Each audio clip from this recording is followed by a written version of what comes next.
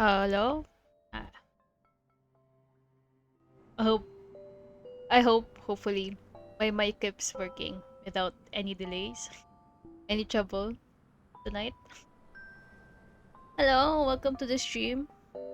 Uh, Yesterday I wasn't able to stream because, yeah, I was tired from work. I just wanted to rest. So, yeah. My plan for, this stream is to finish the main story of London Dawning. And then maybe start with Willow's no, Flutter Page, sorry. Flutter Page's character story.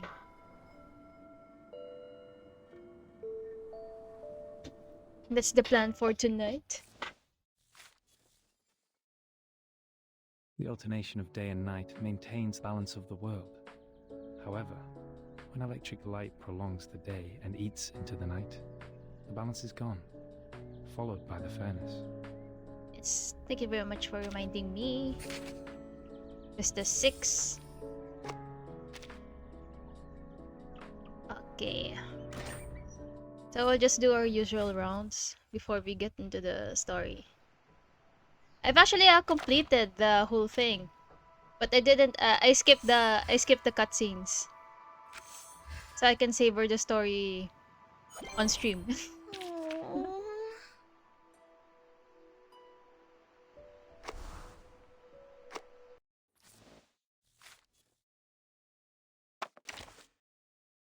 Anyone got a new story unlocked? No one, I guess. Okay. Ah! Also, I wanted to get the yes, I wanted to get this the side tubes. Yes, that's what they call it there, side tubes. And also the golden fleece because I needed to upgrade Kalabaw na. I don't know how to spell. I don't know how to pronounce her name, but I just call her Kalaa. Kalaa Baunaa. Oh, that's such a. That sounds so much like my accent here in here in my place. Yeah, see, so we still have 5 days. Meanwhile, this guys, we only have 2 days left. Hopefully, we finish this. Yes, I have done this. If I remember right, we stopped here in hesitation challenge. So now let's do this now. I haven't been I didn't watch the cutscenes. I just skipped over so I can play, so I can progress and stuff. Also, there's still some things, yeah, that I haven't touched, so I can like this. This also. There's a thing here. Also this too. We'll touch on that when we get there. For now, let's pick up where we left off. Hopefully, we finish this all. This one stream. Anyways, how do you call this? Chapters, I guess. Stage! Stage 10! Dust-covered Pearl. She has been silent for far too long. Let us witness the amazing voiceovers of this game. Oh no! Well, I meant, the play button. Where's the play button? This. Let's witness the amazing voiceovers.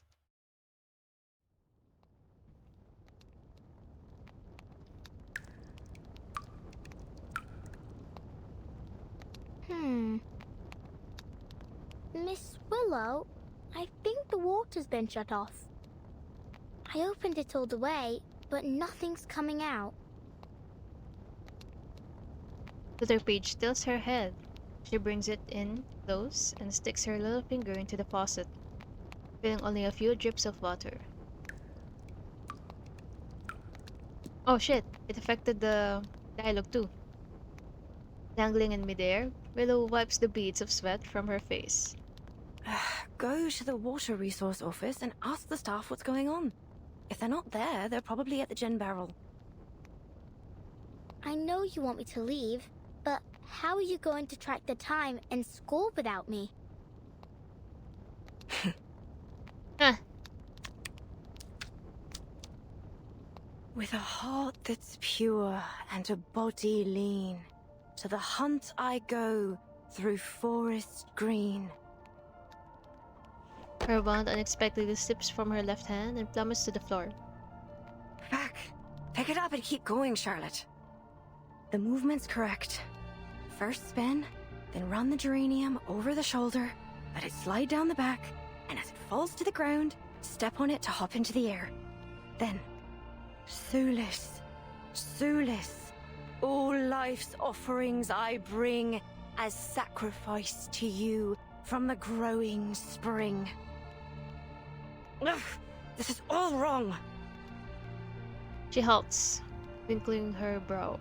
The flow needs to be smoother. All right, let's try this again. The sprouting light within the world's egg lays. She gracefully descends from the air, her mechanical prosthesis squeaking softly as she lands. Hooray! You did it! This element requires a 720-degree turn. I haven't even made it to 600. Oh, She doesn't understand. Once more from the beginning.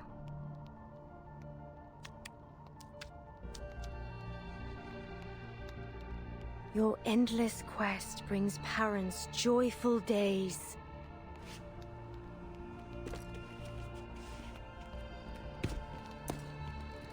Her body has collapsed onto the rotting wooden floor countless times today, and with the setting sun, each fall feels heavier than the last.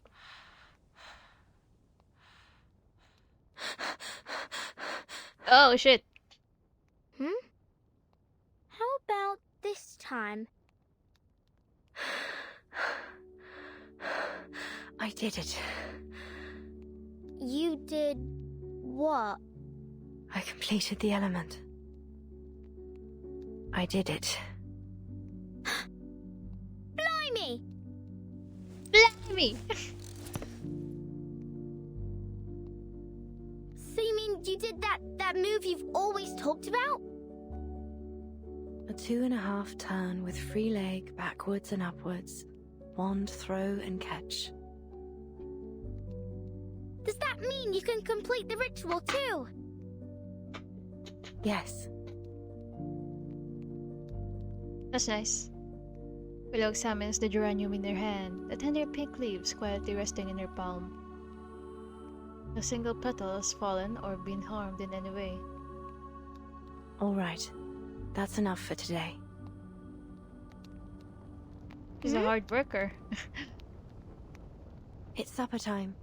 Your mother must be waiting for you to come home with beef stew, fried fish, and bread. But why? You usually train for about 3 more hours. Well, you should eat, especially at your age. Not today. I need a break. Ah, I'm totally exhausted.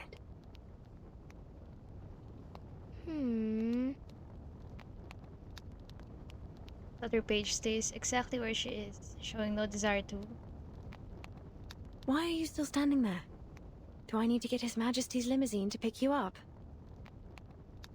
Oh, I get it. If I don't leave now, the critters in the garden will bite my ears. Sure. She mumbles on top of herself. She mumbles on to herself as she quickly makes her way to the door. Good. I won't see you off. A gust of wind blows in through the door as Splatterpage makes her exit. With a flick of Willow's wand, she slams it shut behind her. The room settles back into its muted, oppressive stillness. Willow steps into the pale yellow light of the kitchen and shuts the door behind her.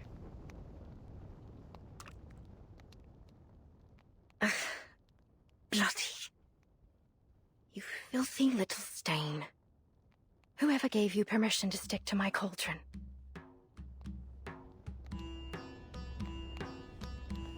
Willow sits beside the sink, absorbed in cleaning her cauldron.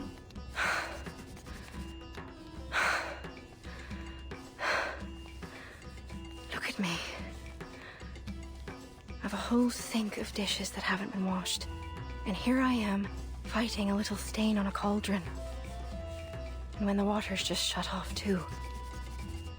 I did ask Buzzy to visit the water resource office. Hopefully it didn't slip her mind. If she even knows how to use it. Never mind. I can clean it off without water. Are you sure?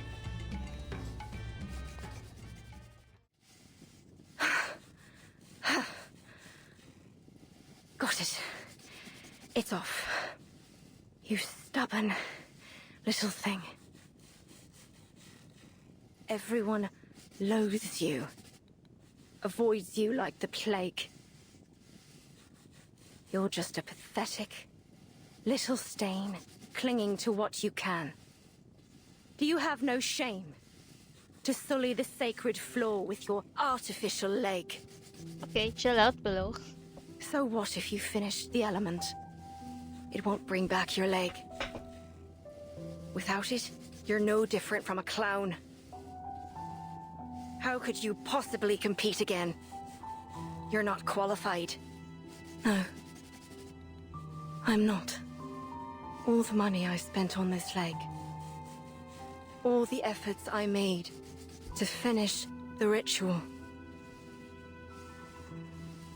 They're utterly pointless. When was the last time I ate dessert? Or even a chip, for that matter. Year after year, I've trained harder than the last to make up for my leg. But what's the point? She flings the scrubbing brush to the cauldron. Their heavy breathing gradually slows down. Forget it. Everything will be all right. Yeah, don't give up. Come this far. Just give up. Hey! Stop thinking about it. Oh. Stop hoping. Don't look back or ahead. Come on. Just look at the cauldron. With the dim light, Willow raises her now sparkling clean cauldron to eye level. See how clean it is now? Stop clinging to places where you don't belong. The world is perfect without you. Man, she's really hard on herself. The rusted faucet suddenly sputters out a blast of water, splashes across the counter, startling Willow. Oh look, there's water! Willow leaps back and with the reflexes of a true athlete. Her gaze quickly falls on the piece of paper on the table. No! She dashes forward, snatching the paper away from the raging spray of water. Oh no! It's the registration form for the London qualifiers!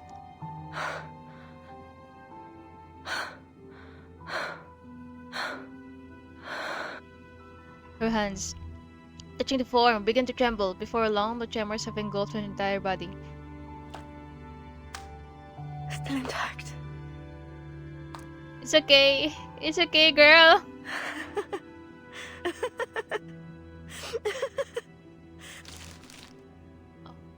Still intact.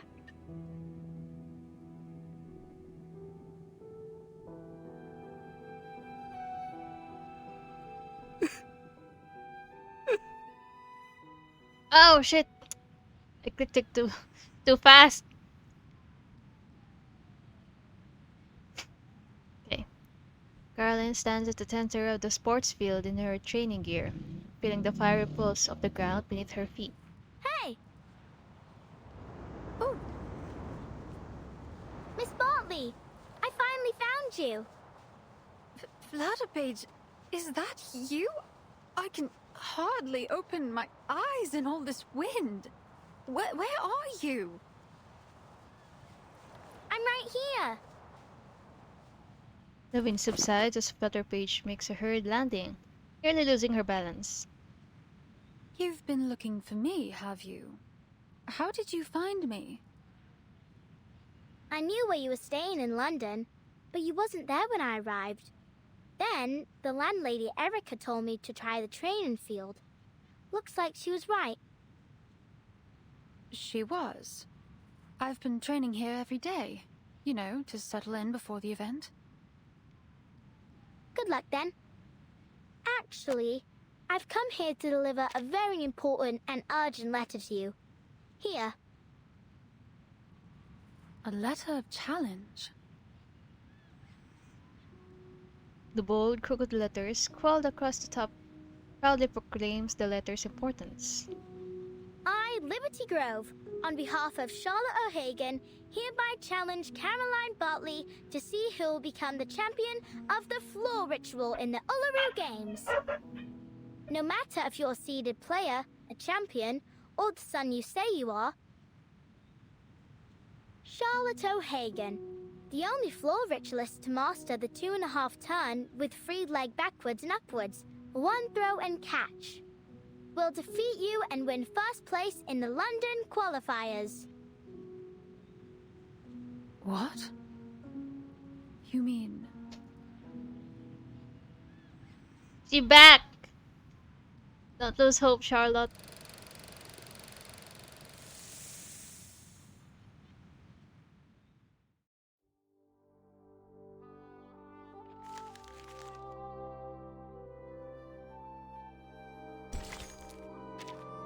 Oh, that's it?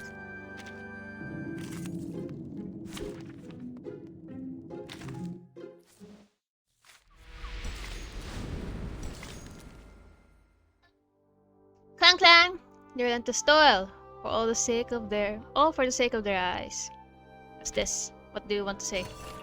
In the name of London, the current fog walker has put forth great effort. Records show sacrifices of sleep, numerous attempts at amateur arcane skill enchantment, and a few rather ungentlemanly words. Read the record. London air pollution auto-detect cleaner research notes. Improved suction device. Third test. Unsuccessful again. Surprising. A mere cleaning device cannot possibly hope to replace the role of the Fogwalker lineage. Amplifying the family's arcane skill may hold some promise, but if only 3 weeks left. The truth is, my goal is not to solve the unsolvable mysteries of the industrial era. I simply need to ensure that breathable air is available to all for the event's duration. That means faster filtering, broader reach, larger capacity just for a short period of time. Not forever. Arcane skill boosting device. 4th test. I could be off the mark on this one. Boosting the potency of arcane skills show very limited effects. This line of thought failed to meet expectations, miserably so. It was a bloody waste of time. Air pollution purifier. First test. Thanks to the St. Pablo Foundation for their ritual inscription techniques, the device works. I was on the right track, somewhat. The Fogwalker's arcane skill may be replaceable, but this essentially doubles the number of hands we've got. By inscribing incantations onto a device like this, it's more like having a duplicate of myself, working in tandem with me. Sadly, I'm not capable of supporting more than one of these, and the purification efficiency is still subpar. Air pollution purifier MK3. First test. A complete catastrophe. I'm a fool, an idiot, an nincompoop. Curse it, curse it. Advanced air pollution purifier. Third test. What an astounding discovery by the Foundation. I've never heard of enchanting arcane skills onto everyday ordinary items before. Their developments in this area are revolutionary. I thought I lacked the expertise to perform true enchantment. Following their instructions to combine specific tools has improved my arcane skills integration into the device. And by integrating components of human technology, I've achieved success! I shall name this creation the London Air Pollution Auto-detecting Purifier. Okay. London Air Pollution Auto-detect Cleaner MK3. 7th test. Phenomenal! Maintaining the purification output puts an extraordinary strain on me. Oh god. But at least it is sustainable for several hours. I pray that tomorrow's demonstration goes off without a hitch. Clang clang. Okay. Oh shit! No, I meant the cutscene. The cutscene, I mean. Alright. There we go.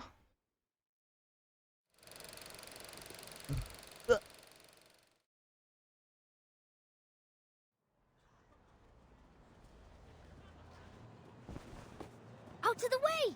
Out of the way! I found the perfect component for Mr. Fogg's machine!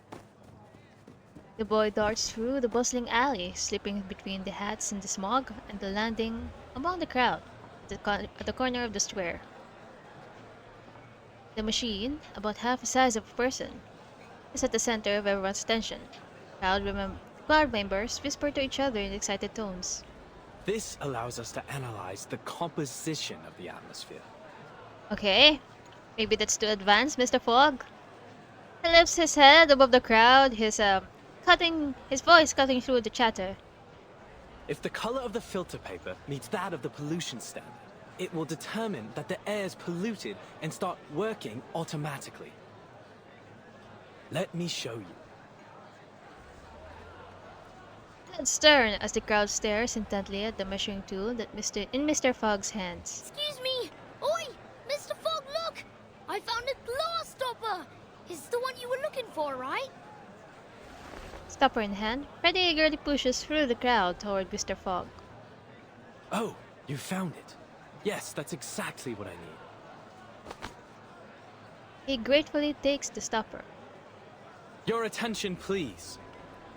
This glass stopper is one of the core components of this machine, which can harness the power of the sun to purify the air. Of course, this is only one component of many. Are you done talking? We've given you everything you need. Where's our purification machine? Quite right. We need to see the purification machine. Chill out guys, chill out. Discontent and suspicion start to surface among the crowd. No need to worry, folks. Believe me, there is no one who wants this purification machine to work more than I. So, I've been doing some experiments. Arthur! Mate! Here! Mr. Fogg looks across the crowd, his eyes bright with intent, prompting the crowd to part a path along the line of his gaze. Brimley, Tooth Fairy, and 3 dockwalkers appear at the end of the path. They're hauling a cart carrying a heavy machine. Forgive me for not helping move it. I'm afraid I'm handless and horseless. I can't do a thing.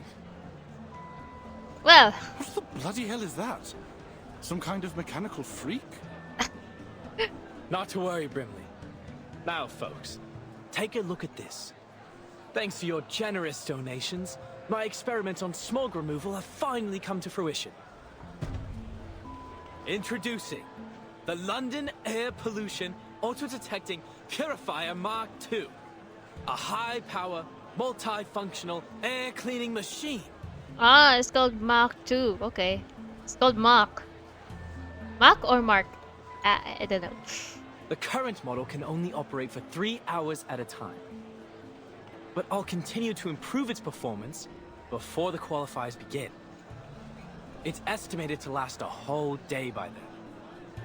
Wonderful! Simply wonderful! A cheer erupts from the crowd. No more smog standing in our way! Goodness, I can't remember the last time I saw the sun and breathed fresh air. I feel as though I've been rotting. Amidst the Roku's celebration, Broomley takes a moment to glance at Tooth Fairy, who is standing silently off to one side. It's an honor to see that sweet smile of yours, doll. I think I'm inspired somehow. I've always felt like a bit of an outsider in London, but this festive atmosphere makes me feel a sense of belonging. I totally understand. Though I awakened in London, my true home is the land down under, thousands of miles from here. In some ways, I'm an immigrant. This sense of belonging is a treasure. I do wonder how those awakened things awaken. Inside the sleepy car, the radio broadcasts a variety of live updates. Yes. As an East London resident, my chest swelled with pride when I learned that the Uluru qualifiers would be held here. I couldn't wait to see what would happen.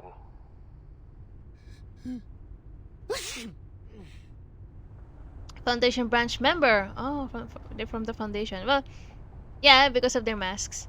That's your 9th sneeze since we got here. Don't blame me.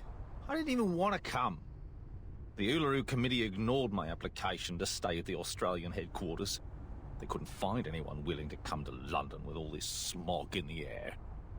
They didn't have much choice either, mate. The Foundation's been preparing for the qualifiers in London for ages. We'll suffer huge financial losses if it's cancelled. Someone has to make the trip to decide whether we should cut our losses or continue to throw money at it. You must have done something to be the lucky one who has to do the job. Holy! The car screeches to a halt as a group of sooty critters scurry by the front of bumper. As the shuffling subsides, the engine revs up again. I do apologize. These little monsters are all over the streets these days. It's the driver! Her Miss Tooth Fairy. He sounds so calm. You'd think he was just talking about stray cats. You have to admire the stoicism of the Brits, especially in the face of all this. Honestly, this environment's totally unsuitable for any kind of outdoor activity. The Foundation member says nothing, quietly jotting something down in a notebook. Hey, what are you doing? Making note of the crash that almost happened. These records will be used to decide if the qualifier should be cancelled. Someone has to be the doer, since we already have a whiner on the team, eh? He's not denying it. With a sidelong glance at the scenery beyond the window, the man under the mask exhales softly. Look at all the decorations and posters. So much preparation for an event that won't even be held. I'm surprised they even want to hold the qualifiers, given the situation. A gentle silence fills the car, its clarity as soft and blurred as the yellowish smog outside. Anyway, let's make it quick and get this job over with. Let me see. We need 2 things. Evidence that proves the environment isn't suitable for holding the qualifiers, and the profiles of all the participating athletes. Then we can go home. Next, the changes made to Cross Street. Let's see what the local community has done to prepare for the upcoming event. The driver reaches a trembling hand to the radio and quietly turns the volume knob to its minimum. Oh gosh. He knows. Doesn't want the Foundation members to know. On the busy street, a crowd gathers around Mr. Fogg and his purification machine. After some further iteration, its performance is greatly improved. Beside the device, the sign originally reading London Air Pollution Auto-Detecting Purifier Mach 2 now reads Mach 3 thanks to a single additional brushstroke. 3, 2, 1. Start! He pushes the red button on the machine. The contraption, pieced together from household goods, has a glass container housing a solid metal mechanical lung purifier. It comes to life with a deep rumble. Bit by bit, the yellow smog hanging in the air is inhaled by its gaping vent. Oh!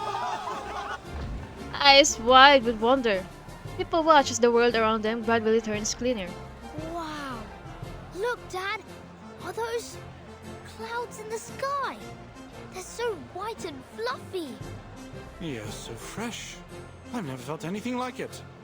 Hey, I can even see Keaton's store 50 yards from here. Hello! See, Keaton's waving back! Oh, that's such a good voice. That's such a good voiceover. That's such a good voice actor for that for that NPC. A wave of joy ripples through the crowd as they erupt in excited conversation. Good Fairy watches Mr. Fogg. He stares upward. There's no celebration from him, only a quiet contemplation. The job's not done yet. The first week is for planning, the second for execution, and the last for delivery and paperwork. Looks like you've completed the tasks as scheduled. Are you relieved? Mr. Fogg stands there, still staring at the blue sky above. It's not done! The job's not done yet. Miss Tooth Fairy. The sun is so golden and warm. Don't mind him. He's all over the place after working non-stop for the last few weeks. He's just trying to say he's happy, that's all. What about you? How do you feel? Me? The ranger soul inside me has always wanted to gallop beneath the blazing sun. Yahoo! Brimley charges forward, gliding merrily above the heads of those around him. Tooth Fairy watches with a gentle smile. Then something catches the corner of her eye. The foundation! Hmm? A critter? Oh, no? Okay. No. Is that the black fog? What's it doing here? Guided by the traces of arcane energy, she takes a few steps over to the corner. A faint shadowy haze momentarily clouds her vision, vanishing just as suddenly as it came. I thought the black fog was a result of the increased density of regular smog in the air, but it seems I was wrong. Mr. Fogg's machine has cleaned up the smog around us, but the black fog's still here, and it's getting thicker. How curious. It's not happy. At least now, without the smog covering its trail, I can sense its movements more clearly. Following her keen senses, Tooth Fairy silently slips into a narrow alleyway. Her nostrils sting as she enters the trail of the black fog.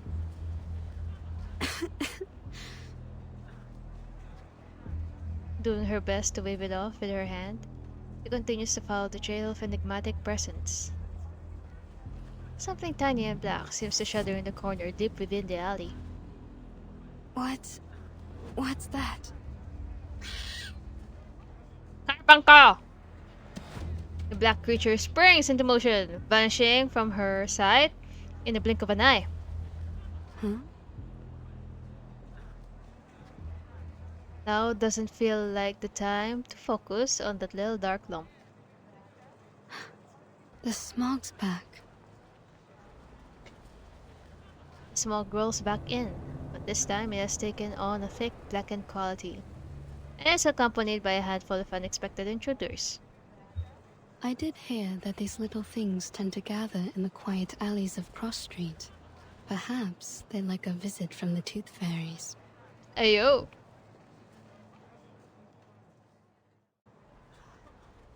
Slipped away at the first opportunity. I guess that was the time when we do the battle. After the battle. She can't make out where they went through the thickness of the smog. I knew it. Slightly fatigued, she pauses to tidy up her hair. But what exactly was it?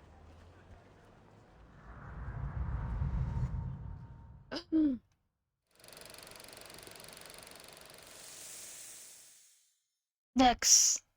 Ah, we're breezing through this.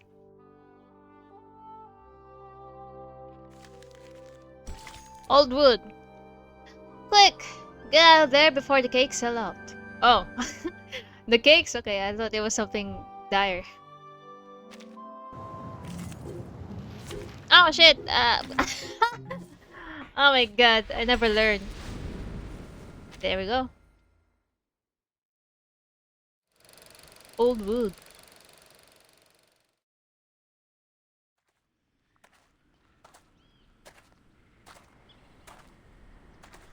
Knock knock. Which would make the world a better place? Art or a heart of gold? Neither. The little knocker-up of Flutterpage will. Flutterpage knocks on Willow's back door, but she receives no answer. Where's Miss Willow? She should be warming up by now. She walks a short loop around the perimeter of the house. Where's she gone? Miss Willow? Miss Willow! Silence. Knock knock. Don't jump to conclusions. Mr. Wind will tell you the truth. A gust of wind picks Flutterpage up, raising her high in the air. She sways as she glides into an open window. Intruder! Knock knock. I'll open all the windows and doors, and all the treasure chests too. Miss Willow? Miss Willow? Miss Willow? What are you doing over there? She's depressed! In the dark corner, Willow stands silently before a peculiar object. She senses Flutterpage but doesn't turn her head. You're early. Why am I not surprised? You're about as patient as a dog waiting for his dinner. I thought you'd start practicing as soon as you woke up. What you doing in this corner? Willow softly rests her hand upon the item before her. Come take a look at this. I wonder if it still works. Oh, she's in a good mood. That's good. A clear item sits still. Oh, it's one of the enemies. What a strange thing. What is it? It's the sort of instrument called the didgeridoo. Come give it a try. First, put your hand on it like this. Flutterpage, imitating Willow, lays her hand on the didgeridoo. Okay. Then what? I'll teach you how to play it. What? It's beautiful. Like raindrops pattering on tree leaves.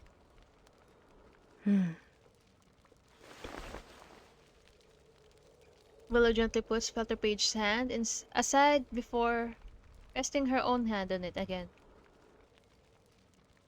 Why has it gone quiet all of a sudden?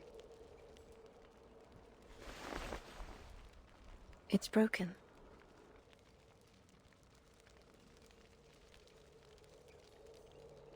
Or maybe it doesn't like you. What? I didn't break it. Did I?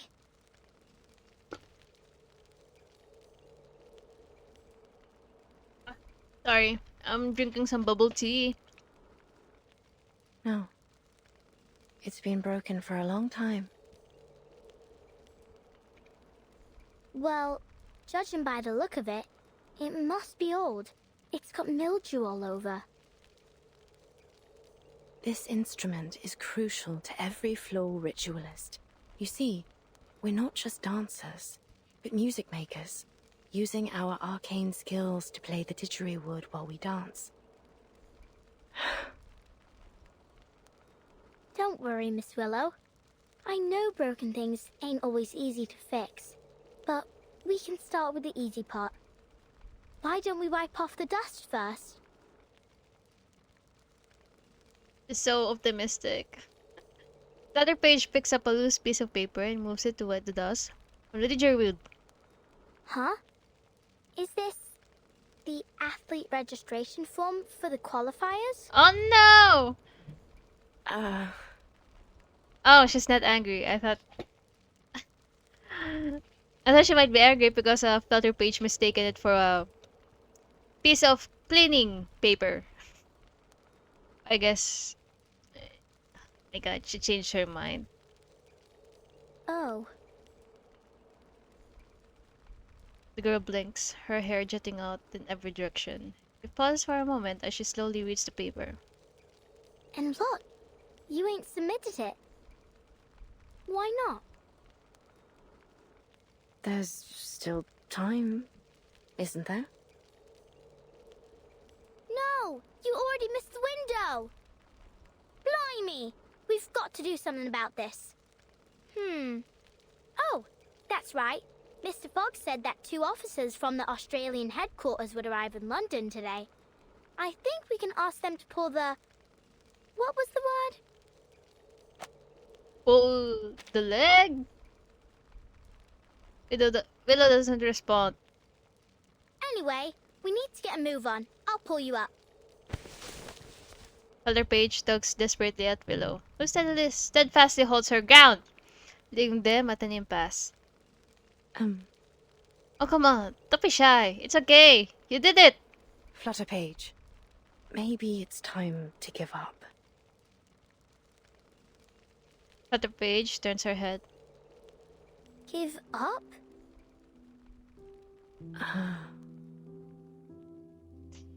Your heart's not in it, Willow.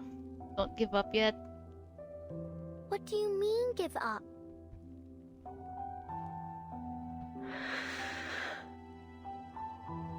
Now, to be honest, I'm not really annoyed at Willow that she's acting like this. Because I've had this phase before too. Like, you get easily irritated. Like, everything's just out there to make you mad, to make you miserable. And then your mood just fluctuates from angry to sad to numb. And you don't know what to make of it. It makes you feel lost. Makes you feel like something's wrong, but you don't know what. And it's actually just depression. Makes your head really funny sometimes. Maybe to you, maybe to me, it sounds funny, but when I describe it to someone else, they might feel pity, sympathy, concern. Because my descriptions don't exactly inspire comedy. They inspire sadness and hopelessness. So, even though I get surprised that she's fluctuating from angry to sad and her mood keeps changing, after understanding her story, after knowing her story, I understand. Like, it's hard, especially if you're a competitive person and you're held back by something that you cannot control. Because competition is what you live for. It's the thrill. It's the desperation to win. I understand. And now, because of what happened to her leg,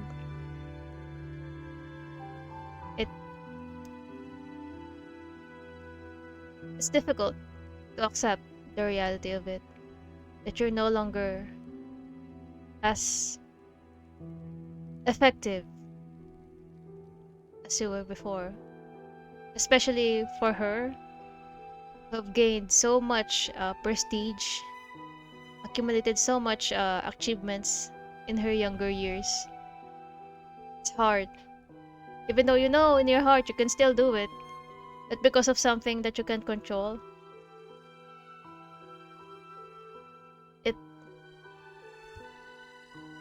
it's frustrating. And sad. It makes you angry at yourself that you can't control whatever you have, whatever that's impeding you from feeling successful or just feeling happy or just feeling better. It's okay, Willow. I understand. I know. I know you're kind of a bitch, but there's a reason. But there's a reason why you're being a bitch, and that's why I'm not I'm not dismissing her character. I would never, especially with her backstory. I don't understand. It's okay, Platterphage. You're too young to understand. Ain't this the Uluru games we've been talking about for ages? Must be very complicated for her. Because what Willow's feeling is very complex. And she has not experienced something like that or seen something like that before. Like, Willow's her first exposure to that kind of feeling. Hesitancy. I don't know, is it hesitation or hesitancy? I like to use the word hesitancy. Think of all the effort you've made. You didn't jump up and down in the garden over and over again to dust it, did you? You're an athlete, not a feather duster. And you finished that move! The 2.5 turn with free leg backwards and upwards, wand throw and catch. Yeah, that one! See? How can you just give up? Flutterpage. Oh, you poor sweet thing. Oh, please. Don't look at me like that. Yes, I've always dreamt of completing this element. No one knows better than I how much this means to me. Then why are you... I don't want to talk about it.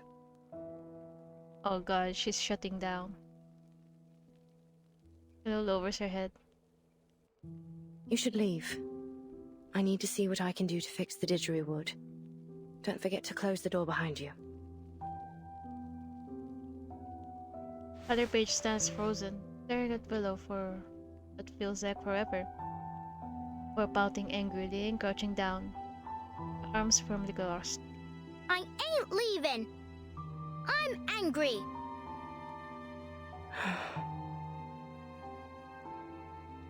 Unsure of what to say, Willow lets the moment hang awkwardly in the air. Just start cleaning the didgeridoo, Willow! Beneath the painting of the Irish countryside, one stands at the other spots. The grandfather clock, marking each passing second with a steady tick. Eventually, Willow lightly taps Flutterpage on the head with her finger. Don't be upset. It's not that serious. Oh my god, she's pushing it off. Flutterpage continues to stare at the floor, shaking her head forcefully. I talked to Miss Bartley yesterday. You didn't? Flutterpage stands up. Yeah, I challenged her on your behalf with a letter. Oh my god. She only visited me so she could show off all the titles she's won. She's not the first to come just to laugh in my face. That ain't true. Caroline was happy when she got the letter. What? She was really looking forward to competing against you. She told me why too. She said you were the most talented and hard-working player she'd ever seen, and that it took all her effort just to keep you in her sight, let alone catch up with you. Because you're different, the one true master of the art. If there were only one gold medal in the history of the floor ritual, it'd be meant for you. Those were her exact words.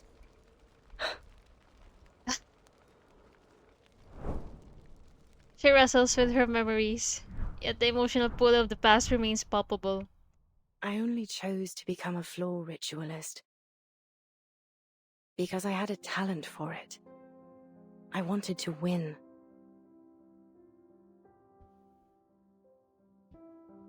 So I practiced and practiced, paying little attention to anything else.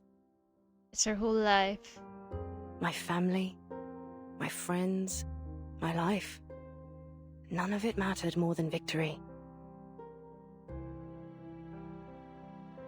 To me, there was no reward more alluring than the euphoria of winning. But whenever I looked back at my past glories, I felt no happiness or excitement. Instead, I'd replay every moment in my mind. Every lost point, every imperfect movement, and think about how close I was to failure. So I pursued the next victory even more fervently. I thought, next time, I won't lose a single point. Next time, I'll be perfect. That was what was running through my mind when I was crowned champion of the Beltane.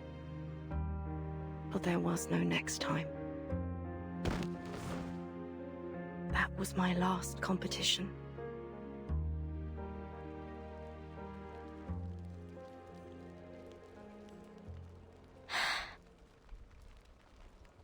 Oh. But you can still have a next time. You can still try again. Look at you. Your skills haven't dulled a bit. What's the point? I've pushed away everyone I wanted to honor with my victories. I've strayed too far from home. Not to mention...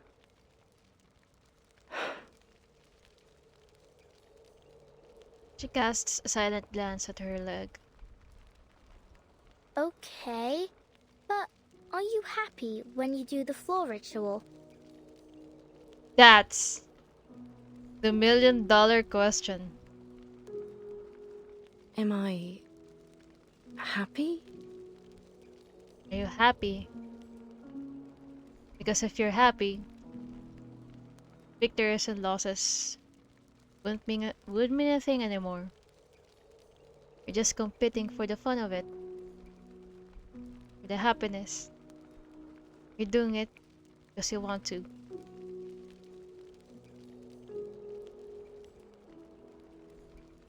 See? I love being a knocker-upper. Every morning, I get to see all kinds of sleeping positions. Some people cuddle, others curl up in a ball, and some ain't even in bed at all. I like watching them wake up too, like newborn kittens learning to crawl. And finally, when they completely open their eyes and stand on their feet, I feel a gust of fresh wind rushing out the window. It makes me happy. So what about you? Does the floor ritual make you happy? Uh-huh. Oh gosh, it's this song. I love this background song. Do you guys hear it? Oh yes, it's in max volume. In the system. But oh gosh. I love this background music so much. It's so nostalgic, it's so sad, it's so hopeful. I don't wanna fiddle with the volume in OBS because it might blast. Yeah, when someone shouts in the game, it might blast into your ear. uh, my gosh, I want you guys to hear it. It's so good. I don't know. The only thing that comes to mind is that after a game, me mam would take me to the old cake shop down the road and buy me a cheesecake. The same one every time. That was the only time I'd allow myself to eat dessert.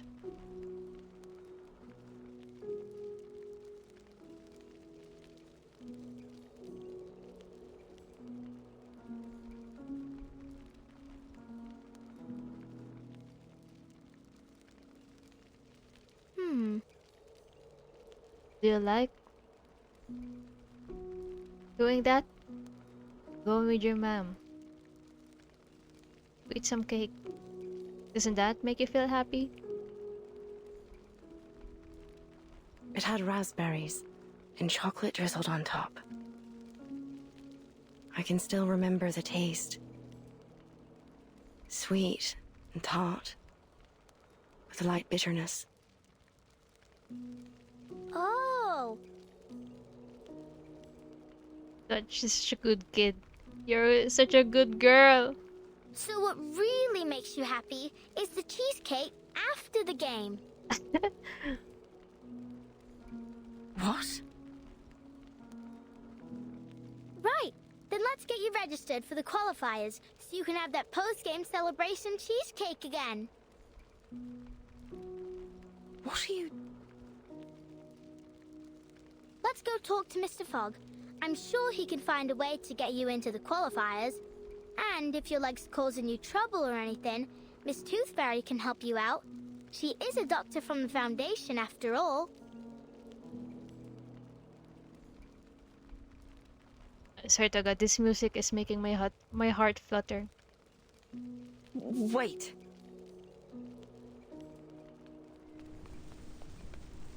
Delegate Wind brushes past, causing her legs to lose their earlier stubbornness and follow Flutterpage out of the house.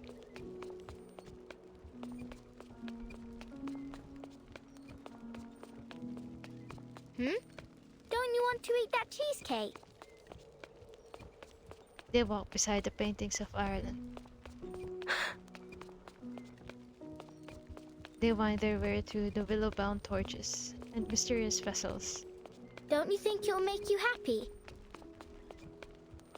into the light. They pass through the house's front door. I'm getting chills! I'm getting chills! It's so fucking relatable. That cheesecake. Oh my god. And they leap out of the house.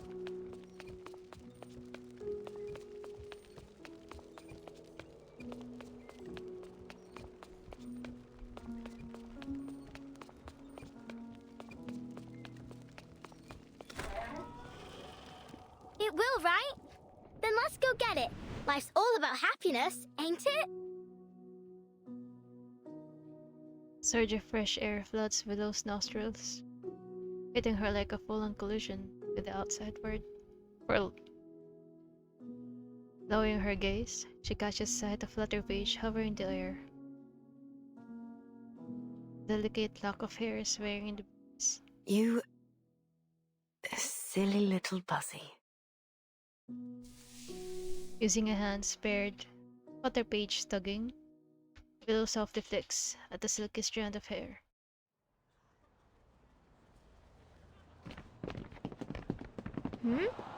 Why is everyone leaving the stadium? Flutterpage is still tugging Willow in the direction of the venue, but there seem to be more and more despondent people going in the other direction. Oi, where are you all going? Home. Oh gosh. Home? Why? Mr. Fogg's holding the ribbon cutting ceremony for his machine in the stadium. Why ain't you going there? It ain't happening. Pardon? I said it ain't happening. The ceremony.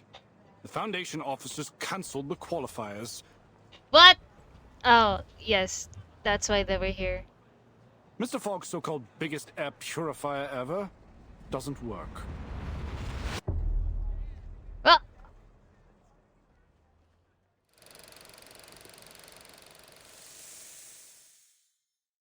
it got so suddenly. I didn't even click anything. Ribbon cutting ceremony.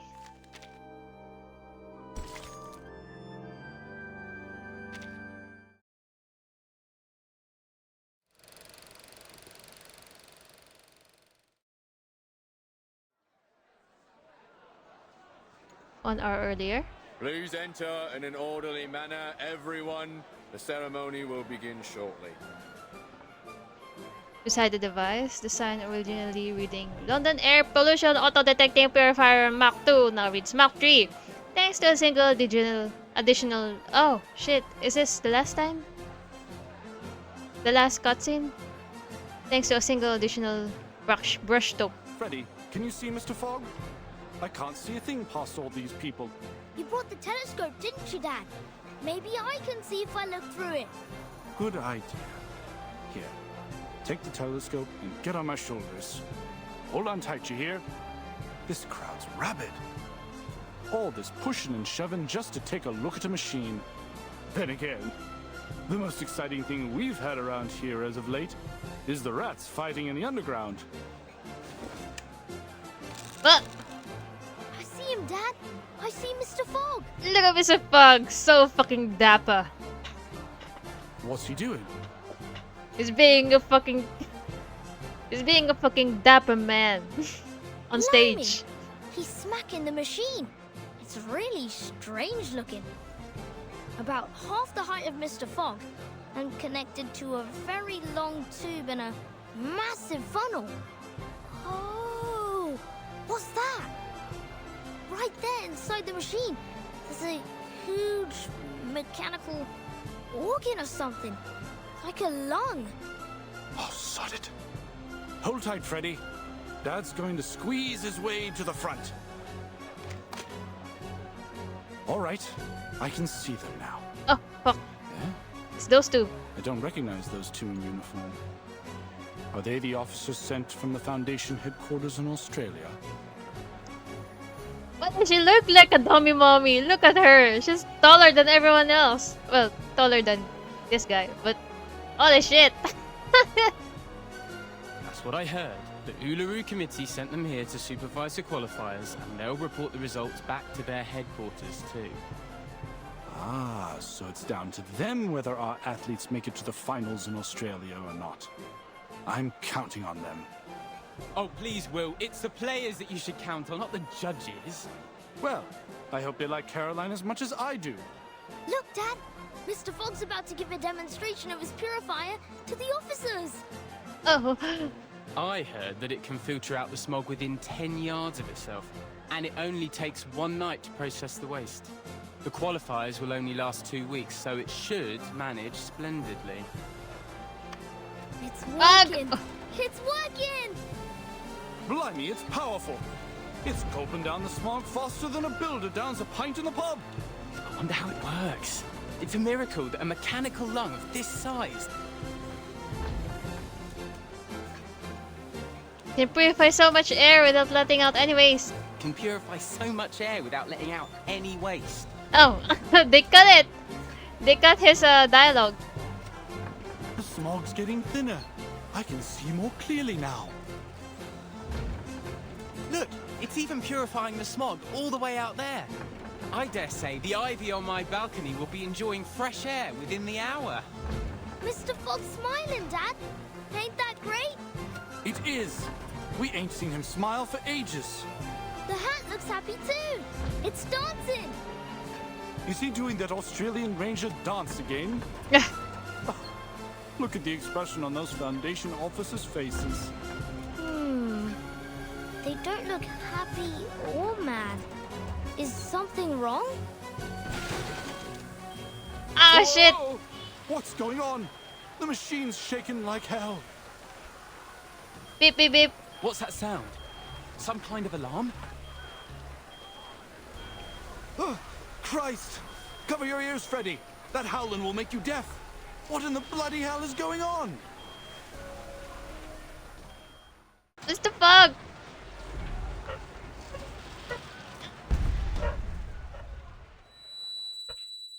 Dad?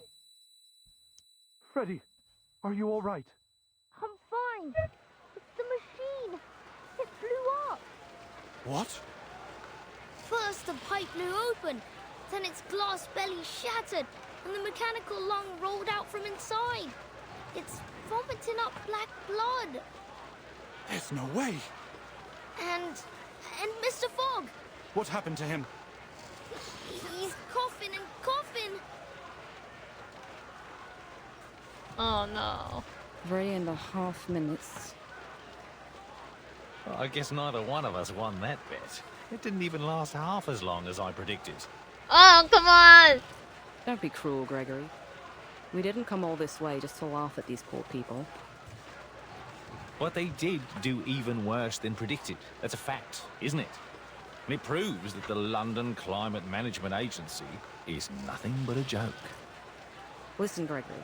I know you must be exhausted from the long journey and your constant sneezing, but you can't say that to their faces. Let's just do our job and give them the news. What news? It's done. She flips through the athlete roster in her hand. We have to tell them.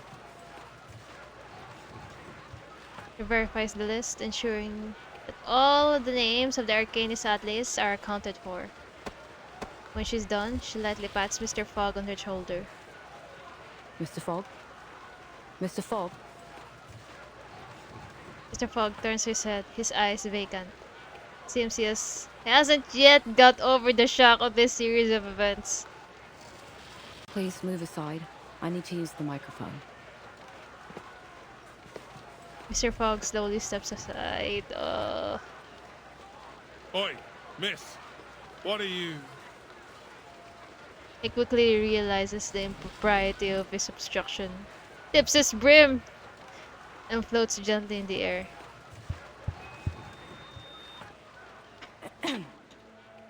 Ladies and gentlemen, thank you all for coming to the ceremony today. We greatly appreciate your hospitality, and it heartens us to see you thriving despite the difficulties caused by the smog. However, it is clear to us that the London Air Pollution Auto-Detecting Purifier Mark III is not able to fulfill its duty.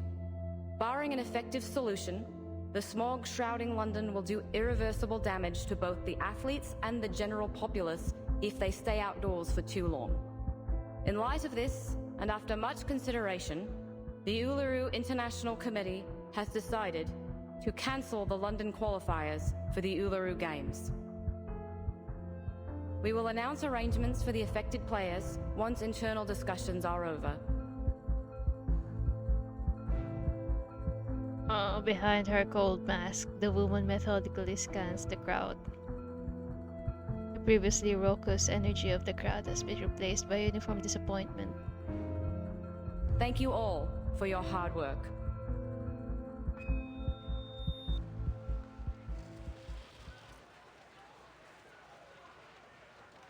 Oh no. What? Are you saying that the London qualifiers have been cancelled?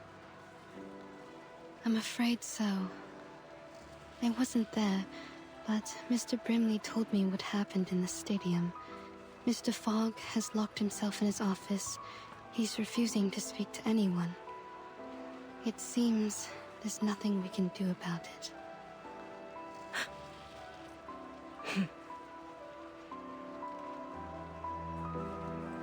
Willow pulls her hand away from Flutter Pages and gives her a solemn look.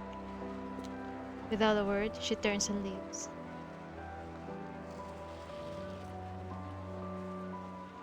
Miss Willow? Where are you going? Miss Willow! Miss Willow! She tries to chase after her, but a flood of workers sent to take down the site blocks her way. Miss Willow! Willow turns and gives her one last glance before slipping away into the bustling crowd.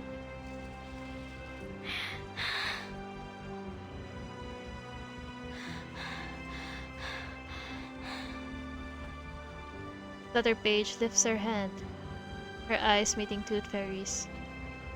Miss Tooth Fairy. Why? Oh! Beautified, no!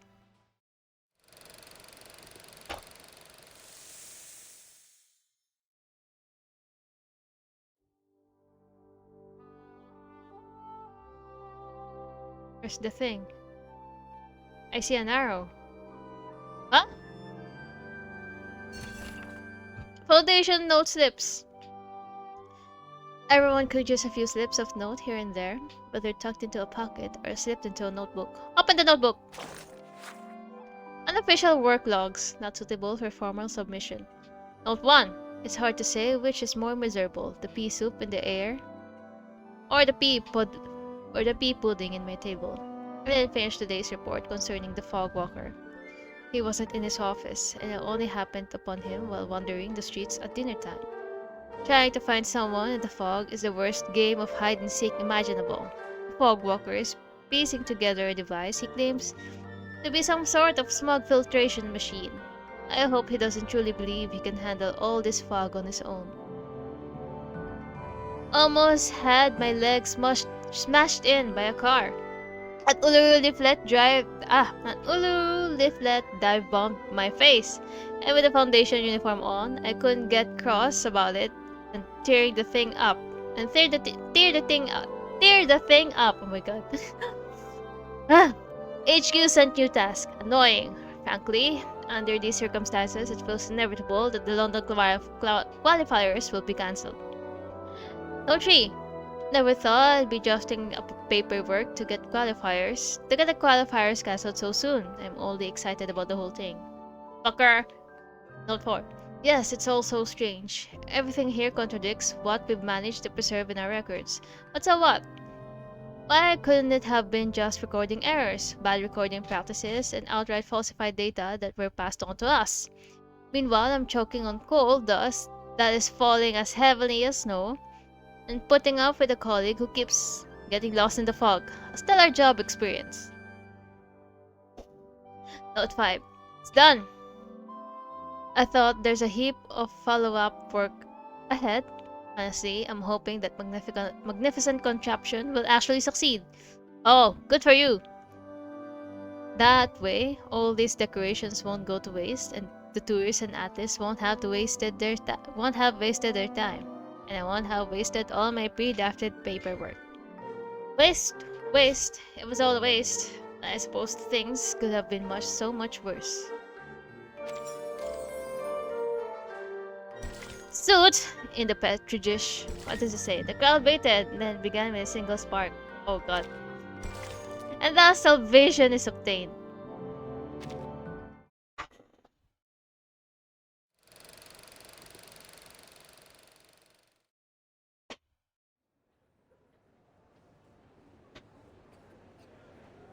The black fog seems terrifying. If I'd been there, I'd have buried myself in the garden or jumped in the sewer before it reached me.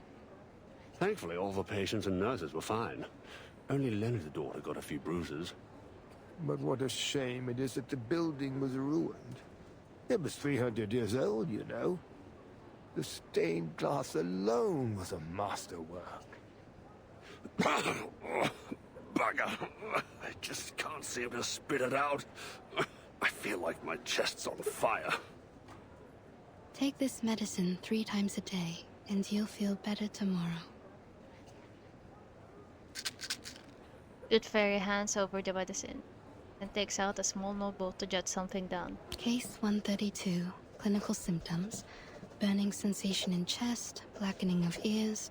Quite different from a regular tuberculosis patient. Maybe this is a different disease altogether. Damn this black fog. Qualifiers are cancelled, fairs closed down, even Cross Street's been cordoned off. To see the posters of the athletes all covered up with fires, it's utterly hopeless. Workers are striking again, just like the old days. They seem to be the only ones who dare to go outdoors. Although, since so many have lost their jobs, I suppose they don't have any reason to go out anymore. What are you doing, Miss Tooth Fairy? Collecting saliva samples to put in petri dishes. I want to see what will grow. The sample I collected 2 days ago has already grown something unusual.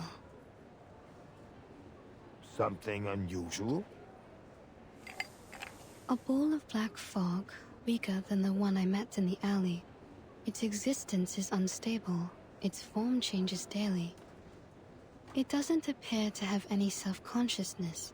but that critter in the alley was definitely intelligent. Huh.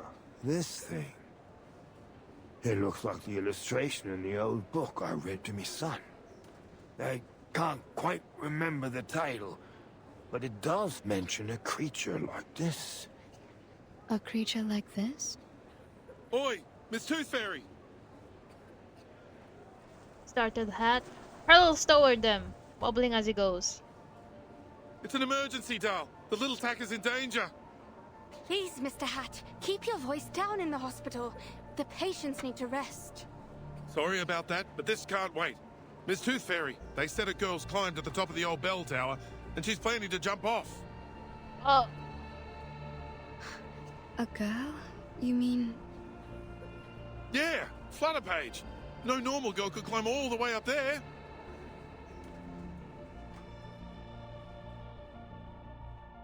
What is the girl doing? Bell tower, cross street. Oi, girl! Get down! It's dangerous up there!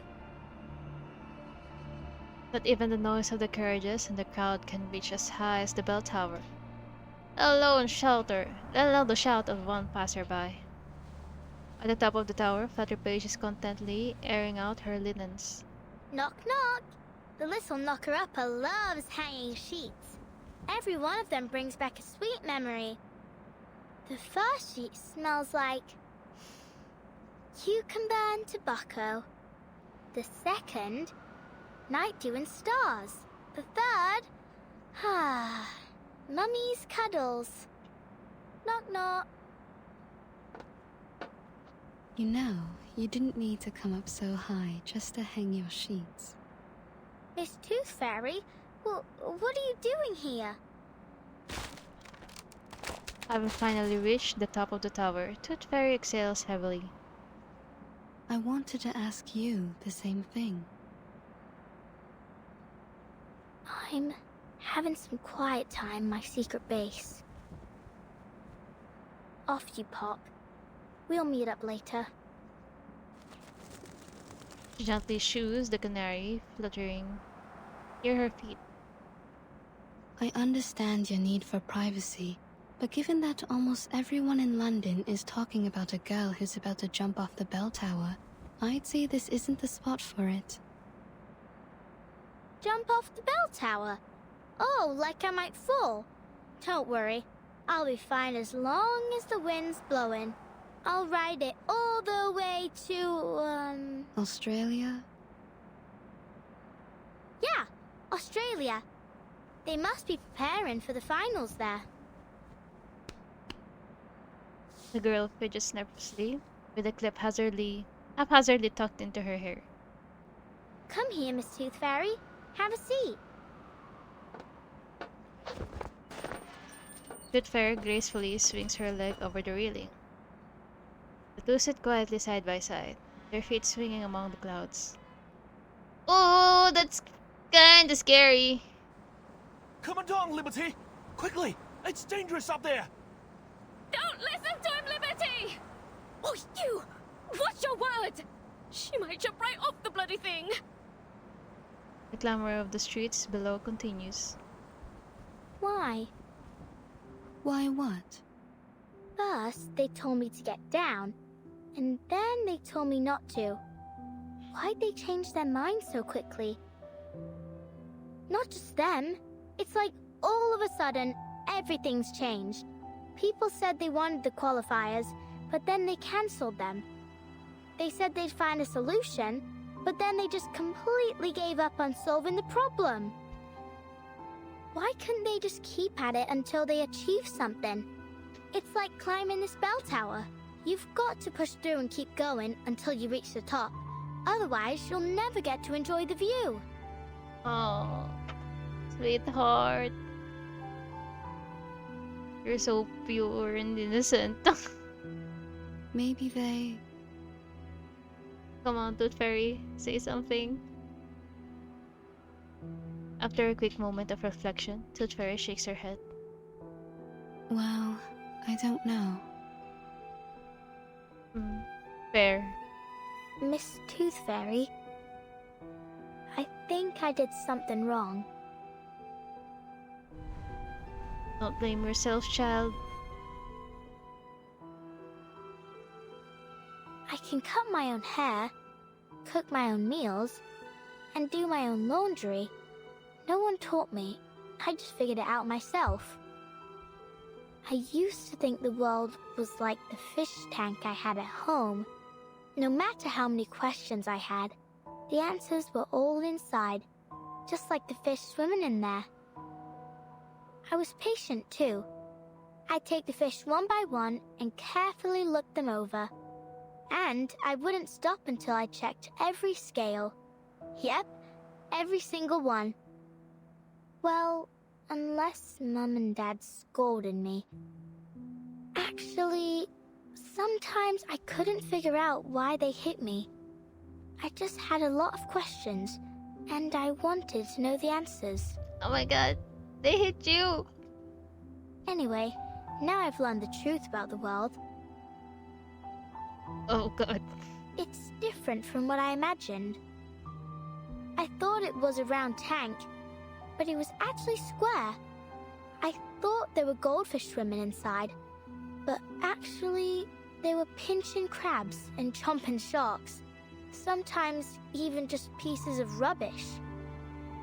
The round tank only existed in my mind, and all the answers I found were nothing, just my imagination.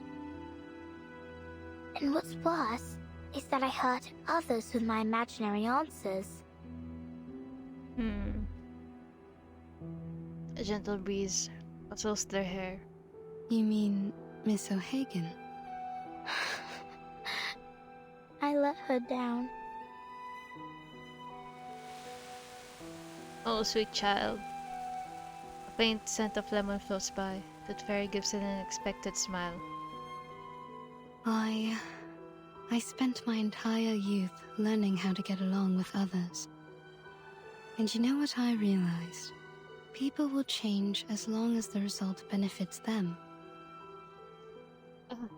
Fair enough too. Fair enough. Once things are going well, whether expected or not, people often forget the goals they set before they reach that point. What I'm trying to say is, we need to remember who we really are and what we really want. Feather Page turns her head to look at Tooth Fairy, curiosity in her eyes. Tooth Fairy tilts her head to the side, as though in deep in thought. Miss Willow must have known what she really wanted. Otherwise, she wouldn't have become the youngest floor ritual record holder of the century. He pauses. I'm sure she understands that it wasn't your fault. You didn't hurt her. In fact, you didn't hurt anyone. You just need to look at the fish tank in a new way.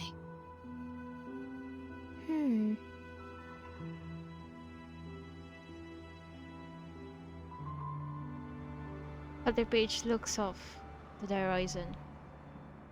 Ugh, it hurts. She presses her hand to her cheek. Her little face scrunched up small. What's wrong? Let me take a look. So she does have a sore on her cheek. I thought it was just an imagination. I thought it was just me thinking too much.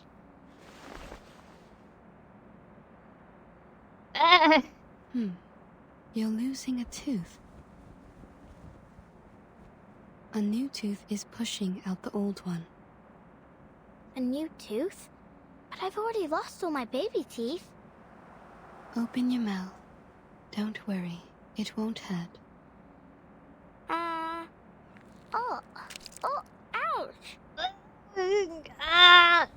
It's out. Look.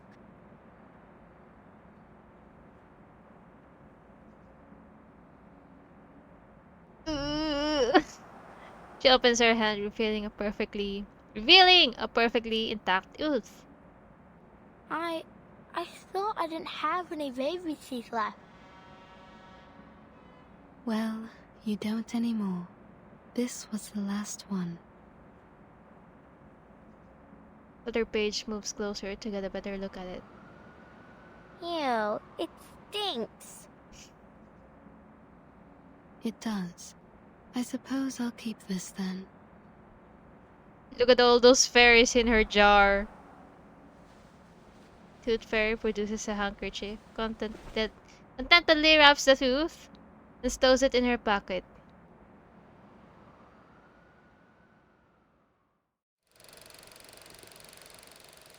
So did they get down or what?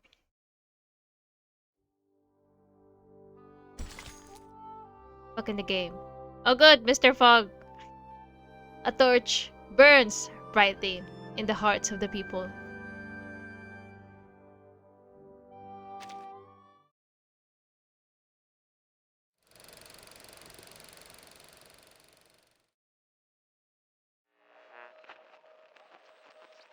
Let's listen again to the interview she had all those years ago. I just saw how long I've been streaming. It's like 1 hour and 35 minutes. Usually that's the length of just one cutscene in Arc Knights. Because it has so much words. And the worst part is no one's talking. There's no voiceovers and I had to read it. And also it gets this long and arduous because I had to voice over it. And usually, especially in the earlier Arc Knight streams, I tend to stumble over my own tongue. Oh my gosh. That's why it takes so long, around 1 hour and 35 for one cutscene. Before! Before! Before the stage opening. Oh my gosh. As the youngest floor ritual record holder of the century, you're just one step away from becoming the world champion. What else do you wish to achieve in your career? My ultimate goal is to win the finals of the Uluru Games. But I'll also register for as many events as possible. I have a lot I want to achieve, but I'm patient, and I'm sure I can do it all eventually.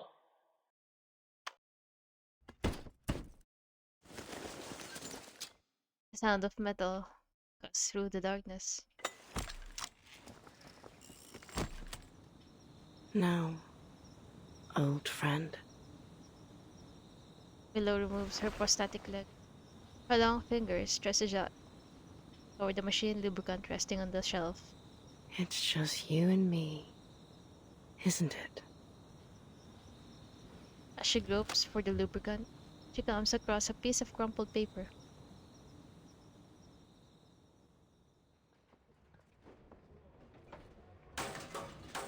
Oh, careful with the scaffolding, fellas. You wouldn't want it to fall on your feet. You'll be hobbling about for months. Workers are busy dismantling the stage, carrying wooden posts and equipment to the door. Here's the reimbursement application form. Just fill in the numbers and give me the receipt for the materials. I'll contact the Uluru Committee for your compensation. Is there really no hope, Mr. Fogg? We didn't build all this just to tear it all down. Come on, man. I'm sorry. It's the fog. To be honest, we'd rather not do this, even if we're getting paid for it. We were over the moon when we got this job. I mean, just look at this place. The huge billboards and that lovely stage background. How could we not be? It's been yonks since we last had an event like this. And who knows when we'll have another. Is there really nothing we can do? I Give up. Excuse me, A voice floats over from behind the ladder in the worker's arms. Oops. Look at me, blocking the doorway with me ladder. Begging your pardon, miss. That's quite all right.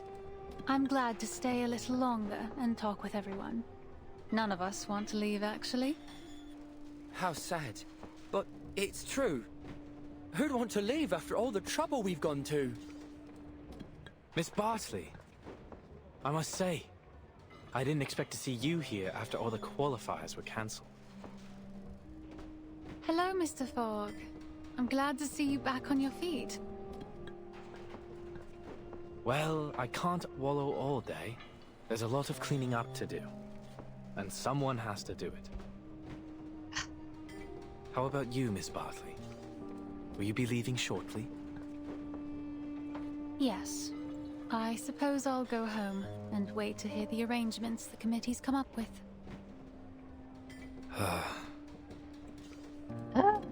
Yes, I side with you. Why don't you stay for a few more days? Well, I don't think there's much point. Fair. He looks around the almost deserted venue. In fact, I'm the #1 seed this year, so I don't even have to participate in the qualifiers to advance in the finals. It's a new system they introduced to get a step closer to the standardization of human sporting events. I only joined because I couldn't pass up the opportunity to compete in my hometown. This was going to be the last competition of my career. Huh?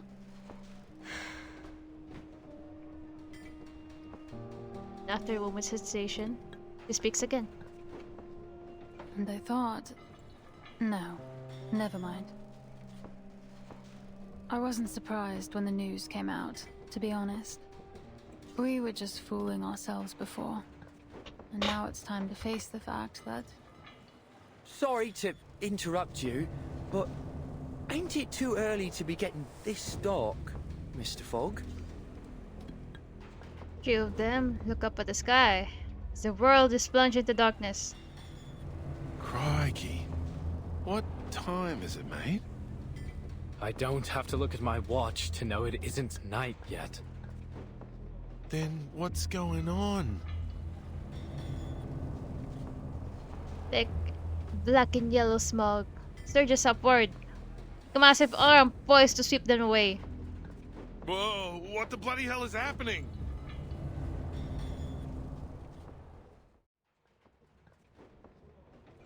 Are you alright? All good, thanks. What the blazes was that? Oh, I guess that was the battle. That's when the battle starts. It looked just like the black fog that attacked the hospital.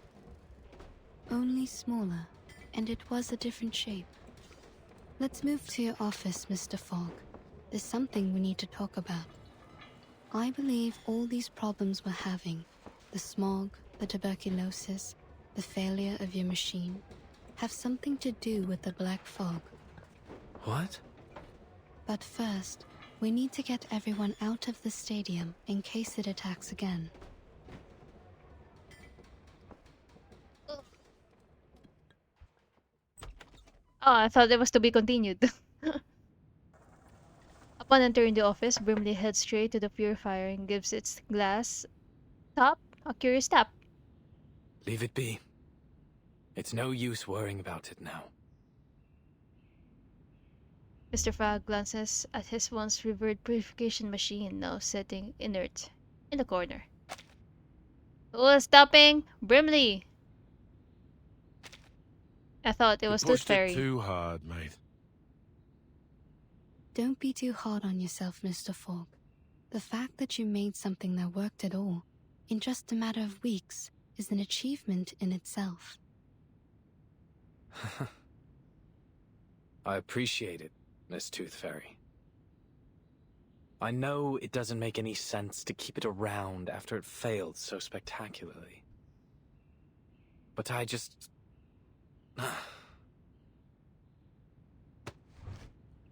He tries to raise it off the ground to shift it, but doesn't succeed. Of course, it's fucking big and heavy. I can't bear to break it down. At least not for now. I enchanted it with my arcane skill. So we're linked together. It used to breathe as I did. And now I cough and splutter just like it does.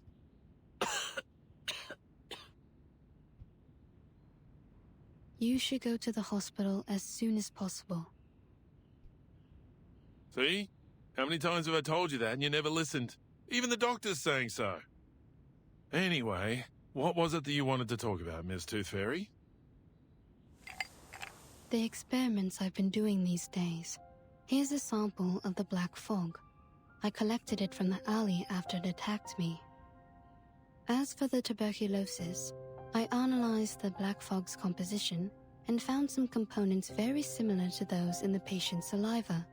I've concluded that this fog critter is the root cause of the disease. This critter is fog-soluble, can change its form, and is indestructible. It feeds on smog and, most interestingly, sensitive emotions, which it seems to absorb to nourish itself. In conclusion, the answer to our problems lies in capturing and containing these critters. Also, in one of my experiments, I cultured 2 samples under the same conditions and put one of them in the sun, like this. Tooth Fairy delicately places the bottle containing the black critter on the windowsill. See? Even in today's dim sunlight, it shrinks very quickly. Just wait a moment, and you'll see its true being. Sunlight is their weakness. That's why you never see them in areas with clear skies. She pauses, as if to add gravity to her point. As you can see, London provides the perfect conditions for it to survive and multiply. Heavy smog, and the anxiety and depression caused by the cancellation of the qualifiers. A thoughtful silence falls into the office. I do believe you're right. But it won't be easy to capture these things. No, definitely not. I'm still trying to figure that one out. We may be able to lure them into a trap, but we need to make a specific plan so that the process is controllable and the results predictable. A specific plan? The only plan I can think of is to pray to God. Some people may seek answers from the divine, but whether that works or not is another matter. Oi! Ah! Huh?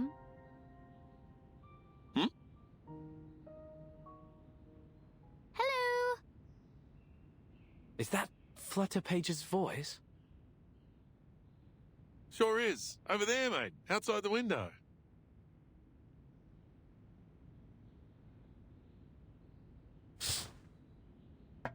Cutie! Hi, Cutie! There's a tap at the window. Outside, Flutterpage drifts in the air, a white bedsheet clutched in her hands. Below her, a crowd of all ages makes their way along the cross street, all heading to the sports stadium. Miss Tooth Fairy, Mr. Fogg, Mr. Brimley, would you like to join us? What? The residents of Cross Street have got together to petition for the reopening of the qualifiers. Flutterpage uses one hand to steady the bedsheet, and the other to point excitedly at the crowd congregating below. Why, folks, how about this iron? It's a family heirloom, but it'll be perfect for the floating stock fling. And I'll be the stopwatch. I'm an excellent timekeeper. I can keep time down to the millisecond. We also need a fair judge, right? Then I'll put myself forward. Everyone on Cross Street knows I'm an excellent mediator. Everyone's brought things from their homes. Ladders, hanging rods, clotheslines, anything that might be useful. We're going to rebuild the stadium together. So, will you join us? What? Are you serious? Truth. I don't know what to say. This is unbelievable. The crowd pushes on to the stadium, a few individuals joining the throng as they pass by their homes. There's a resolute happiness in the air, as though no force could diminish their fervent hope. Since the qualifiers have been cancelled, we'll just have to hold our own games. Miss Tooth Fairy, I found the right way to look at the fish tank.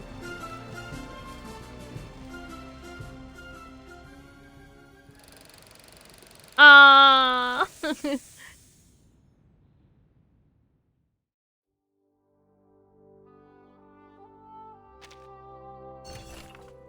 The aftermath. Sending out long, dull letters is just a small part of his job. Up in the letter. To the Foundation's London branch. Subject: the London Air Pollution Auto Detect Cleaner. Project: Progress and Future Collaboration. To the Honorable Head of the Foundation's London Division, allow me to extend our greetings on behalf of the London Atmospheric Cleanup Committee Office and present a thorough progress update on the London Air Pollution Auto Detect Cleaner initiative. Though the research has faced setbacks and failed to resolve the pressing issues of the Uluru qualifiers, we greatly appreciate the open-minded approach and collaborative spirit exhibited by your department. Without your material enchantment technologies and the protocols for incantation inscriptions, progress would have been far more limited. As indicated in the earlier communications, we are committed to sharing the outcomes of this joint research endeavor in both mechanical engineering and arcanum studies. Although the device has not yet achieved its intended results, we will honor this commitment, as per standard collaboration practices with the Foundation, since your team provided only technical support, while all material sourcing and manufacturing were conducted by us independently. The physical device will not be included in the shared materials. However, we will share its design concepts, manufacturing data, and complete test records. Please accept our heartfelt gratitude for your continued cooperation. Should you require clarification or wish to discuss this matter further, please do not hesitate to reach out. Sincerely, Arthur Fogg, London Atmospheric Cleanup Committee Office.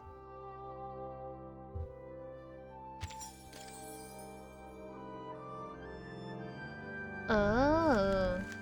Wait! How can I see it again? I want to see it again. How can I see those little leaflets? Ow! Uluru Games. I think I'm catching their accent. And now, we are both host and participant.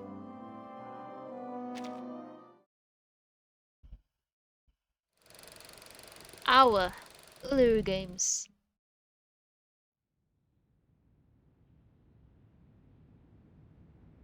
So, you're going to join them? You know me. I'll always jump rim first into the unknown. But the Foundation's already pulled their funding. The workers are already awaiting their reimbursement. And some players have already left. How could we possibly hold it? Mate, listen up.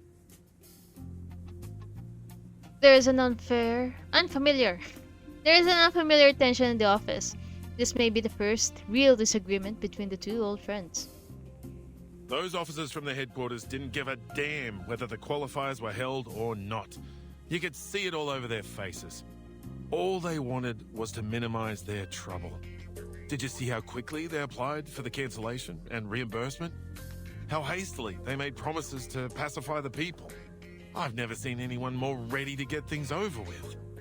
Their job was done as soon as they got the player list. They'd probably already moved their attention to the qualifiers in other regions. After all, our qualifiers are no different from the others to them. But it means something to us, doesn't it? At least for me, this could be my chance to go to Australia. My very nature wants me to run free on the Red Land, to holler out and forget all my troubles. I think that's what we all want. In the heat of competition, people are at their best, their most pure. Think about it, mate. You're not the only one who's put a lot of effort into this machine. It hurts me to see it rotting the office too. If you're really going to give up because of a few words from an authority, then as your partner, I have to tell you. Your shit! Don't ever let anyone deny your achievements, including yourself. That's a better way to word it.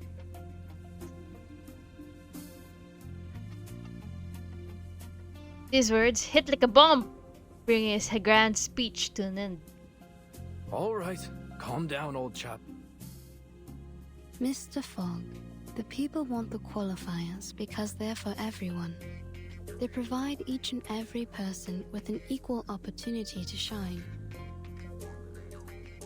Sensing Mr. Fogg's uncertainty, Tooth Fairy smiles as she offers her contribution. And that includes you and me. Although, for us, It'll be more like a battle to fight. She gazes out the window at the people below, her head shaking gently in quiet frustration. Oh boy, more work! You can do it, Mr. Fogg. Words lodge in his throat like a date pit, either going down or coming up. After a pause, he sighs deeply. Honestly, will these people stop sending me petitions? I've been absolutely inundated with them. Circling to the back of the desk, he opens a drawer and throws a pile of envelopes onto the desk with a faint anger. Grimly and Tooth Fairy remains silent, unsure of how to interpret his intent. Fine. Someone has to keep everyone healthy. I'll do everything I can to minimize the damage from the smog. Yay! Come on! You can do it again! The machine! You can work on it! After a moment, Mr. Fogg lifts his head. Don't worry.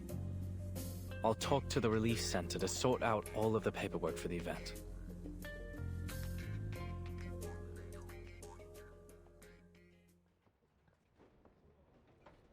Here you are.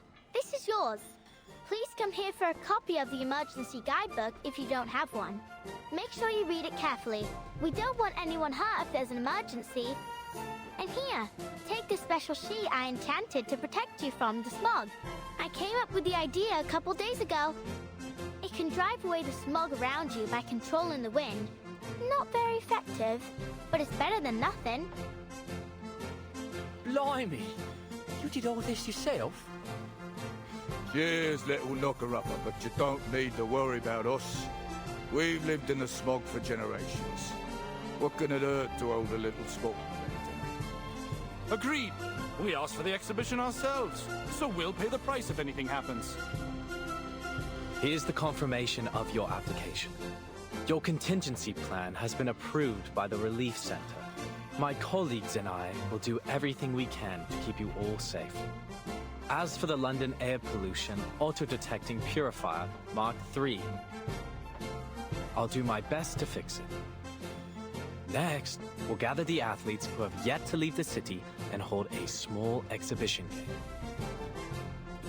Of course, it won't be an official event, but at least it'll give an opportunity for the athletes to demonstrate their hard work to a group of spectators.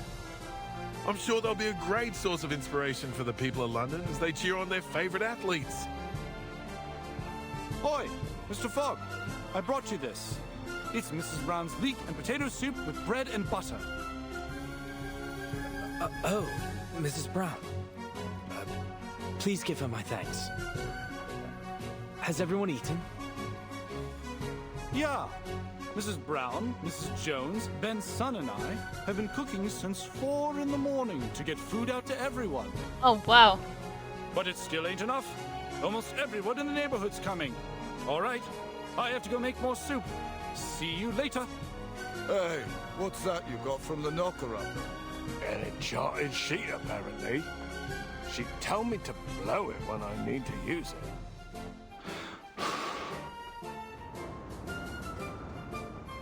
Would you look at that? It conjured a gust of wind. We can use this while we're working. Yeah, it blows the smog away. All right, well, sort of. Mr. Fogg! Mr. Fogg! I'm here to help! Oh, you. You're the girl from the market, aren't you?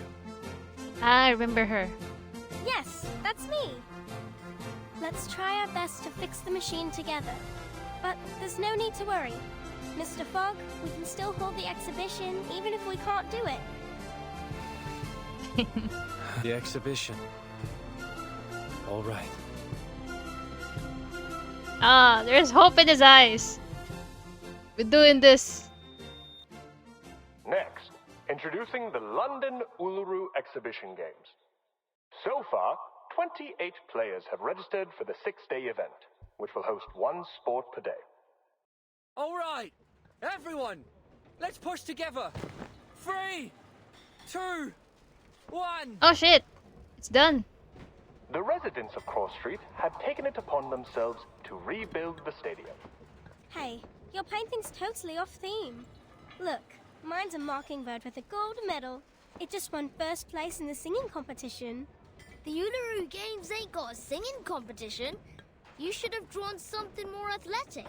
Like my sailfish. It's the fastest swimmer in the world. How exciting! Our very own Uluru Games, without any interference from the Foundation.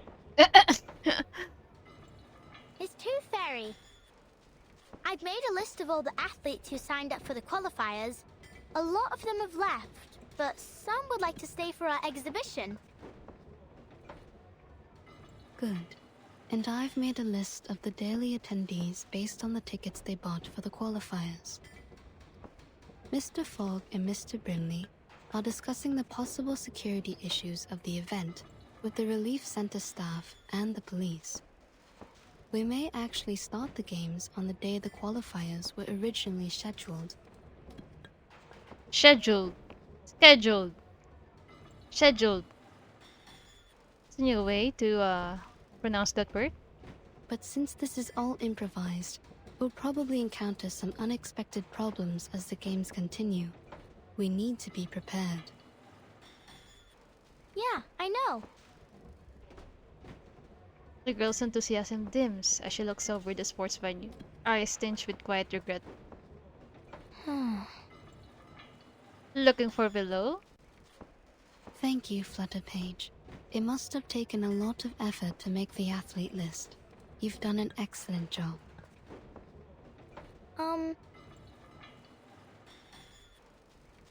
She continues to scan the venue as if searching for something or someone. So, you saw the whole athlete list. Did you see the name you were hoping for? How did you... Miss Tooth Fairy, She hesitates, her brow furrowed. Her lips are barely moving. Flutterpage! Flutterpage! Come here! We need you to explain to the Relief Center how your little sheets work. The girl hesitates as she looks towards the somber officials. Just go. They need you more than I do. Your explanation may decide whether the games can be held. Alright, I'll talk to you later.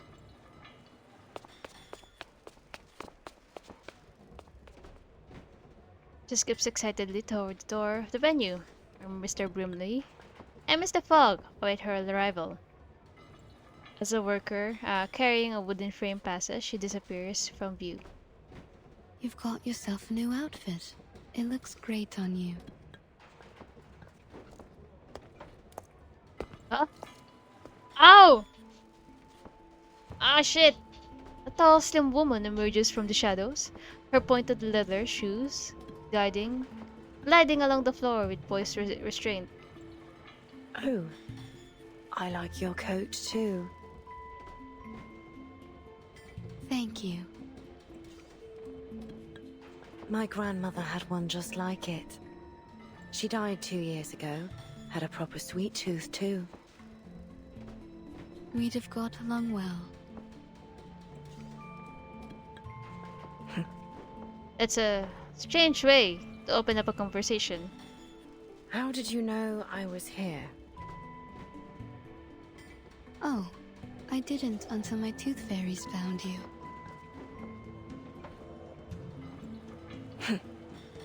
So you have a whole jar of scapegoats who can take all the blame for you?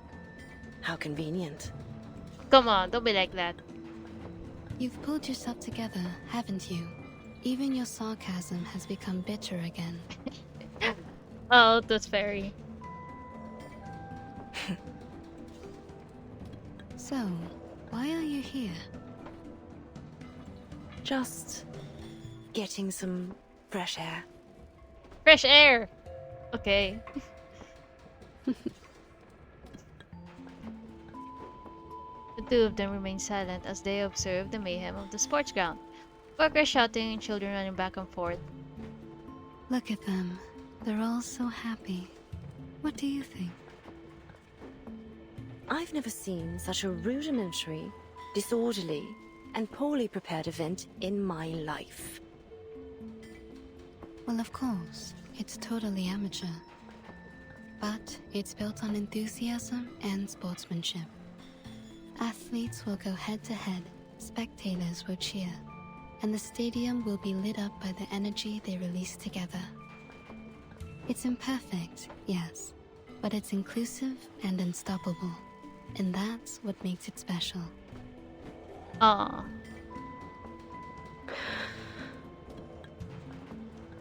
Look at the fish tank at the new wave below. Might help your mental.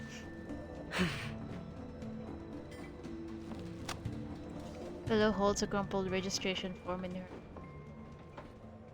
Yay!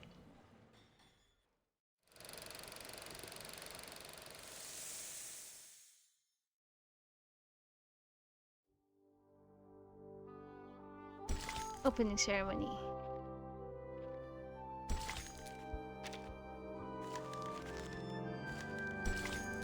So I'm just going to take a short break because I need to refill my water. And I actually don't have my tumbler with me. It's on the kitchen. I'll just hydrate. Yes, I'll hydrate and maybe a short bathroom break too. So see you in a bit.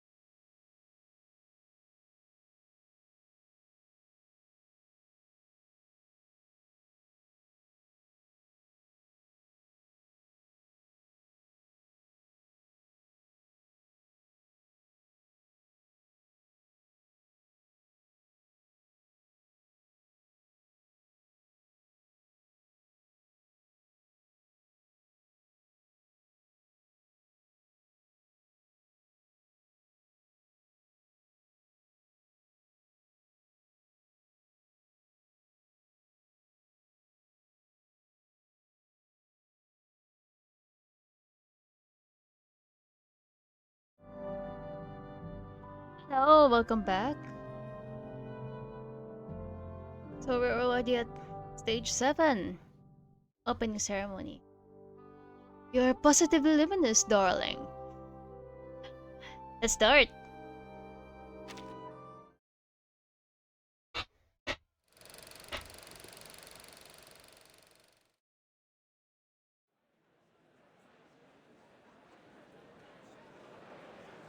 Uncle Bill, Aunt Bonnie, Little Mary, Old Harold. The people of Cross Street stand gathered at the front of the stage, hammers and saws in their hands. Old Harold discreetly moves a shovel out of sight. Fortunately, a canary nervously swivels its head to watch the crowd assembled on its bleak winter day. Oh, it's winter! Oh, okay. Leave it to me, Dal. Tooth Fairy gives a slight nod. Brimley ascends the makeshift wooden podium. Testing, testing. Ladies and gentlemen, your attention please. Today marks the beginning of the London Uluru Exhibition Games. As you can see, the weather isn't looking great. The smog still sits heavy in the sky.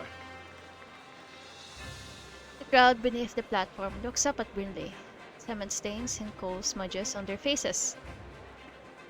There's no wind, no sunshine, no warmth, and even my brim is soggy from the damp. It's truly miserable out here.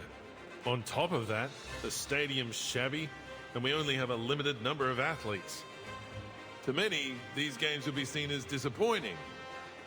However, even without the support of the Foundation, we've managed to rebuild this stadium with nothing but our own hands and determination.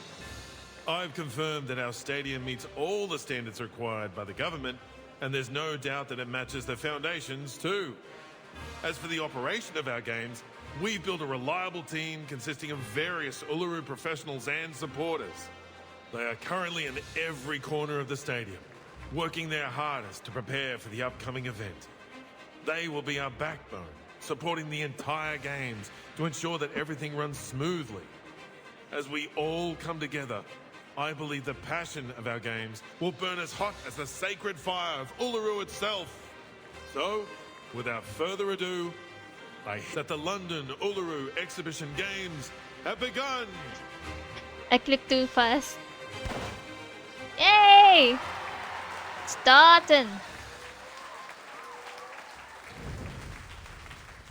What?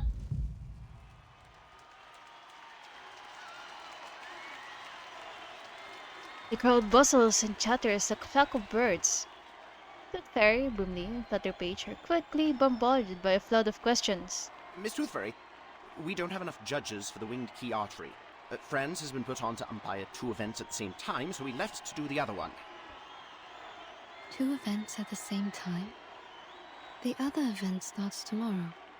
He must have mixed up the schedule. Get him to come back. All athletes participating in the 1500-meter weighted run, please report to the 3rd preparation area. I repeat, please report to the 3rd preparation area. Excuse me. I lost my name tag. Can I get a new one? Certainly. Go straight ahead and take the first left to get to the player office.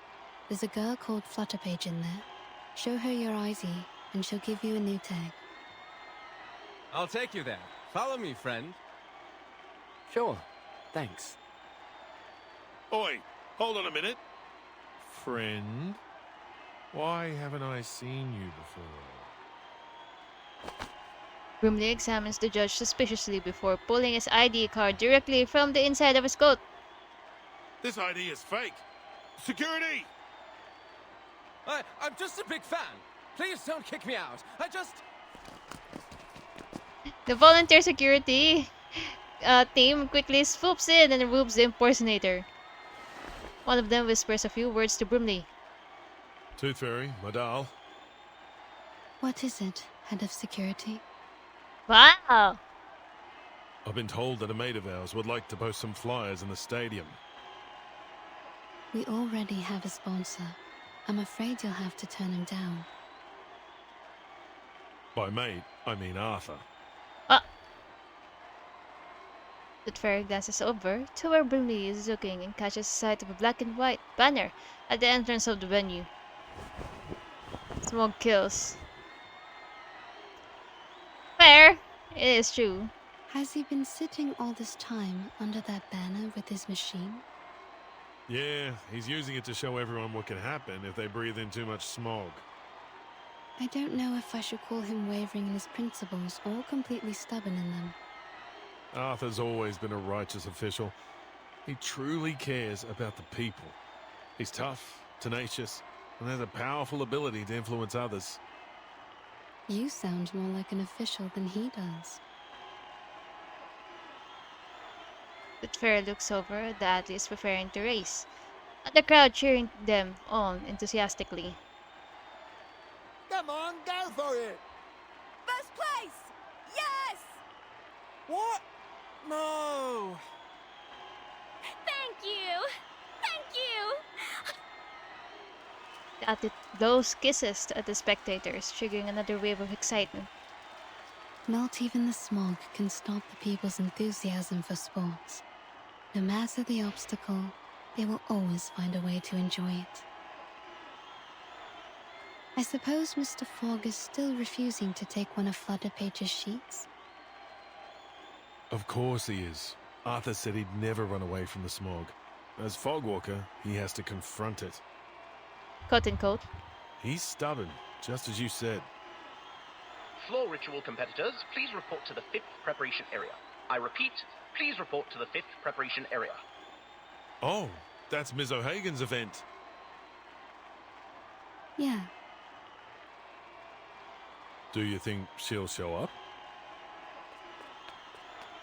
Miss Tooth Fairy, Mr. Brimley. Did you hear that? The floor ritual's about to start. But where's Miss Willow? Tooth Fairy looks at Brimley, though he has no eyes for her to read. Slight shifting of his brim carries a sense of trepidation. Neither knows how to respond to the child, hesitating between igniting her hopes and destroying her dreams. Or perhaps the truth is exactly what she's hoping for? Go check the floor ritual venue, Flutterpage. What for? Is Miss Willow there? She looks directly at Tooth Fairy, her eyes widen as they begin to sparkle. She's there, isn't she? You'll have to go there to find out. Smiling! She can't help but give a slight smile. I'll cover for you at the player office. Just go, little tacker. Go on then.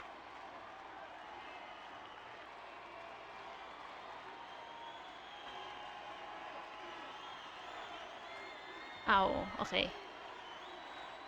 Flutterpage starts to smile, but a flicker of doubt quickly clouds her expression. This time, I won't disappoint her. I brought her a real game. No need to climb the tower and hide away anymore. This is real. She raises her hand and waves to Tooth Fairy and Brimley, a determined look on her face. See you later. See you later! With that, Flutterpage turns and runs off.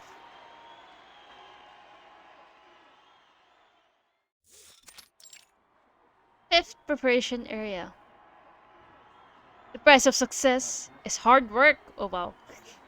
At the fifth preparation area, the floor ritual competitors are warming up. Look at this place. You could find a better venue at any school in the city. These games are really something. They built it in a matter of days. You can't ask for much. Oh my! It's an honor to meet you, Miss Bartley. The competitor hurriedly wipes her hands before extending one to Caroline. Take care warming up. You wouldn't want to get hurt just before the competition. You're very kind. Thank you. A staff member with the volunteer ID strides in from the doorway. Floor ritual competitors, the event will start in 1 minute. Please confirm your numbers as I will be calling you to enter the floor in numerical order. Competitor number 2401, please enter the floor. Competitors 2402 and 2403, please wait in the locker room. Good luck. The first competitor receives a few well wishes before waving goodbye as she makes her way to the competition floor. Now that the event has begun, Caroline stops warming up. What about Charlotte?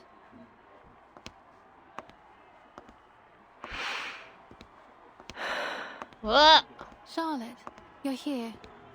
I knew you wouldn't be able to stay away. You haven't changed a bit.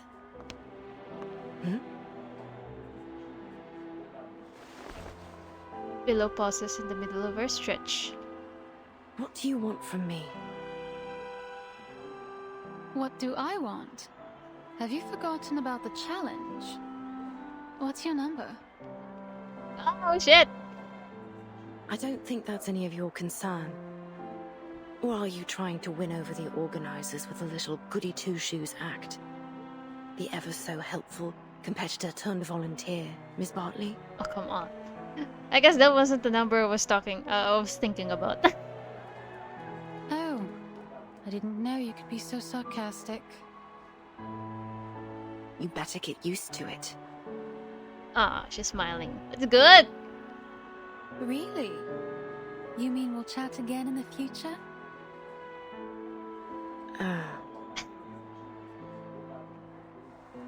Willow turns her head away from her. I'm not the Charlotte you used to know. Stop trying to bond with me. Caroline walks towards her. Oh, shit! Her leg actually looks really good. I like the design. Very classy. But you are the Charlotte I used to know.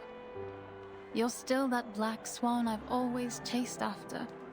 When I saw your performance, the grace, the beauty of it, it inspired me to become a floor ritualist. But you just disappeared after you became champion. Well, as long as you're back.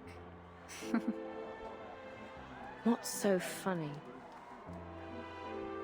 Caroline looks at Willow with a quiet composure, her lips forming a slight smile. See you on the floor. Caroline heads back to the preparation area.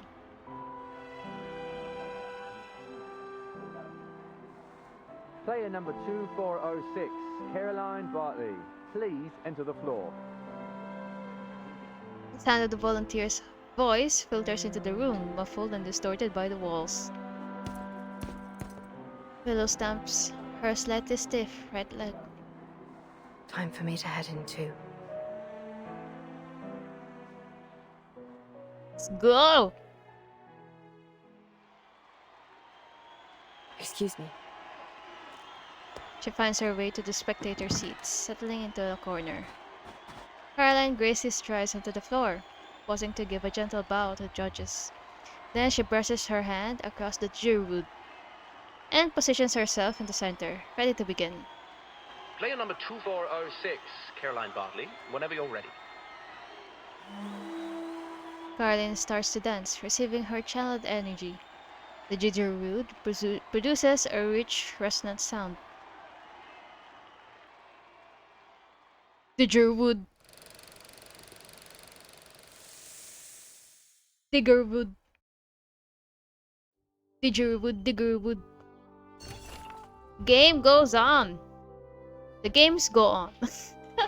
No matter what comes after, my god. No matter what comes after, these unprecedented qualifiers have already left a lasting impression on everyone. View the list! Uluru London Qualifiers Athlete List. Partial. Note, this list has undergone a second review. Wing Key Archery, confirmed. Peter Thomas, from Kent. Note, event participants confirmed to be fewer than 3, permitted to continue as per regulations. Withdrew. Victoria White, Yorkshire. Found 12 days after having lost her direction in the smog during a London training session. Exhibits a severe screaming reaction to wing keys. What the fuck? Withdrew for safety reasons. Withdrew. Stanley Smith, London. Unable to make contact. Recorded as withdrawn. Note: found on the Paris qualifiers final participant list. Verified as the same individual. Blah blah blah. Okay. 1500 meters weighted run. 15 kilogram. 15 kilo division. Withdrew. Bluebell Dove. Hunt. Note: both entered and withdrew under an alias. Confirmed. Oh, Charles Scott. Gwynedd. Note: originally in the 25 kilogram division, after withdrawing, re-registered for the 15 kilogram division. After low participation count was observed. Confirmed. Lila Morris, Glasgow. Note: honorary Scottish Shetland Pony Club member. Decided to continue competing after failing to transport her pony out of London in the middle of this fog. Floritual. Confirmed. Caroline Bartley, South Yorkshire. Note: qualified directly for the Uluru finals. Review. Confirmed.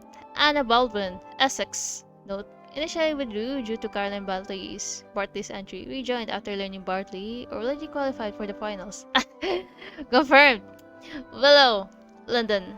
Noted. Note: registered under an alias. Then, oh, we're almost at the end. Hazy memories. Oh shit, it's the two of them. Lifted up by the hand of your former self.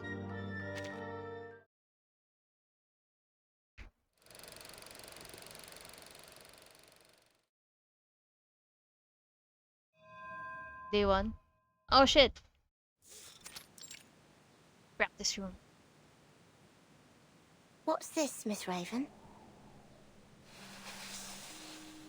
A seed that will settle in your heart and soon grow to be your closest friend.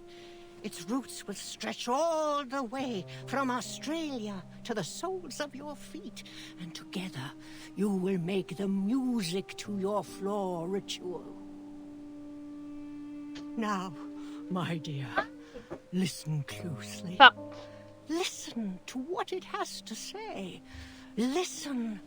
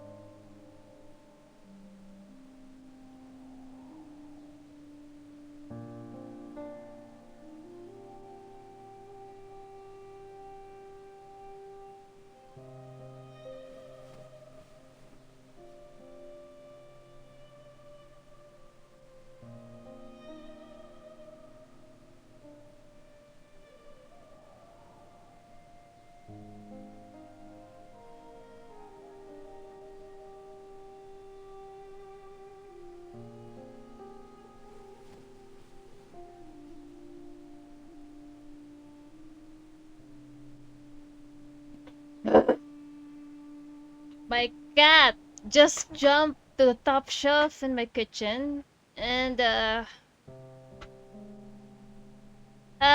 she accidentally shoved one of the shelves. Thankfully there's no brittle glass jars affected. Yeah, there's no glass broken. Thankfully. It's just pouches of tea and coffee, some oats. That, my cat, I swear to God. Hold it. Feel it. Let it know who you are. It isn't just a piece of wood, but a mouthpiece passed down through the ages. It allows us to understand what our god hears during the ritual. It doesn't look all that special to me. Silly girl. If you want it to speak, you must greet it with your arcane skill first. It's the only language it'll understand. All right. It's responding.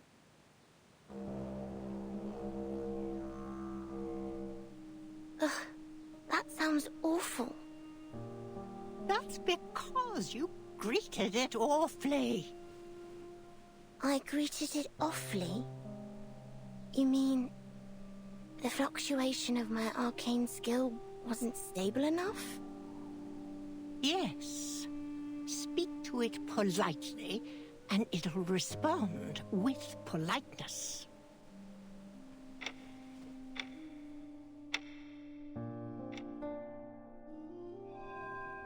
Day 7.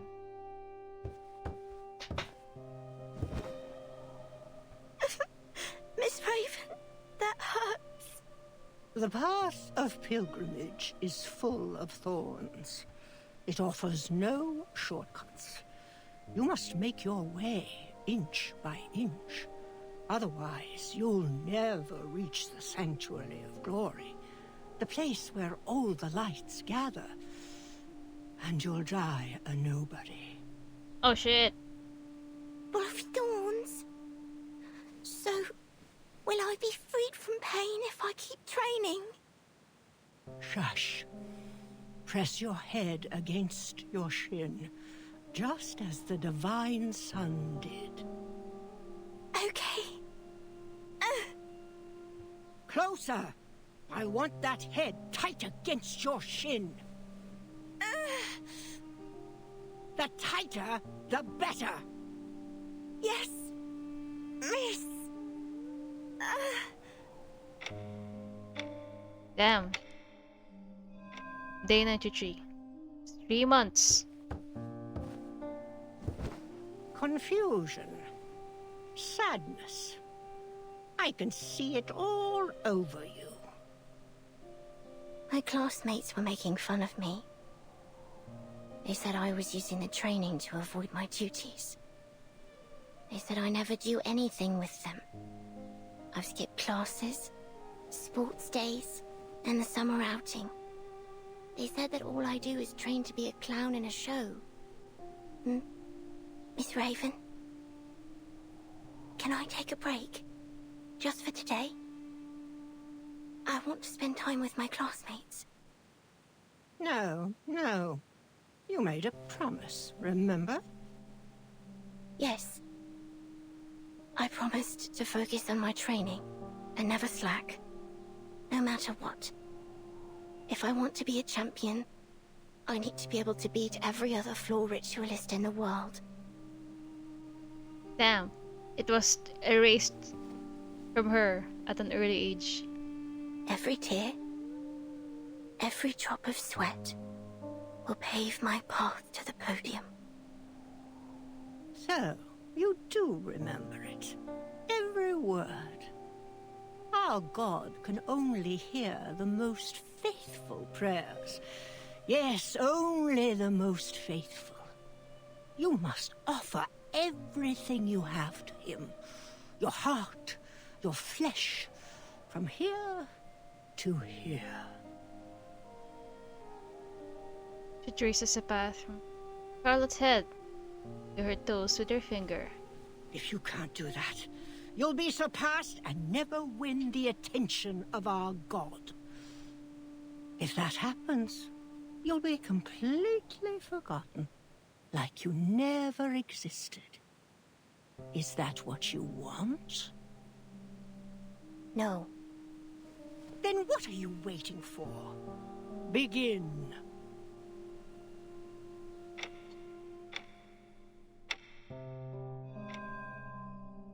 $569. A year. No, not like that. More than a year. Why? This element will score me points. Yes, but not enough. Not enough? Then they should revise their scoring system. By not enough, I mean it's imperfect. Unfaithful. Our god won't hear you. Are you unwilling to try a better element, or simply unable to? Oh, please. I can do any element without even trying. Then show it to our god. I've got it. Stop nagging me.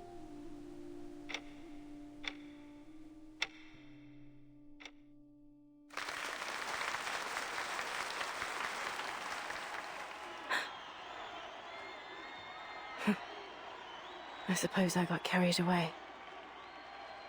This applause isn't for me. But it should be. Damn! You still got that competitive spirit. Willow rubs her brow, a heavy expression on her face as she peers at Caroline, who's being showered with applause. What distracted me? Must have been that graceful element that Caroline finished perfectly. She had it down to the smallest detail.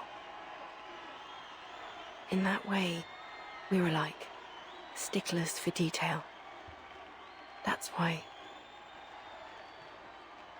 She squints as her eyes continue to follow Caroline. Thank you everyone. I'm feeling so restless. Look at that smile. With a respectful salute, Caroline exits the floor. Player number 2407, Anna Smith, please enter the field.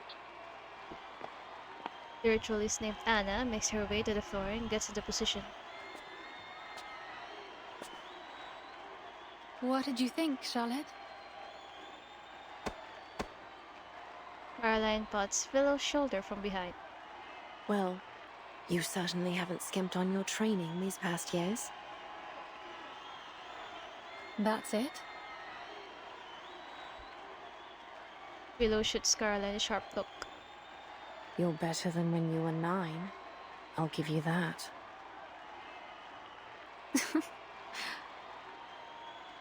Now she knows how to banter with Willow. But Caroline steps toward the railing of the spectator area. are you sure you saw my performance clearly? The smog's rather heavy. Side by side, Willow and Caroline peer through the dense smog as they watch Anna perform her routine. Ah! I read that! Meanwhile, on the opposite side... Flutter page. Miss Tooth Fairy, Mr. Brimley, good timing. Just in time, eh? Well, we wouldn't want to miss Ms. Willow's performance now, would we?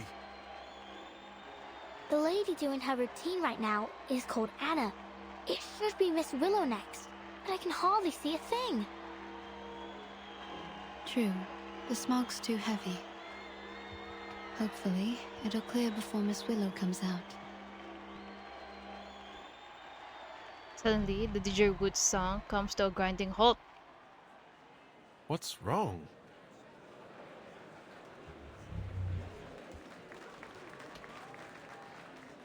Anna stops mid-routine, gestures towards the judges. Her mouth is moving. Anna's knees spreads among the crowd. Why, she stop? I think she's requesting a timeout. A timeout? Is she hurt? As Anna walks away from the floor, the crowd buzzes with speculation. After some time, the speakers crackle to life with an announcement. Silence, please. An announcement from the floor ritual judges. Due to force majeure, player number 2407, Anna Smith, requested suspension. After discussion, the judges have decided to suspend the game. It's too smoggy. Suspended? What about Miss Willow? Will she not get to compete? The number of spectators starts to leave, while others stay put. Suspended? We gave everything to hold these games. How could she just back out like this? I heard that a winged key archery player got injured. Maybe that's why. What, so we're supposed to just leave? The games have hardly begun. Miss Tooth Fairy, what should we do? Miss Willow was next. It'll be such a shame if she can't play. Mr. Fogg, stop protesting and do something.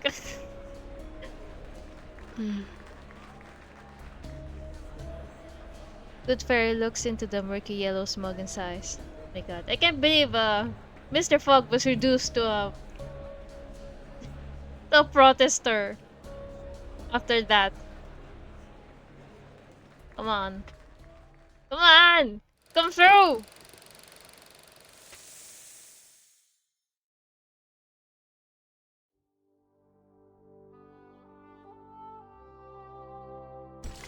Dance in the smog.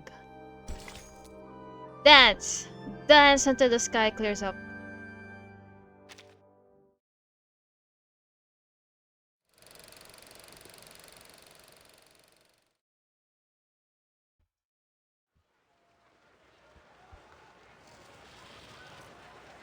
Did you hear that? The games have been suspended. Yes. Carolyn walks back to Willow's side. I suppose we should head home and await further notice. Maybe the games will continue once the smog clears. The workers appear to be clearing up something from the floor. What? Go home and spit in the faces of everyone who worked so hard to make this happen? Huh? More and more spectators get to their feet as they prepare to leave. No. What do you mean, no? I won't wait any longer. Willow turns around. Willow turns and strides directly toward the judge's tent. Charlotte. Charlotte! Realizing Willow's intent, a sudden impulse takes hold of her as she spins to face the stands. Damn this bloody smog. A few spectators reach for the railings as they get ready to leave. Wait! Everyone! The games aren't over yet! But the competitors aren't even competing. What's the point of staying? Oh, why don't I go and dance on the floor instead? Everyone, please return to your seats. Player number 2408, Willow. What? Willow's dark silhouette now stands firm at the center of the floor. Just as she did all those years ago, she touches the didgeridoo at the front of the arena. I've lived in seclusion for 10 years. Trained alone with nothing but the pain in my leg and my own arrogance. The sounds of people's hopes for Uluru flow steadily into her ears. Therefore, on this day, on this floor, I will perform without care for what anyone thinks. Yeah, let's go! Willow strikes her beginning pose, a black swan in the smog. The didgeridoo starts to play. Palest yellow turns to godly light. The sun births shadows, the moon shines bright. Luch, reborn from dark's embrace, I walk your path in sacred space. Life's end is death, but bones to life ascend.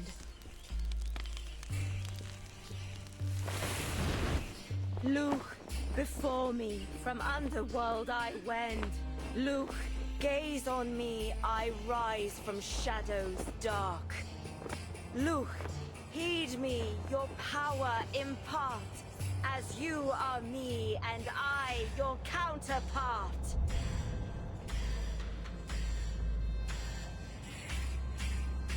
Ooh, there's the The boss. smoke is clearing. Everyone, come back! The games are on again! There's something there. There in the smoke.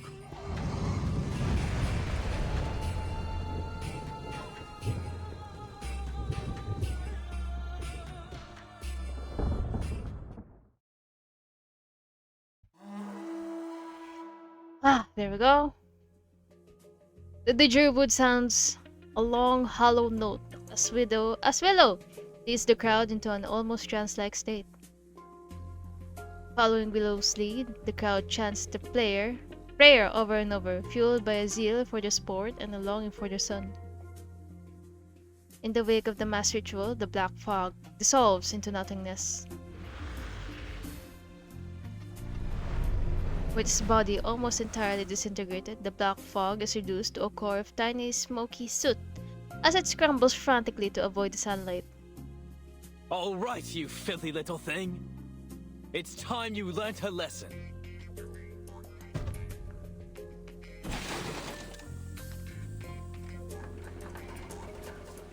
Oh, shit! Here we go! Mr. Fogg activates his London Air Pollution Auto-Detecting Purifier Mach 3! And after a few puffs of black smoke, it roars to life. You are under arrest for the pollution of the sky, as well as 15 crimes in violation of the Public Health Act. Take a good look around, because before long, you'll be rotting behind bars. Let's go, Mr. Fogg! Ow. Mr. Fogg aims the purifier at the panicked black fog and sucks in every last bit of the remaining coal ash. Ow, ow! The purifier's glass dome fills with black dust in an instant before it coalesces in a number of small black orbs. The little orbs peer out of the glass dome with a curious and confused expression. It may be broken, but it's still an air purifier. Ding! Let's go! The didgeridoo's melody slowly dies down. Willow stands in the center of the field, panting and drenched in sweat. That's all from me. Thank you for watching. She gives a deep bow. The spectators return to their senses, and the long-absent winter sun shines down on them once more. Here comes the sun! Doo-doo-doo-doo! No longer is the world shrouded in the shades of steel gray and ashen yellow. They stare in amazement at each other, a few reaching their hands into the sunlight, feeling its warm caress. An applause breaks out from the corner of the crowd. It soon builds into a raucous cheer. One spectator spontaneously steps forward and embraces Willow. The crowd swells as more and more people step forward to embrace her in the simplest and most pure expression of joy. To infuse life with vitality, to eliminate all boundaries, to unite people. That is the true meaning of the Lure Games. Yay! Yay! Unable to squeeze her way through, Flutterpage leaps over the crowd, waving to Willow as she hangs in the air. Meanwhile, Caroline remains in the stands, elegantly applauding. Yay! Willow gives the two of them a subtle nod. Would you look at that? Like, Willow just gave a performance. Summon the sun!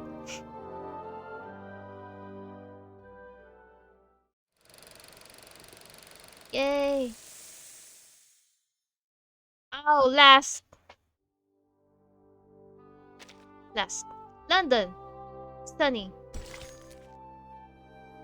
And so, they set off on a new adventure.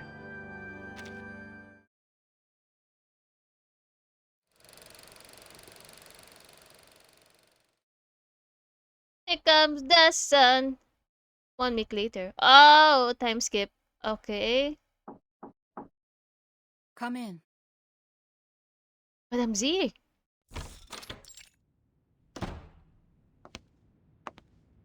A figure in brown enters the Foundation office.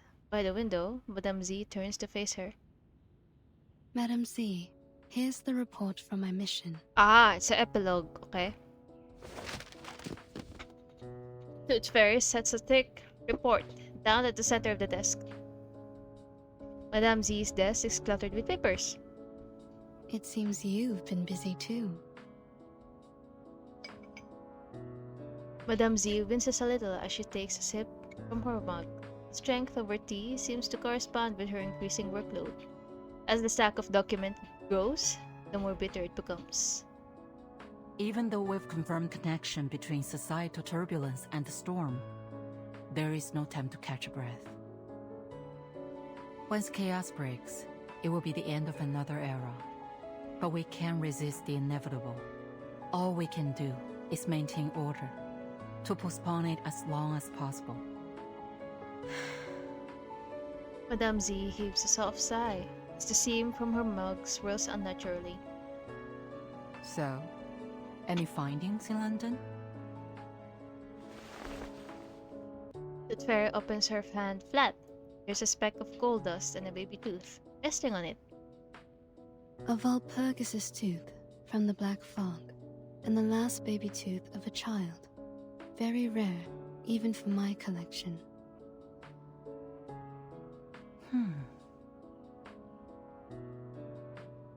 Madame Z pushes her glasses up and holds her breath as she inches forward. Right. Well, that's good to know. After a few moments of examination, she straightens her posture. I heard the London branch is still trying to replicate the ritual that was carried out at the exhibition games. What was that? It was a coincidence, actually. The fairy peers out the window, watching the soft white clouds gathered on the horizon. Perhaps London too is enjoying such beautiful weather. Very rare! After analyzing the live sample provided by Mr. Fogg, the London branch concluded that the Walpurgis is a mutant of the Kaharaith, a critter species that's been extinct for centuries. Oh shit. Miss Willow lent one of her heirlooms to the London branch after the games, a book that details an ancient ritual meant to worship the god of the sun. This is the ritual she performed on the floor. Oh! That's Coach Raven's... What Coach Raven's talking about. Something about God. Their God. But when Miss Willow performed the ritual again in front of the Walpurgis, nothing happened. My guess is that, since the Kaharaith disappeared, the ritual fell out of use and became fragmented over the years. Her version of it is probably incomplete. The conditions must have happened to align at that moment to allow the ritual to work. It could have been any combination of things. Miss Willow's dancing, the music from the didgeridoo, the fire from the torch, the magnetic fields around the stadium. Or perhaps it was all of them. The ritual also happened to have the power to capture the Walpurgis, which put an end to the heavy smog in London. Oh! It makes sense, really, that a ritual used to worship the god of the sun would capture a monster that covers the sky and plunges everyone into darkness. In conclusion, the ritual's success was a near unrepeatable coincidence. An endangered critter, and a long-forgotten ritual. I guess that's why humans are always sifting through their past. There's always wisdom to be found in history. Madame Z takes a sip. Take a small sip of the tea in her mug. It's gone bitter. I should have finished it earlier. She sets the mug aside and sits down at her desk. By the way, I've approved your vacation request. Oh, nice. No one should disturb you this time. Thank you. Have a good day. Good Fairy sets another piece of milk candy on the desk and walks out. Milk candy. Makes me miss the rabbit candy back home. I have a rabbit candy here. I just ate one some days ago. White rabbit. It's very sweet and milky. I wonder if that's what she's talking about. Well, at least it goes with the tea. Madame Z unwraps the candy and pops it into her mouth.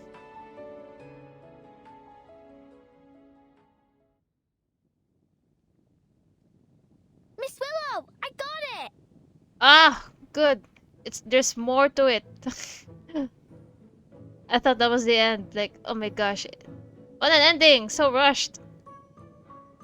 Other Page's voice arrives before she does.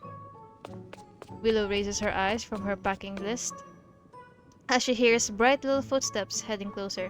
Look, the Foundations recognize our games. Here's your invitation and our tickets. I suppose your flying does come in handy after all. Willow shuts her suitcase and takes the folder from Flutter Page. Okay. Are you done packing? Flutter Page looks around Willow's room, making note of what's moved and what hasn't. Ain't you taking this medal with you? Uluru Games. Flutter Page points to the medal recently placed in the cabinet. The first Willow has earned in almost a decade. No. This is proof enough. Willow passed the folder holding the invitation and 2 tickets. But that medal's for the winner of the qualifiers. Oh, please. They're just qualifiers. Ah, she's smiling. Willow scoffs.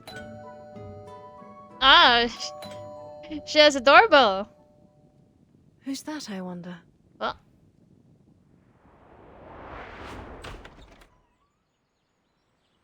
Wow, what happened to the garden? It's beautiful. Oh, it's Caroline. Ms. Willow's put a lot of care into it ever since she won first place in the qualifiers.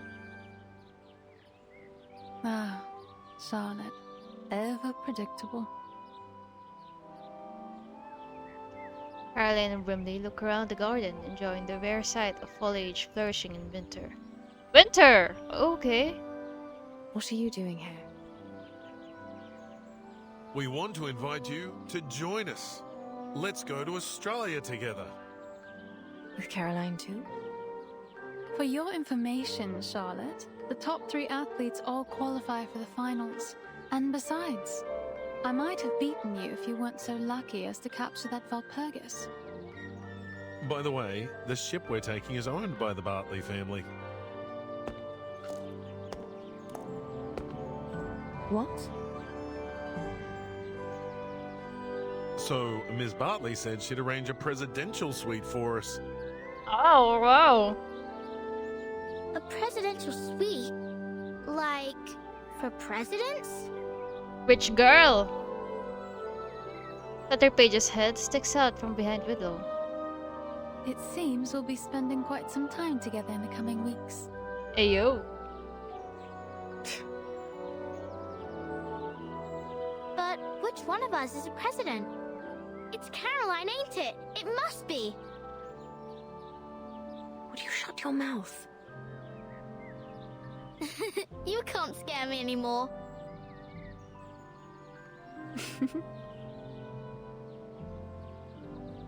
Dusk paints the world gold, and from a distant riverbank, a freighter sounds its horn.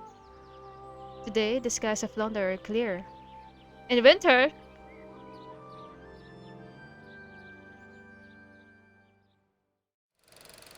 yay! The end. They're going to Uluru. Well, daily newspaper excerpts. A collection of clippings compiled by an avid Daily Inquirer reader and a diehard Uluru Games fan. Read the clipping. Past qualifiers prospects setting out beneath clear skies. Following the Uluru London qualifiers, 32 athletes from Britain, competing in 18 different events, departed for Australia aboard an Imperial Airways flight this morning. The weather was exceptionally clear, with fresh air and no visible smog. Imperial Airways personnel commented that it was an exceedingly rare occurrence, an ideal omen for their momentous journey. Reports suggest that the rare clear skies may be related to the fog monster incident during the qualifiers. Many claim that Willow's floor ritual routine banished the fog and the phantom beast, while skeptics argue that the witch staged the entire event, yielding a sinister spectacle to manipulate public sentiment. Others have even claimed to hold insider knowledge indicating this to be a part of a century-long conspiracy orchestrated by the British government. Whatever the truth of the matter, the Uluru qualifiers have brought tangible benefits to London. Hospital admissions for respiratory conditions have jumped by 60%. With many residents reporting easier breathing and air quality reminiscent of centuries past. Very nice. Hard mode? Oh shit. Do that sometime. Let's try out let's try out this arduous level, difficulty level.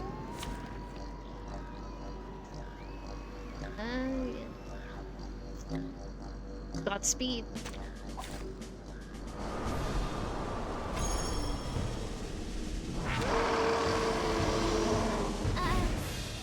I'll do my best.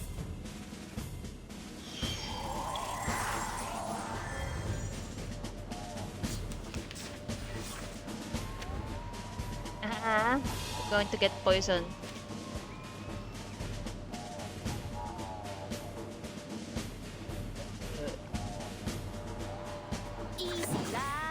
This book?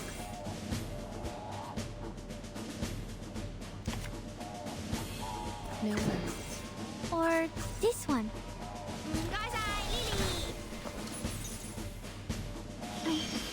I can't read this.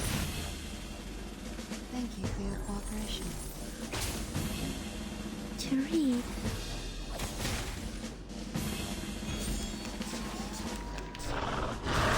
Oh, here comes the poison.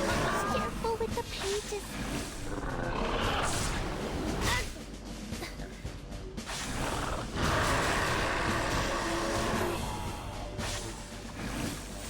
There's so many stacks. Like, can't they just compile it in one icon indication?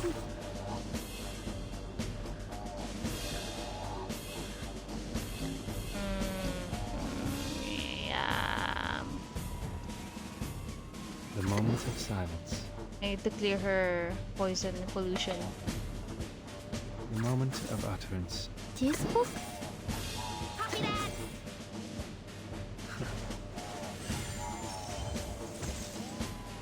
Then comes silence. Time to turn the page. Thunder Talisman Scientific Version!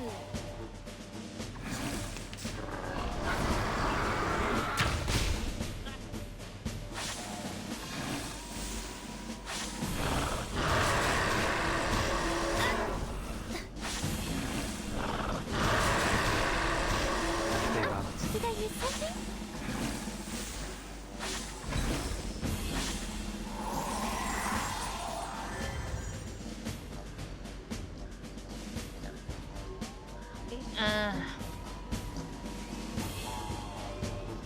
Elf? Debuff. You can do this, Marcus. Then You. The moment of silence. Breathe. Ow. Don't resist. Ow. And now it's easier to understand.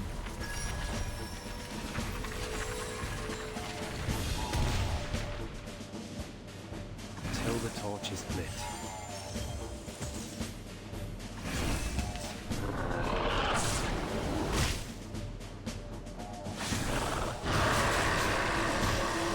Careful with the pages.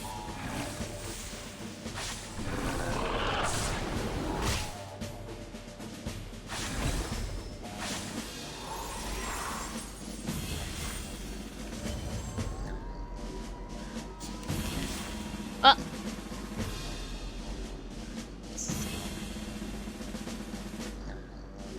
It's above you.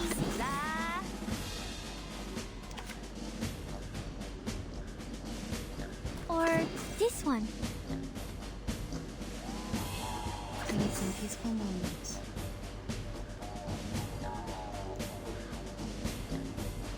Wait. You. You.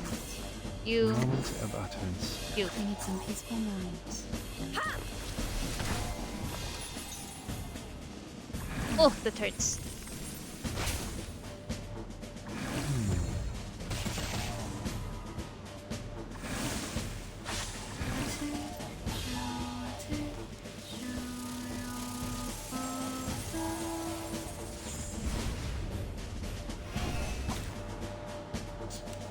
Oh, that clears. Or the debuffs.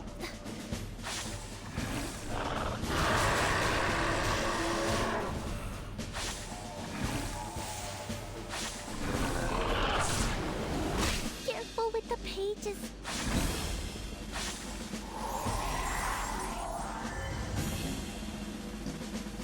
Okay.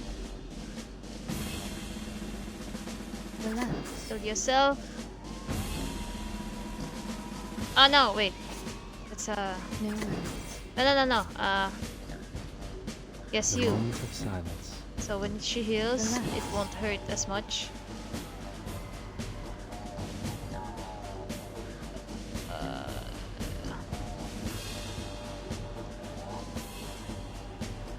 The moment of utterance. Are we really doing this?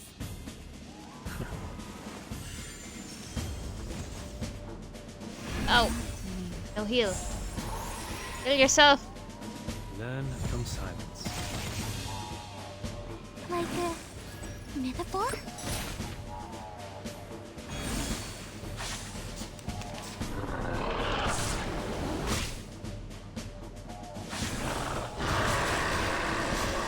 Stay balanced. Stay balanced. Oh, just a few more.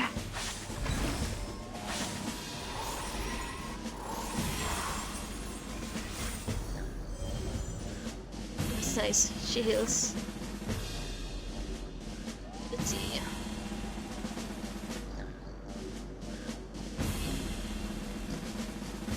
Are we This really guy. doing this? No worries. And Find you. the tones to speak of truth.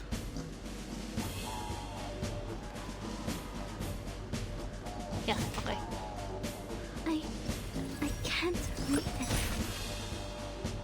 Thank you for your cooperation. Come on. The scale Come on, of the Ult, soul come has on. tilted. The balance needs to be restored. Kill it!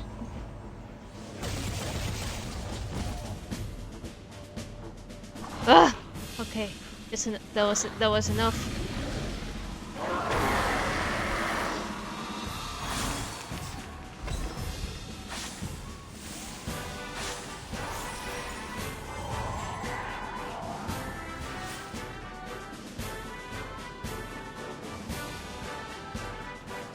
Relax. Let's distribute the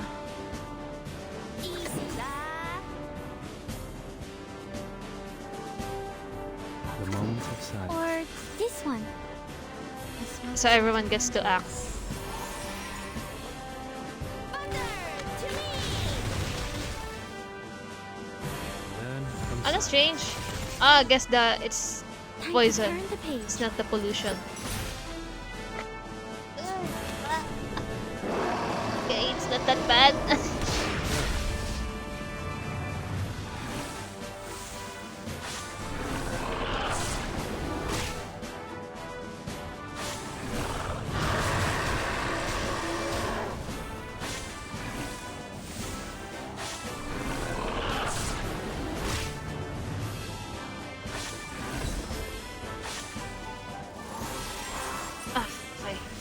Heal.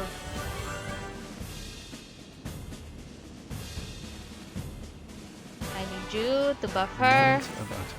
So when she heals, she doesn't take damage. You. You can do this, Marcus. And you. Check. Check. We walk in long nights.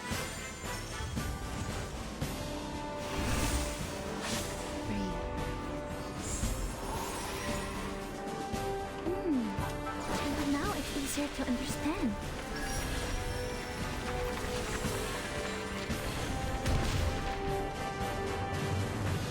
心心黑媽媽盞得時明時暗，真係好得人驚啊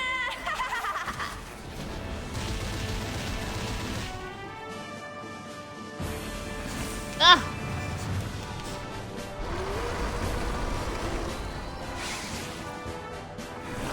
Oh shit! It's okay. It's just 6. I can deal with that.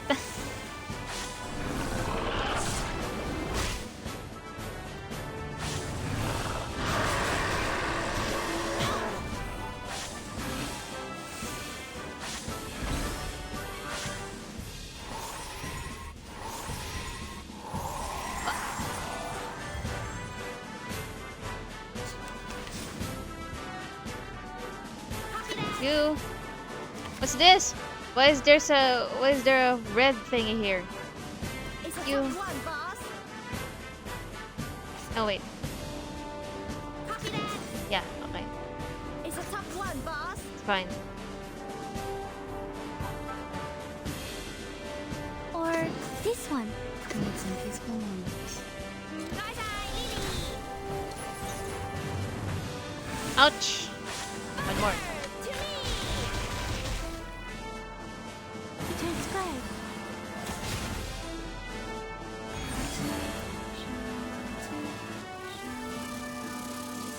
Cleanse me, Tooth Fairy.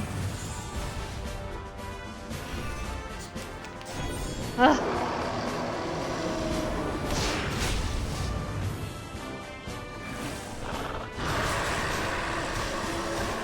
Did I miss something?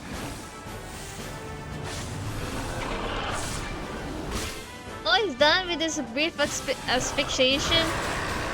I thought that lasted 3 rounds. Oh wait, is it because Tooth Fairy's ult dispelling everything?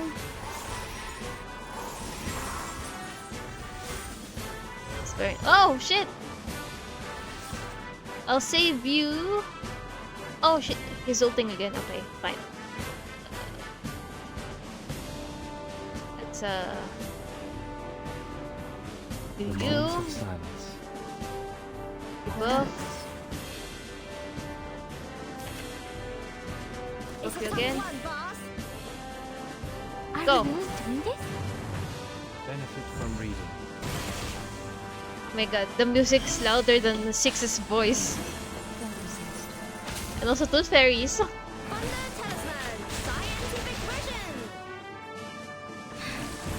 Great. Who's this?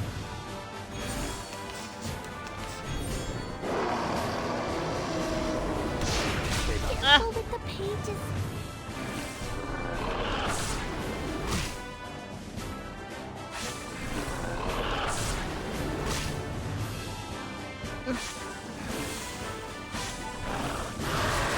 There's so much stacks. Can't they just compile it into one? Ah! That hurts. Yeah, let's... You, because you have to do a lot. Let's heal. Buff. Check. We walk in long nights. Okay. Heal. Yes. Buff. Then all. 陰森森，黑麻麻，盞燈是明是暗，真係好得人驚啊Ult that doggy.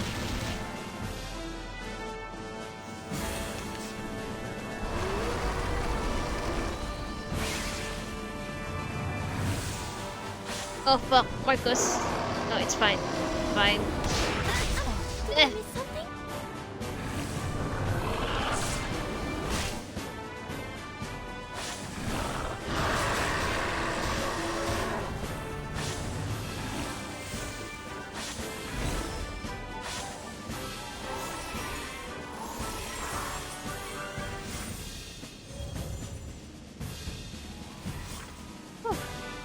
Okay,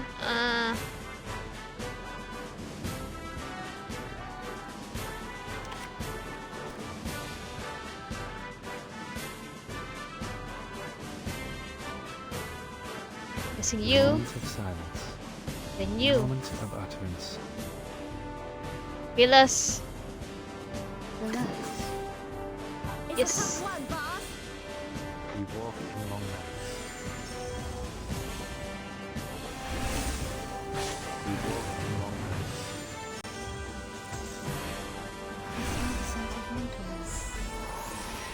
Okay. Thunder Talisman, scientific version. Ah, stop targeting Marcus. It hurts.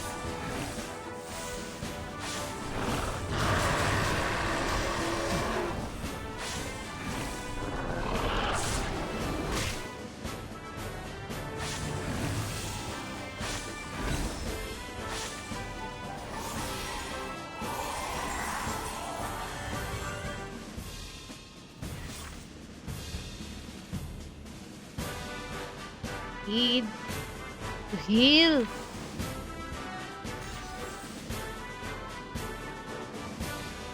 Oh my gosh, no heals. Okay, I'll just. The moment of silence.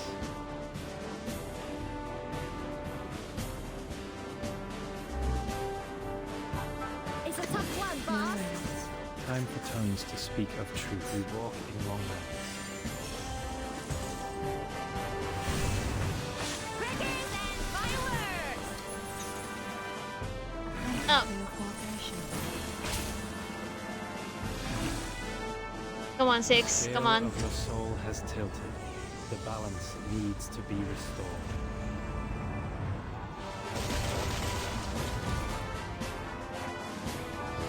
Yes.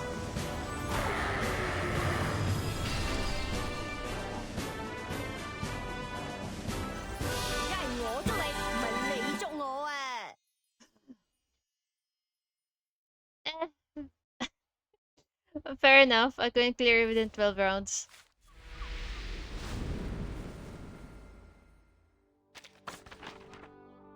Yay.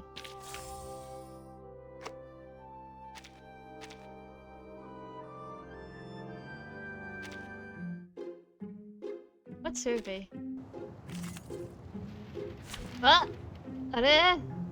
Oh, I guess this is like a testing. At the page. Plus AP. An excellent tool for landing. It catches the wind and is freshly cleaned and ready for flight. Okay. Knock knock. Stack. Deals okay. 2 stacks of gust to self for 3 rounds. At the start of the round, Feather Page gains a force field. Based on her gust stacks and removes the other gust force fields she applied to herself in this way. Stacks up to 50 times. Oh shit. Okay. Your messenger at the window, greeting you. Morning breeze. Wake up or you'll be late. A dream that never grows old. Why don't any of you want to fly? Channel recovers all Eureka. Oh, she works with Eureka. Extra action. Where's all the regards from this guy? What's this? Mass attack. Oh, okay. Why? Is one target? Is this also? Oh yeah, it's a one attack. It's a one attack. Sure, this guy. Deals 40 reality damage on see, okay. Main target. Oh, and okay, and there's a gem that never grows old. Status for 3 rounds. Cannot gain Moxie during channeling. What does this do? Start of the round recovers all Eureka. Converts all own incantations to regards from the sky. Cast them all if able. It's at the end of the round, cast one regards to the. I guess this is the extra action. The chances is counter J is half based on the current gust force field. Not gain Moxie. Ah, she's so cute.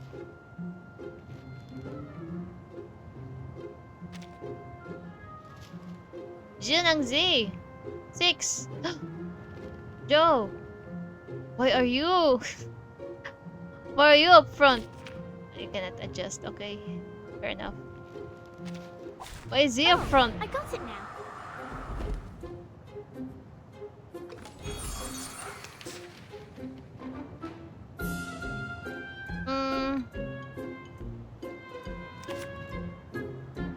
It's newly made this year. On target. Attack. Oh, it was Genesis. I forgot.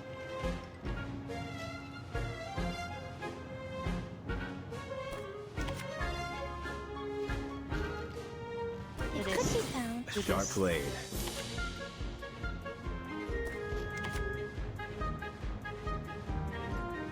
You. What I'm good at. Got you.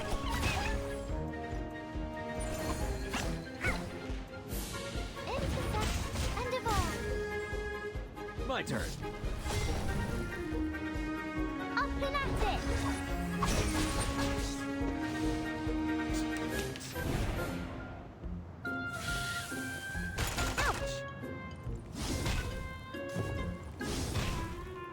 They all have extra action.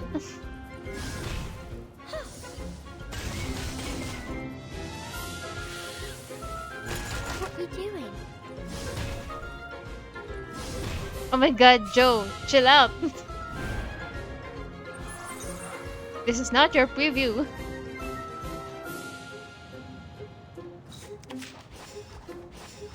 Time to heat up. Another jar? Just another shift. Why don't I introduce you to the lady in my life? You don't want to miss it. These sheets are my wings. What are you doing?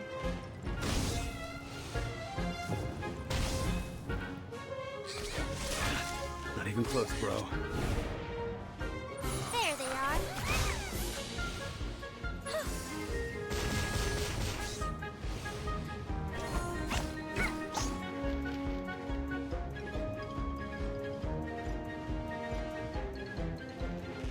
What I'm good at. It's newly made this year. Another jar? A sharp blade.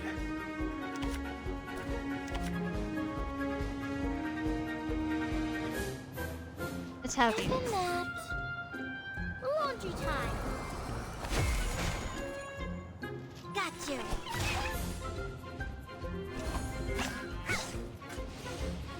Let's get it over quick. I'm an artist with steel. Oh, it's a bubble.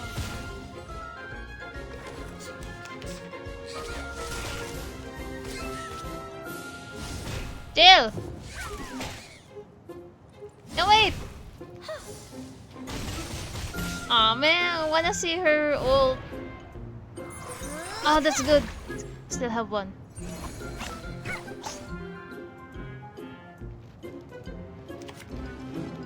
Possible. The final demonstration. Yes, I got got this. I can do it. It's newly made this year. Nah. It's what I'm good at. Welcome to the world of numbers.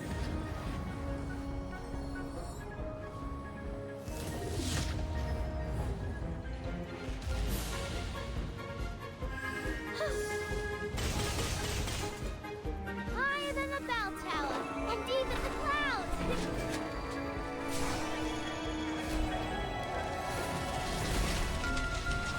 Oh wow. Gotcha. That's an ult. Rise and shine.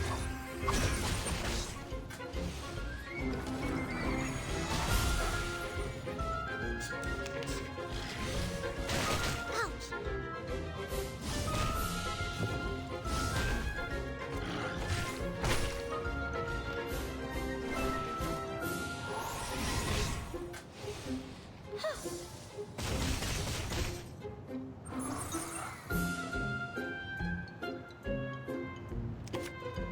How about you? Coming. Let's see her ult. A perfect argument.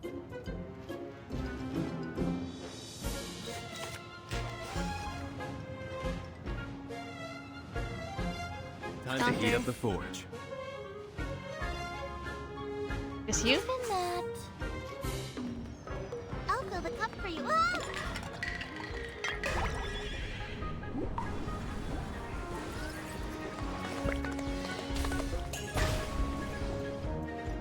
Ah. Check my calculation. My turn. Intersect end of arm.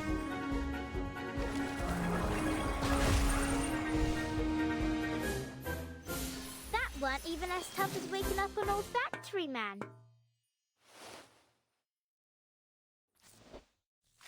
Oh, that was cute. Well. Oh shit! There's a lot to do.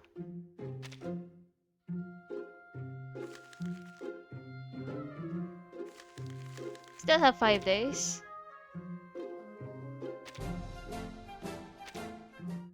Hope we can cover this in one go.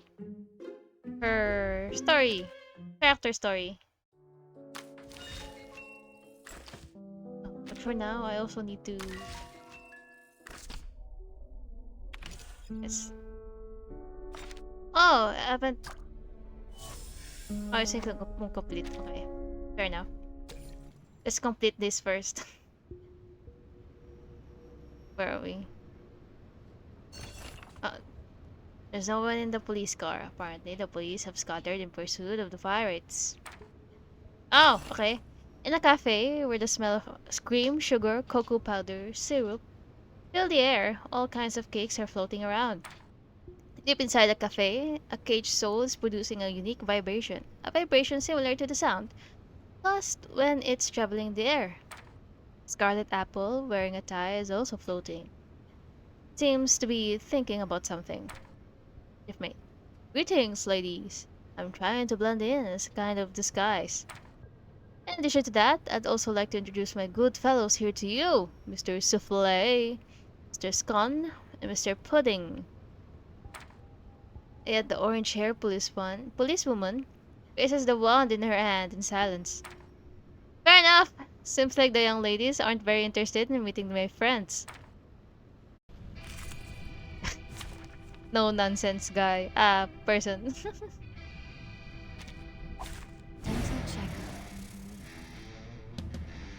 Oh, I can't see him.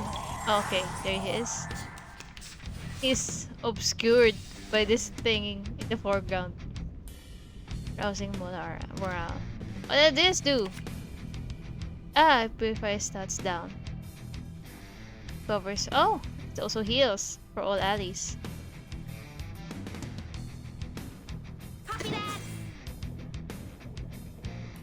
No worries. Or this one.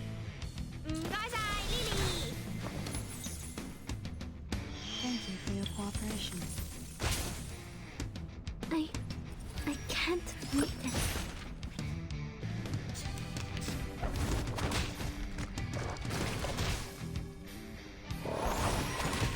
I'm guessing this has a poison. These guys, because of the green thing.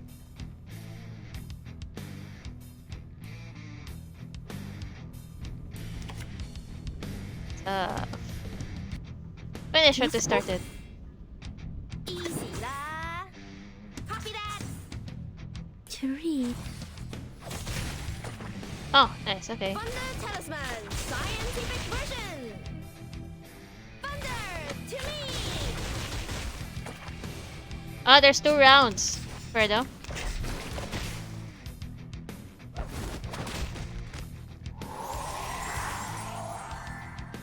This is you. Or this one. Relax. Easy lah. Time to turn the page.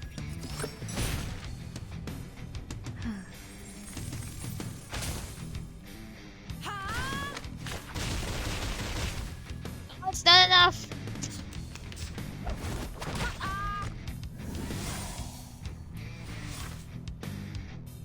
No worries.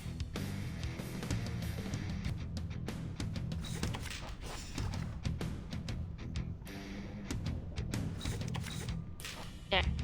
Please, don't resist. So she has ult in the next wave. Yep. They all have ult.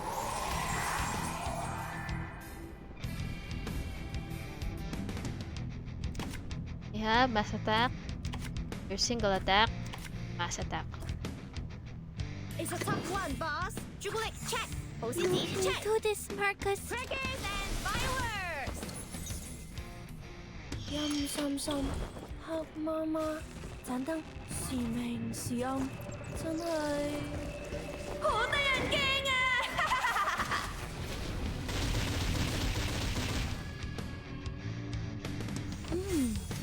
And now it's easier to understand.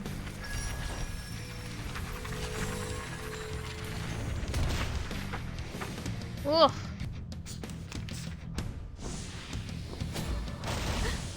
Oh shit. Did I miss something?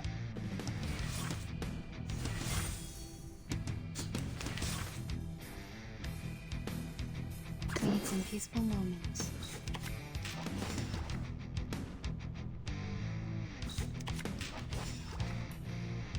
A two, show a two, show your father.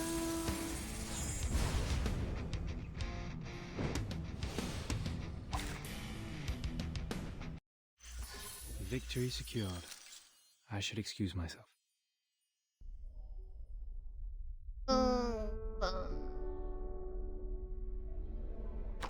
Not yet. Let's have you. Let's not battle. The cream flavored record is yours now. A cream flavored record doesn't sound like the captain's favorite.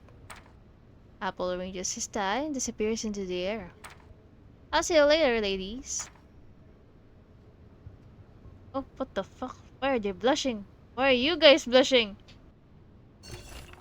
Haha! Alright, my crew, stop wasting time here and go collect souls for me. Okay. The well-dressed dummies have formed a huge phalanx, which reminds me of the Roman and Spartan armies. Their dresses are magnificent, each with a shiny tie. Their movements are so organized that they look just like one same dummy. Even the formation at the SPDM's parade is no match for them. But there is an unusual figure among this well-regulated troop. It stands with the army of uniforms, yet half its body is protruding from the alignment. One can hardly overlook this. It's also dressed up, wearing a bow tie. Looks just like the rest of them. It looks so different from the others. It's an apple. Fortunately, it never asks stupid questions, such as what the storm really is. Oh, hello. I know, right? Why are they blushing? So, actually, I haven't finished the artificial sonambulism. So, I'm trying to finish the first 10 stages, I think. First 8 stages or first 10? I'm so used to Genshin, I'm sorry. But yeah, I'm trying to finish this. Yeah. So, he will never be locked in the guardhouse full of Shamirs. Oof. Okay. Only have Charlie. Don't look at me! I'm not the one you saw on the wanted list! Who else? Who else can I bring? I guess, hello? Hello, yes, yes, yes. Sorry, I just finished the London Dawning story. I'm guessing in my next stream, I'll be doing Arc Knights next. Because that Dungeon Meshi collab event is closing soon. So I have to, I have to finish that too. And after nila ko.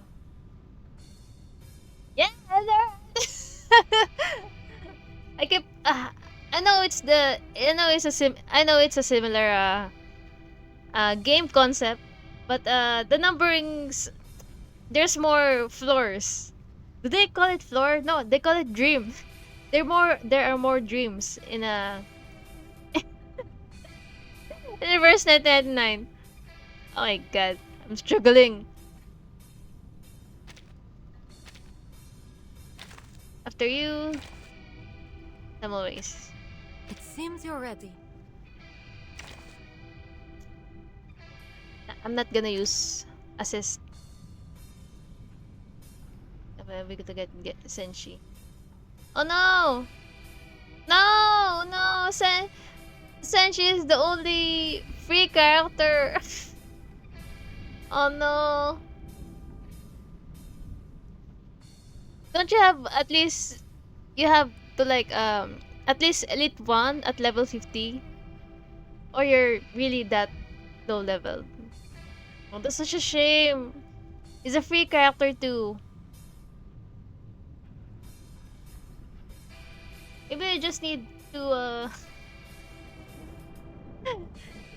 I don't know if how many resources you have. But I guess I can't assume. Because I'm also struggling with that in Honkai Star Rail, like leveling up. Yeah, there's new events in Honkai Star Rail that I can't play because I have my team is too under leveled. And also I'm not in Amphorius yet. Is that right? The name of the new area, the new map, Amphorius. Yes. I'm not even in Penacony yet. Like, Penacony is like the map before Amphorius. And I'm not even in the in Penacony yet. Oh shit. Oh, that's hard, bro. It's kinda hard. Oh, it's ending in 3 days. It ends in the same timeline as London Dawning. My god. It's tough. Greetings.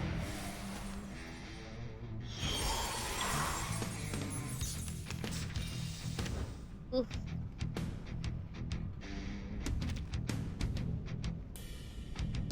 You're going to use a debuff, so let's finish you first. Not even in the Yes, I'm not even in Penacony yet. I've finished Shenzhou, the main story. But there are so many character quests in Honkai in Shenzhou and in Herta Station that I haven't done because I was forced to quit because my previous PC can't handle Genshin and Star Rail. It even has issues playing Reverse 1999. It keeps like lagging. So yeah, that's why, because I was forced to quit that game. Any game actually. I couldn't progress for like more than a year. I was stuck. It's not the one. Guess I got all the Call of Duty. Oh, you also got Marcel. Oh, congrats, man. But yeah, oh my god. Senshi. You got everyone except the free unit. Oh my god. Oh, what the fuck? Does this do? I get one buff. Okay. Oh, don't worry. I'm right there with you. Not in Arc Knights, but I can relate in terms of Star Rail. It fucking hurts. Oh my gosh. I guess let's buff Agreed. Yep. Relax. Let the show begin. Our victory comes in a tide of blood. Okay. Oh, that hurts. Annoying bugs. Okay, That was certainly a choice. You. Let the show begin. A little surprise.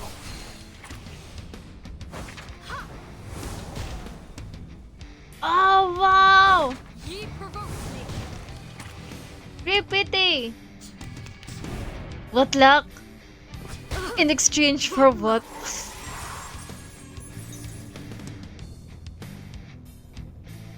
I hope you like a splash of red.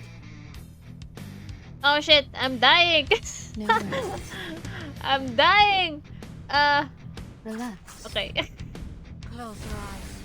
It will all be over. Oh my god, this what I get for chit-chatting. My characters are dying.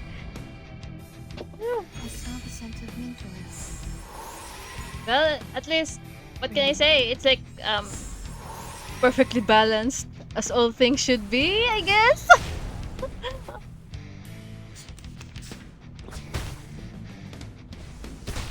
Okay, good thing I still have a health card. Yes, No worries. to me again.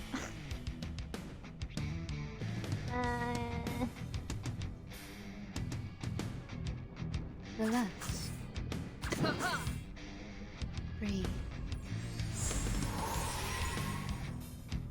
Please, don't resist. Should be enough? Yes? Oh no, it's not enough. Now that's enough. Okay. One more. Yep. 3 more in reserves. Let's get you. This shall be my only act. Yeah, let's get you. Need some peaceful moments. Oh no, wait. Let's buff her first. Agreed. This shall be my only act. We need some peaceful moments. Okay. Her blood will burn. Thy ending is destined. 1, 2, 3. Oh no, wait. Oh no, I can't just. Okay. No, that concerned me. I couldn't use her ult because everyone died. Okay. I guess next is you. That was certainly a choice. We need some peaceful moments.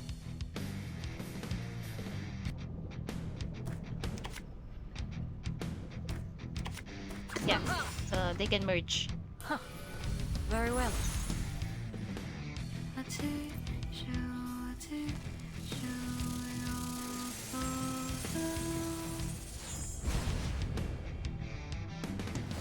Foolish.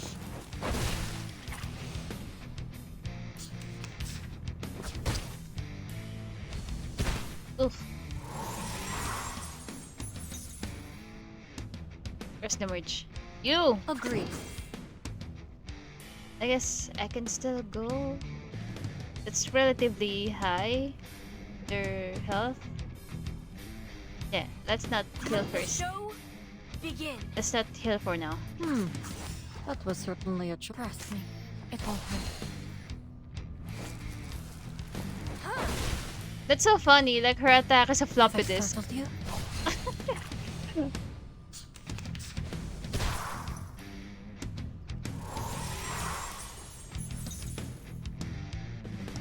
I hope Hope you like a splash of red. Relax. Close your eyes. It will all be over soon.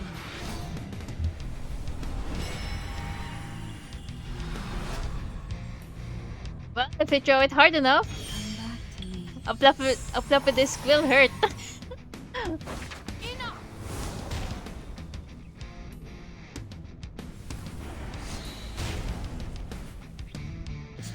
And also, one thing I also like about Reverse 1999, when you level them up, their sprites also change. It's not like in Arc Knights when you level them up to Elite 2. When you promote them to Elite 2, their appearance doesn't change, even though their Elite 2 art changes, whatever they're wearing. And yeah, it's like here, Mr. Fairy. Her, yeah, I know, right? It's so nice. Like Tooth Fairy's first skin, her first original outfit. She has this brown coat on, and when I promoted her to, I guess, Elite 3, she lost her coat and now she's in her dress.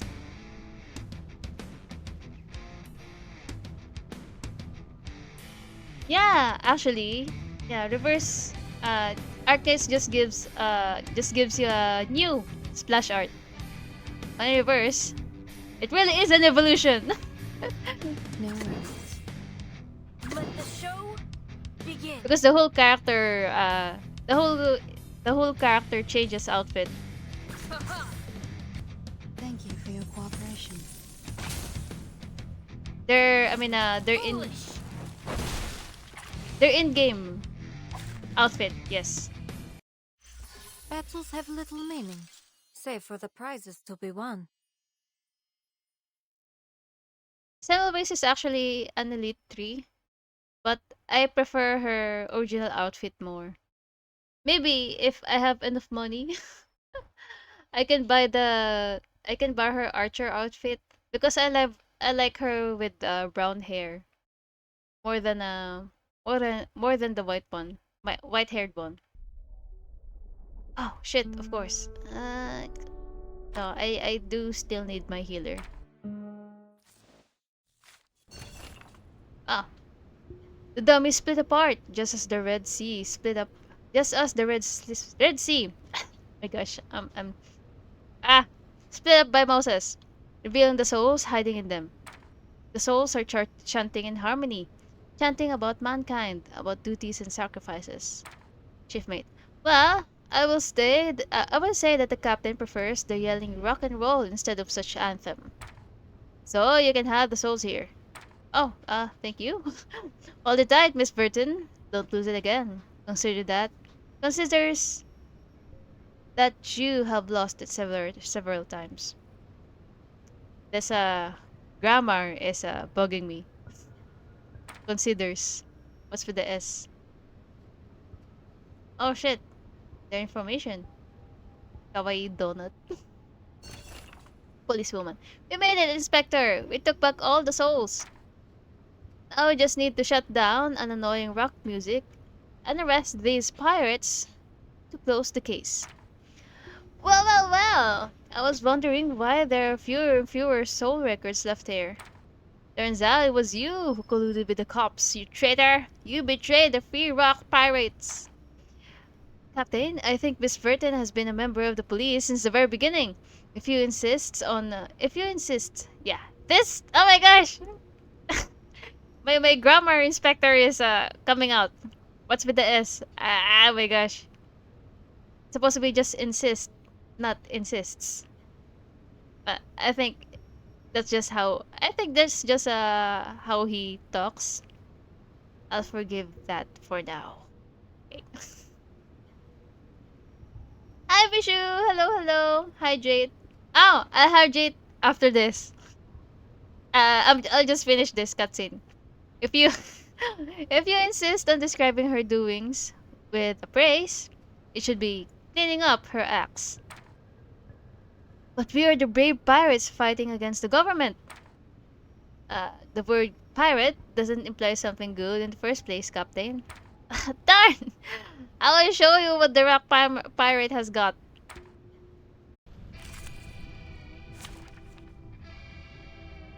Ah, okay. I can't. I can't use them anymore. That's okay. We still have these guys. Oh, were you looking for me? Yes. Neo Science Exorcism Office, action! I'm not gonna put anyone on assist because that also that also removes him from battle. Whoever I put here, I just have three of them. I'll do my best. Oh, it's Regulus. She's the boss. Fair enough.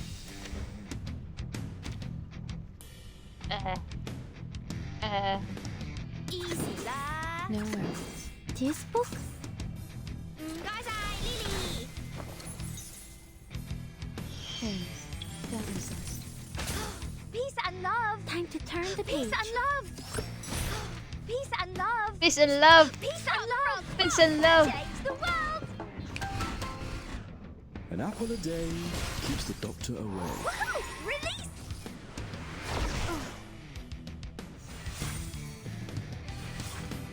Ooh, she's a tough cookie. It's a debuff you. Or this one. And then you again. Please, don't resist. Be careful, young man. Like a metaphor? Don't touch my bag. Be careful, young man. Light. Careful with the pages. Fine. Rock, rock, rock. Change the world. Wait, does that heal Regulus? I guess not. Okay, good. Good. Oh my god. Because Mr. Apple here also heals. Oh shit. Are we really doing this? Yes, we are. Are we really doing this? Yes, we are. Time to turn the page. Great. No mistakes. Peace and love. Peace and love. Are you ready to shake? Oh my god. Woohoo! Release. Fine. Light. Oh, oh, that hurts. Oh shit, I need to heal. I keep forgetting to heal. No worries. Relax.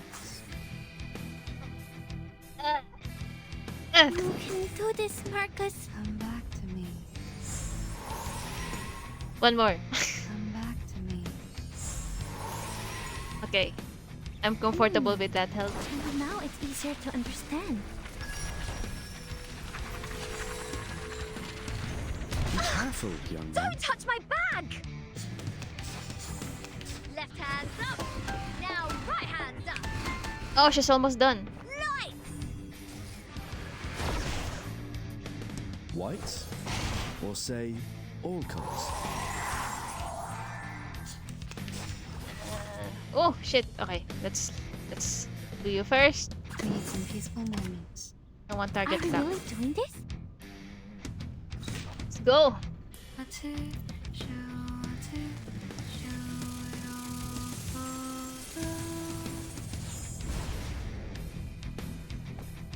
Boink.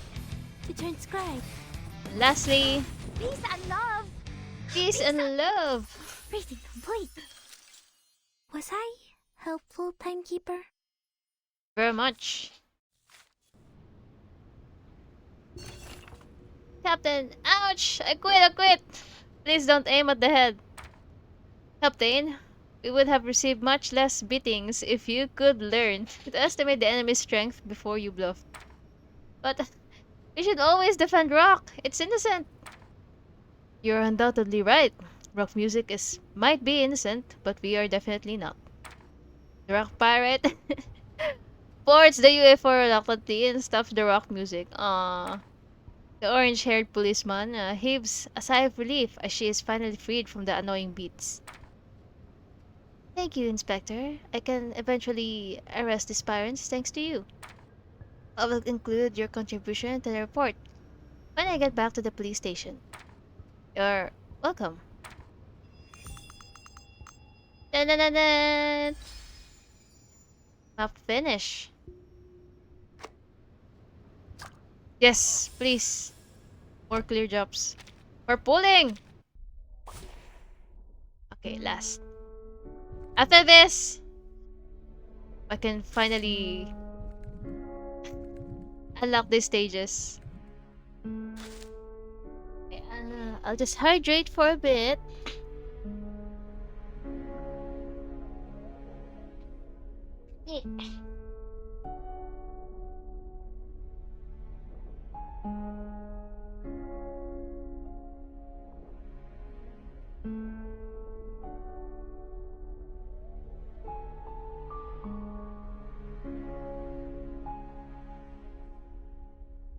These dreams are so cute. They have like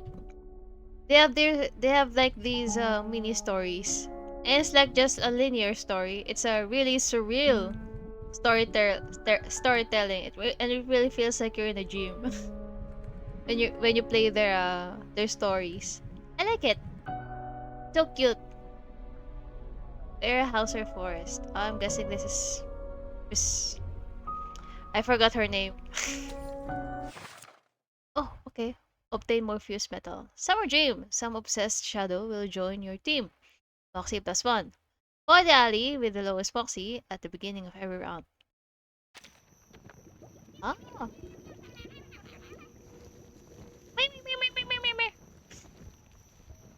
Oh my gosh. So cutie. The lady. Oh no! No! A sad squeak comes from above. A girl, dressing in dazzling green, is standing before me. She woke me up from my dream, but I know she's afraid. But I know she's a friend and has no ill intentions. Uh, what's wrong? Burton, you've turned into a critter. This is my fault. I should have mistaken lavender for sage. Drops of gold roll down her cheek. Oh no! She starts to grow. She suddenly starts to grow. Oh, taller and bigger. Okay. So quickly that my handkerchief can hardly wipe off anything on her face. I swear by my honors. I swear by my honor as a lady, I will bring you back. Oh, this Sotheby. Okay. All I need is a vial of girdling recovery potion. I bought a whole box of it and put it at. The potion is gone! To which I'm not surprised at all. Okay. If you have ever lived one day as a critter, you'd know how many items will disappear in thin air for no reason, so does your hope. But my friend seems anxious. Perhaps I should look around for her. Meow meow meow meow meow meow meow meow meow meow meow. These these symbols have never been such a stranger to me. Even back in school days. Oh my gosh, I'm distracted by the meow meow meow meows. Even back in the school days when I spent most of the time napping. But maybe they imply something. Clayton, are you trying to set up a camp for the scrolls? Wait, may I help? Forgetting. Forget it, there's nothing here. We need teachers if we could just eat books to learn the knowledge. But even if that's how things work, I wouldn't want to take the smallest bite. Oh my god, Burton. The potion smells like grass. It's as tempting as the turkey on Christmas. Oh, I guess critters like grass? If this is not the treasure we're looking for, what could it be? Oh no, it's a slug potion! Put it down, Burton! Alright, let's forget about it now for now. Notice that's the same healthcare product for critters. Forget it. Meow meow meow meow meow meow meow meow meow. The potion in the crucible is vibrantly colorful. It's really like a newborn nebula after a big bang.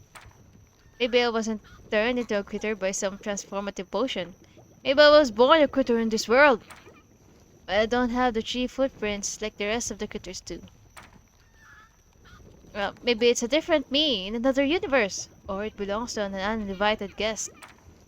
Hey! That's a chief! That's a thief! Carbuncle! Follow the footprints! And it's right under the tree. Must have stolen the potion. We have to stop it, Burton. Oh shit! Oh, I can click it. Okay. Fair enough. The thief Carbuncle is looking around. Seems to be searching for an exit out of the woods. Oh no, it's running away with the potion. We have to catch up with it. Oh shit, that's a very high level.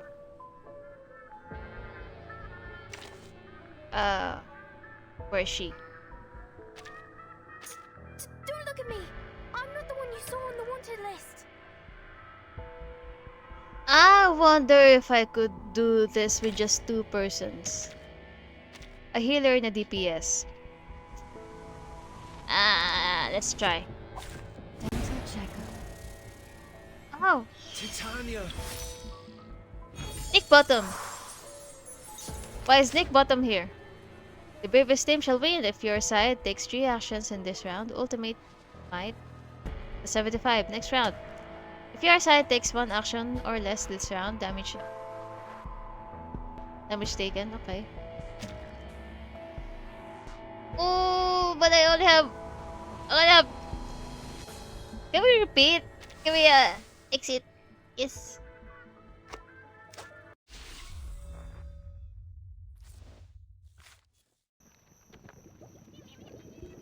Okay, let's do that again.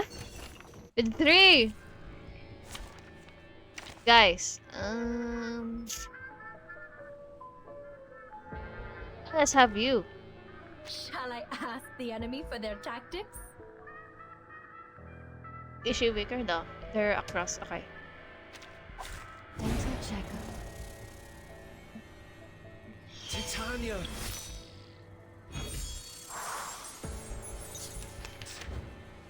Go! What's this? Mass debuff, all enemies. I hear something. Relax. Oh? Thank you for your cooperation. Foolish!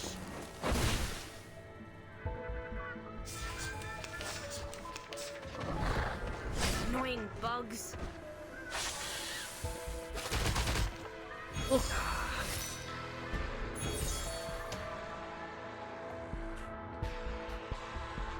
Let the show begin. No worries. Enough! That's perfect. Thank you for your cooperation. Illusion is enough for them. Oh, there's 3 waves. Fair enough. Titania!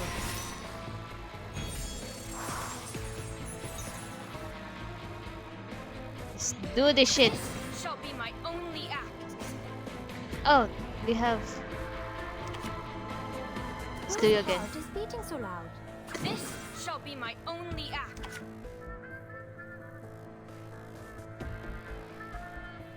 Let the show begin. Popping out calms people down. Thy ending is destined. Oh! Shit, that was overkill. This first wave. Second wave.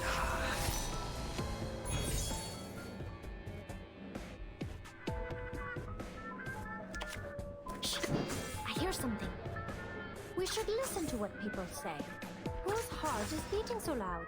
Talking out calms people down. Oh shit, she's half health. I need to heal. Always hide in careless words. Listen carefully. Radio waves are everywhere. Everywhere. Titania! Titanio. Let me heal. Heal. We need some peaceful moments. I smell smell the scent of mint oil. Okay, that's perfect.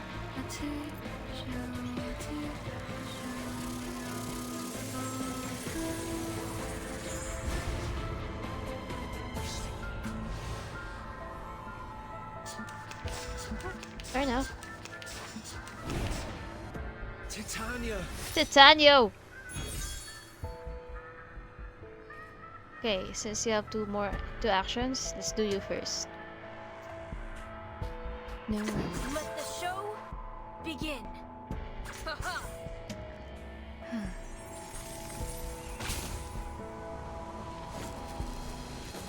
Yo! One more. Hopefully it's enough. Illusion is enough for them. Yes, okay. Ow. Titania! Titanio! Okay, let's fuse you so we can make a level 3 incantation. This shall be my only act. I hear something. Thy ending is destined.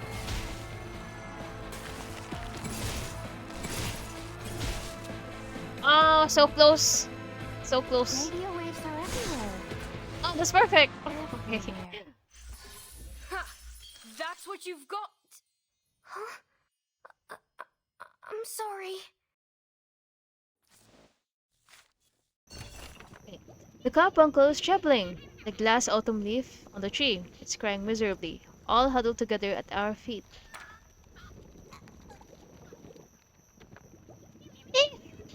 You stink! I was trying to be kind to take you home, but you attacked me in return. I won't take you again. Take me home? Yes! An independent state of critters in the warehouse of forest. All our friends are there. We don't worry about being caught and eaten anymore. The great Critter King has found his way to live with humans. Oops, sharing too much. The carbuncle moved his paw, stuttering away from them. Oh, wait! Oh my gosh, she sounds like the carbuncle. Okay, wait. It was the gurgling recovery potion. Ignoring the little lady's anxious calling, the critter rolls itself into the forest. Oh no. Oh, everything's gone. What the fuck? The forest is dark as ever. But at the end of some burnt wood, some green shoots have developed. The little lady's dress is rustling over these sprouting shoots. The hem of her dress was cut by the sharp edges of woods, but she was too excited to care. So, this is the kingdom of critters. This is the first time Sotheby has. Ah! She loses her footing and almost falls into a rabbit hole.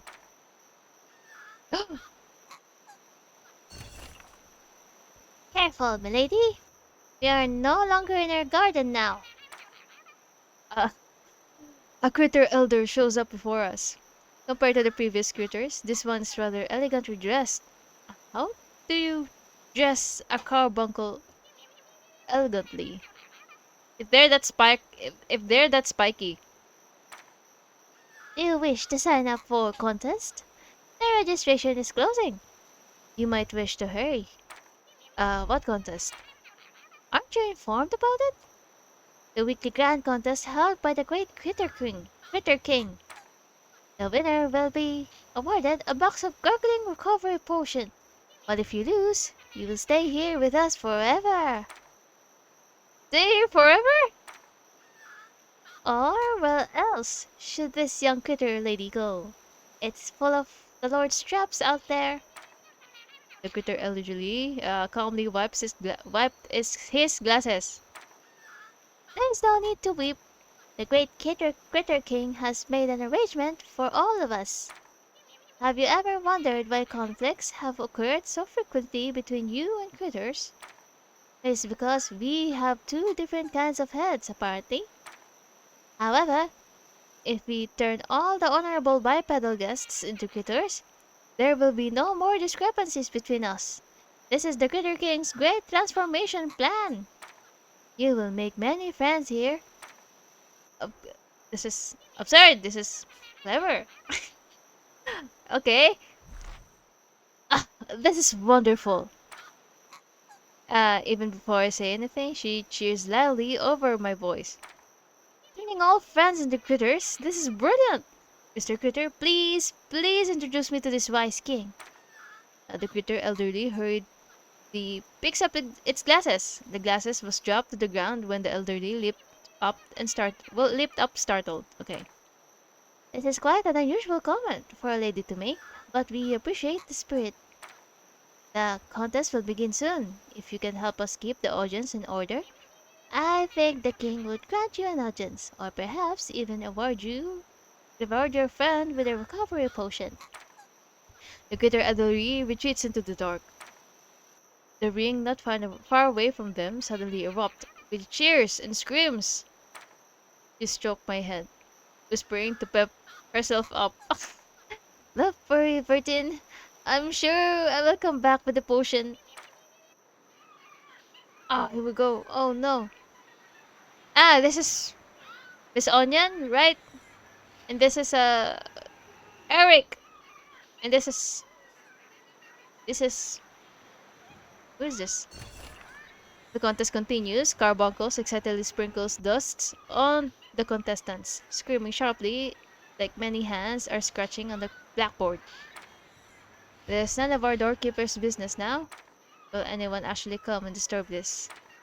As this thought comes to the mind, the piece is shattered. A group of figures on the outskirts are lurking towards us. The lady. Wow, this is the kingdom of critters! You're long-haired gentlemen.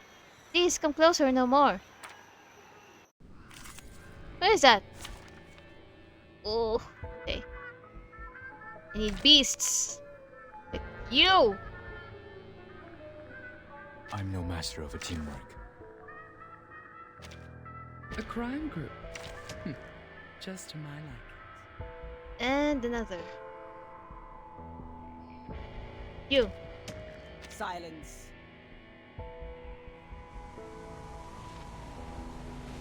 Actually, no. I can use. I can spare him. Ha! An experienced adult is coming to your aid. Your request has been heard.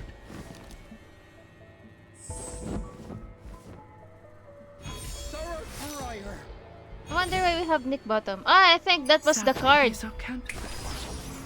When I first entered this dream, there's a card. Okay. Okay. I'm... The music will speak. Brave decision. Intriguing, isn't it? Stay away from me. Now dance. Bravo! Oh, she's hard, as always. Watch my clothes.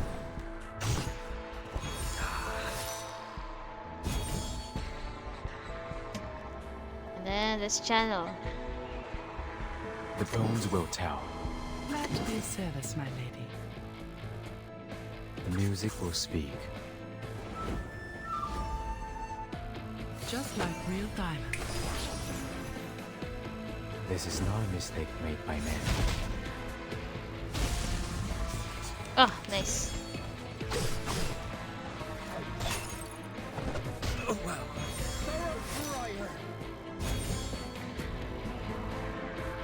Ooh, no more shield. And they're all using ultimates, okay? Intriguing, isn't it? It's push it down. Glad Shoot to be you. of service, my lady. Sadly, these are counterfeits.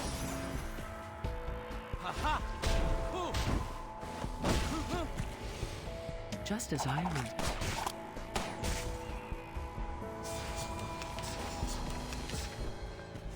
No!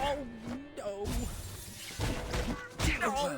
No! Oh, no.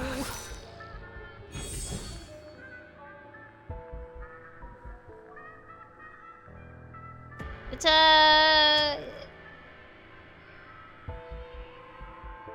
Brave decision. Time to wake up, gentlemen. Glad to be of service, my lady. Fragrance and dazzle can easily confuse one's vision. 1, 2, 3. I'm sorry for that. 4. Perfect! Just as I would. Okay, this is wave 2.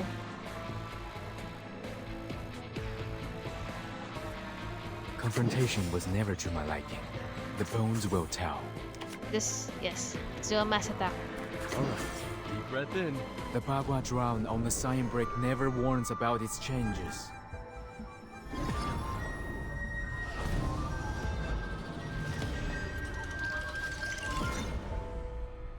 Pardon me. Give me a hand, friends. I can't do this alone.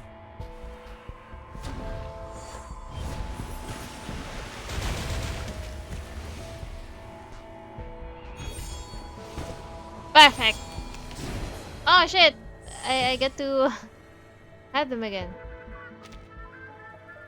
Add characters. Oh, okay.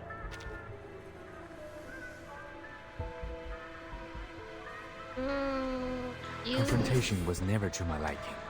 Alright, deep breath in. You. Time to wake up, gentlemen. The Bagua drown on the sign break never warns about its changes.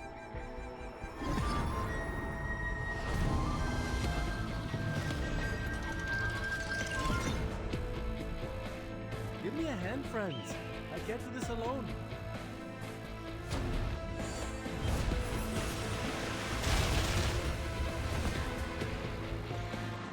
Fragrance and I dazzle forgot can what easily Getkin's confuse one's ult vision. does. I don't remember.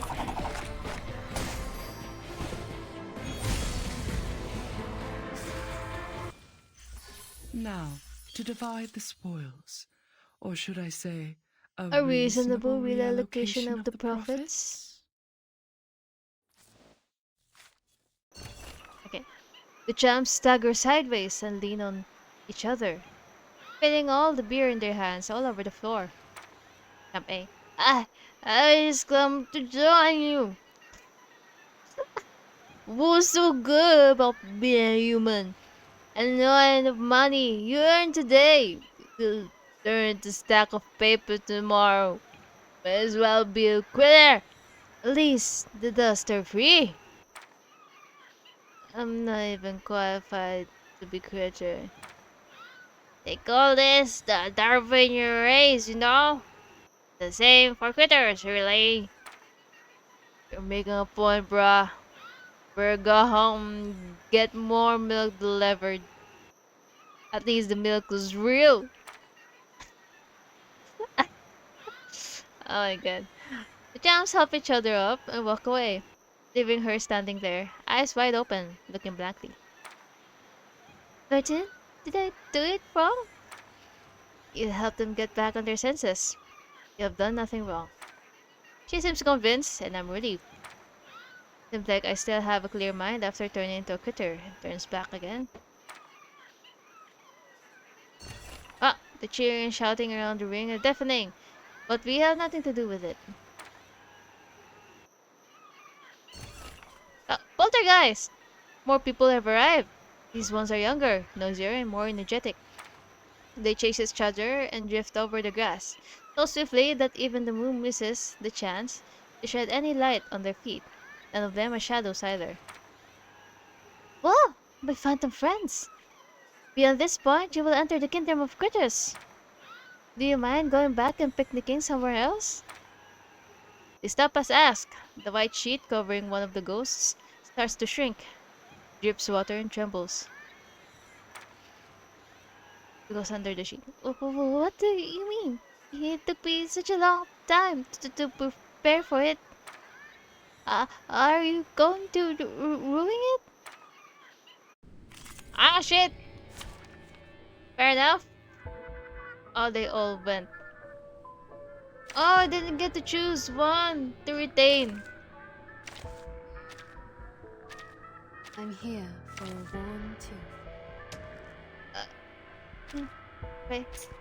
Don't look at me! I'm not the one you saw on the wanted list!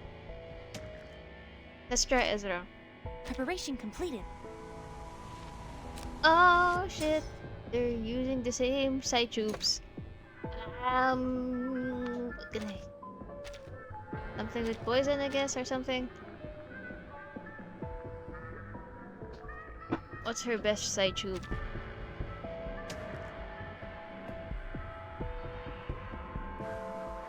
Yeah. Okay. Since you have debuff. Fair enough. Go. Please stand behind me. Thoroughbriar.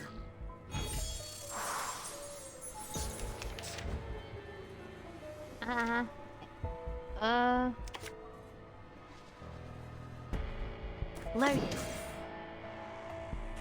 No, let's buff. Leave it to me. And you. Okay. In a second.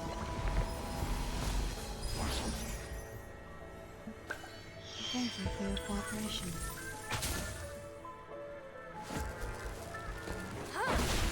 Oh, that hurts.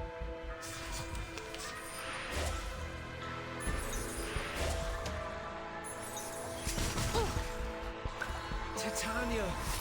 Titania. Let's focus on this guy.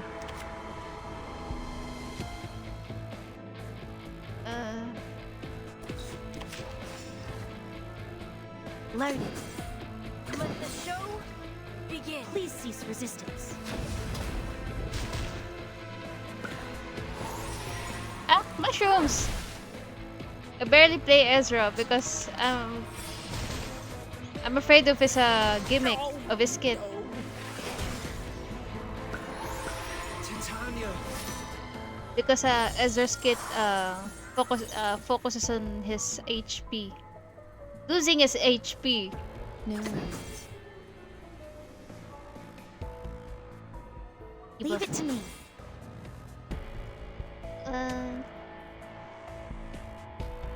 Yeah, okay.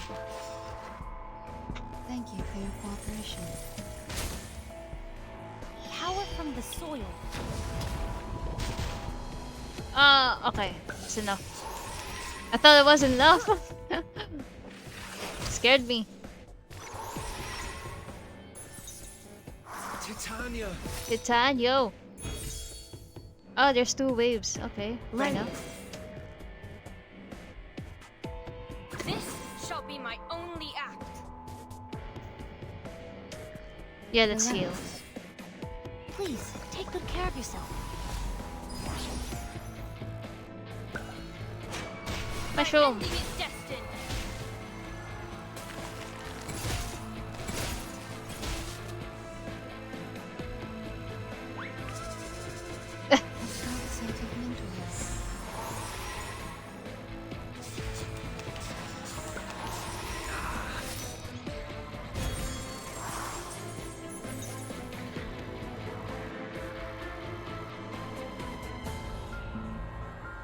Let's try. Yeah, what you sure. Let the show begin. Then. Okay. I should have brought it to the front. Oh, that was enough. Fully armed. Titania.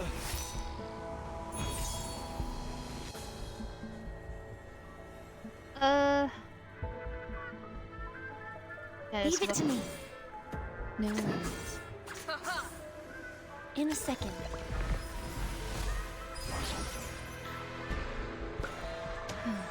Up! Those mushroom sounds are so cute. Oh, is that enough? Yes, it's enough. Okay.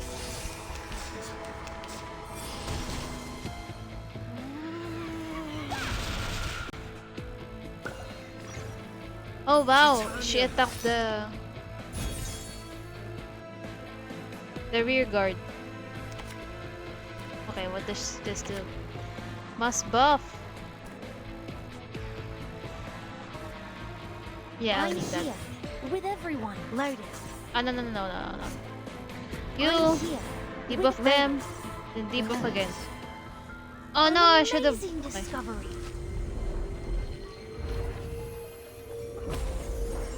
Ah, he's so cute. Ezra. I kept mistaking him for Armin.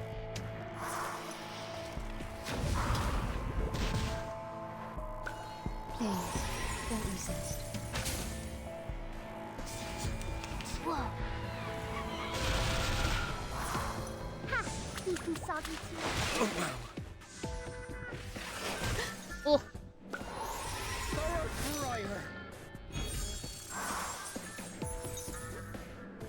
Leave it to me. This shall be my only act. Need some peaceful moments. Please, take good care of yourself. Oh my god. Thy ending is destined. Ezra keeps consuming his own HP. It's really concerning me. I guess that was enough. Oh, good. Okay. Ha! That's what you've got. Oh no, I can't keep any of them. The ghost under the sheet is devastated. Drops of water keeps dripping off her feet, soaking the grass by her feet. No one can hardly tell whether it is her tears or the sea salt water. A birthday party! I've decided to come here 1 month prior to this date and call all my friends to come. But when the day has come, this happened. It's true. True that we use this dumb girl. Oh shit! No, don't say that. Like they said. Woo. The little lady's fist tightens up on her collar. She seems equally sorrowful and hurt. Oh. I'm sorry. Before she finishes her sentence, a call comes from afar. Linda, what are you doing here? I found a nicer place on the grass. Come. All the wrinkles in the sheet are immediately flattened. The next we know, she has left quietly, in the same manner as she first came up to us. Oh, that was quick. Okay. Ah, that's Miss Mozang. The contest is getting towards its end, which means our day as bouncers is about to end too. A real lady will fulfill her words exactly as she promised. Now, I will just have to wait for the audience with the king. Familiar figure is walking towards her, calling her name. Thank goodness you're here.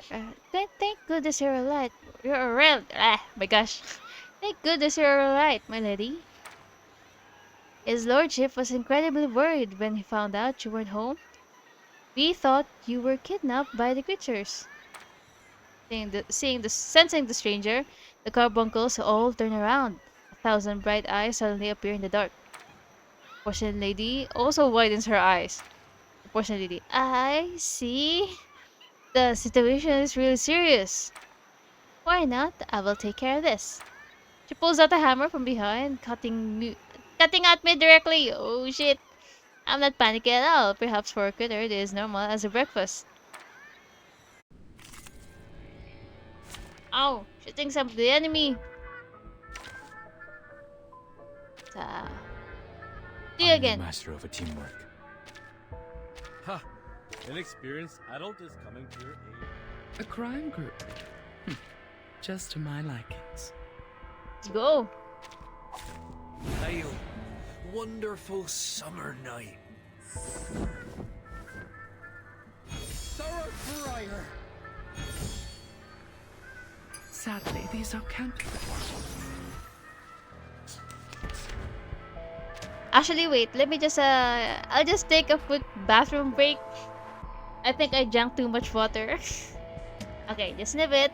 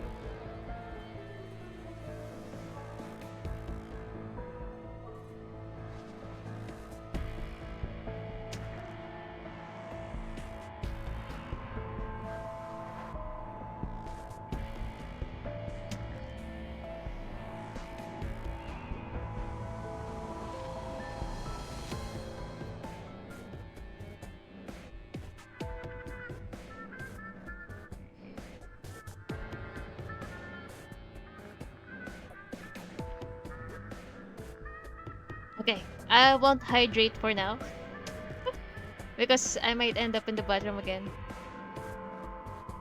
And...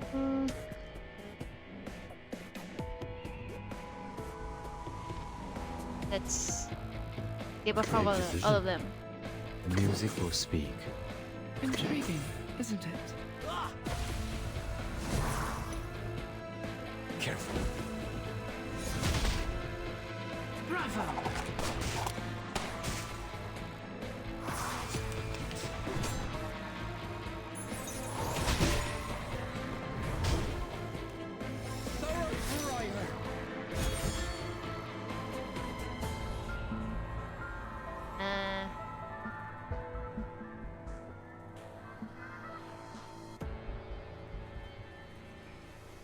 Oh no, what's happening? Glad to be of service, my lady. Okay. Okay. The bones will tell. And let's...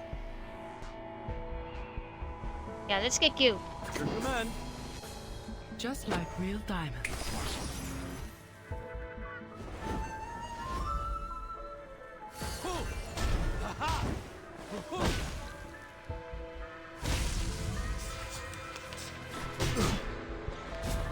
No, no. Oh, the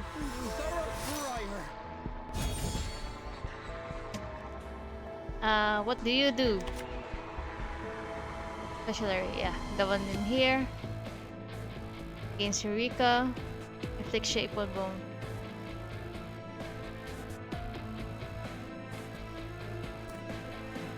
Yeah, that was what I was doing. Great decision. Inflicting shape of bones and stuff. Confrontation was never to my liking. Intriguing, isn't it? The Bagua drown on the sign brick never warns about its changes.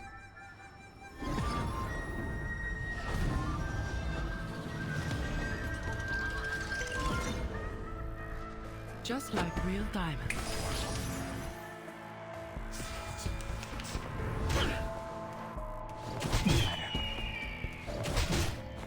Titania!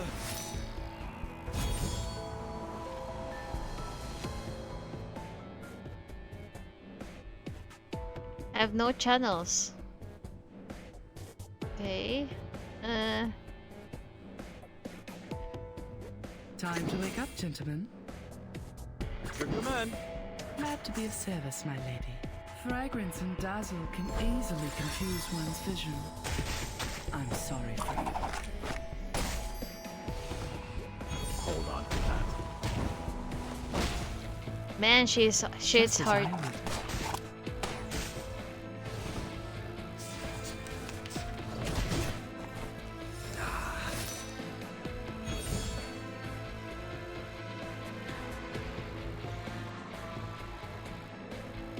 All right. Deep breath in. The music will speak. Give me a hand, friends. I can't do this alone. Okay, how many waves is this? 3 waves? 1 wave? 2 waves? 2 waves, okay. Ah, Bismoza.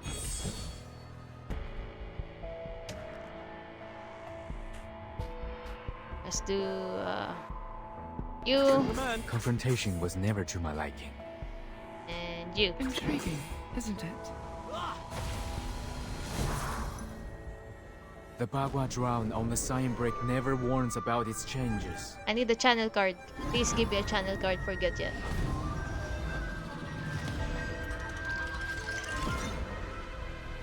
Just like real diamonds. No channel card! Please take note.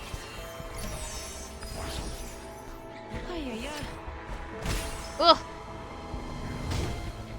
Titania!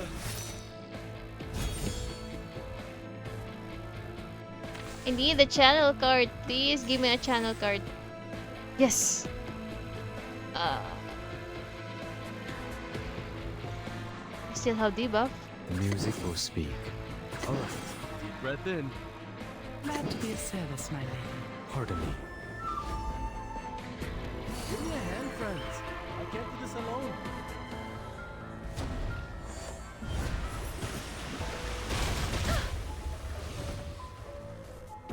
Just like real diamonds. Whoa! Okay, that's perfect. This is not bad for a stretch.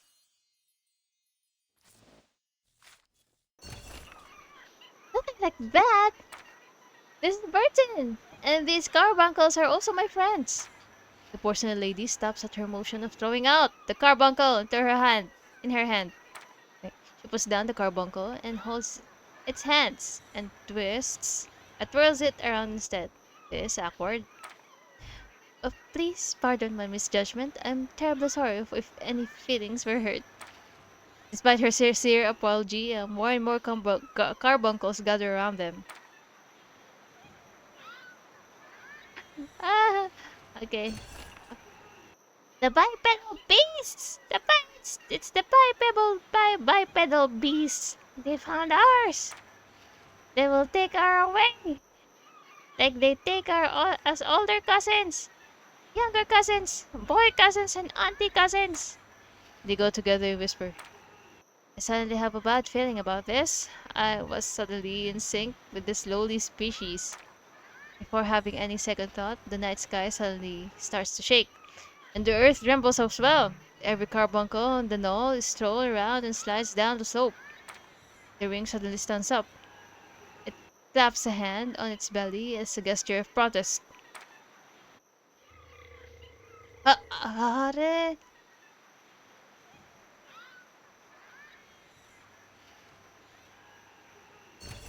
Peter King. I thought you'd be the first good head who accepts us. I was so wrong. The critter grinds his teeth, full of hatred. It's alright. You can't destroy our free kingdom. Not if I turn all of you into critters. Ugh. Okay, fair. Okay, let's have Tooth Fairy again. For worn tooth. And then, Charlie. Don't look at me! I'm not the one you saw on the wanted list. Buffer, I need a buffer. Let's have you. It seems you're ready. I am ready. The show begin? Excellent. Get ready to step onto the stage. Titanio.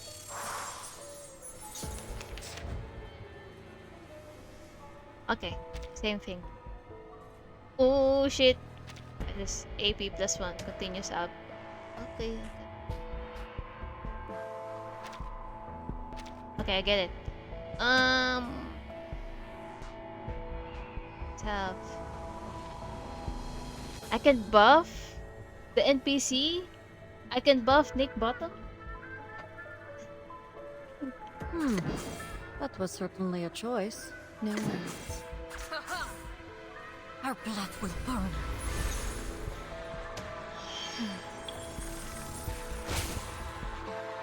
I do decent damage, I guess.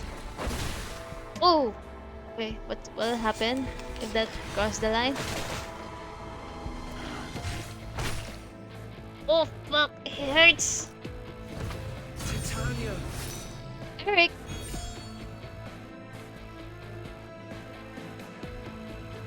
Fuck, she's disarmed. It's fine. Relax. It's fine.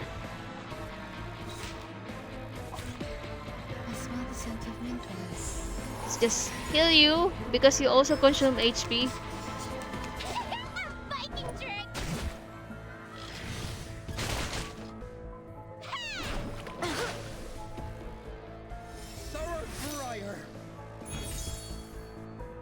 I hope you like a splash of red. Do you still have fresh blood? Is this fresh blood? No, it's not. Okay, let's buff you. You! That was certainly a choice. Begin. Close your eyes. It will all be over soon.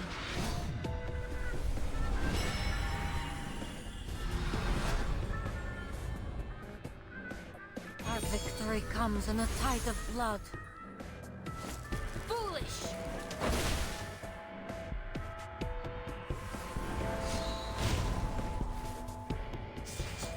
The rage of the sea will claim you! Like the anger of a teacher! Have at this! Malapert! Oh, Eric hurts. Eric hurts. Let's have This you. shall be my only act.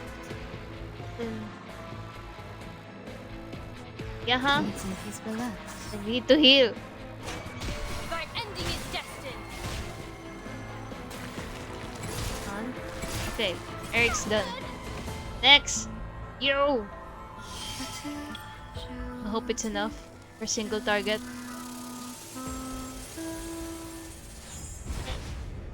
Oh, it's not enough. Oh, it's enough. Okay. Battles have little meaning, save for the prizes to be won.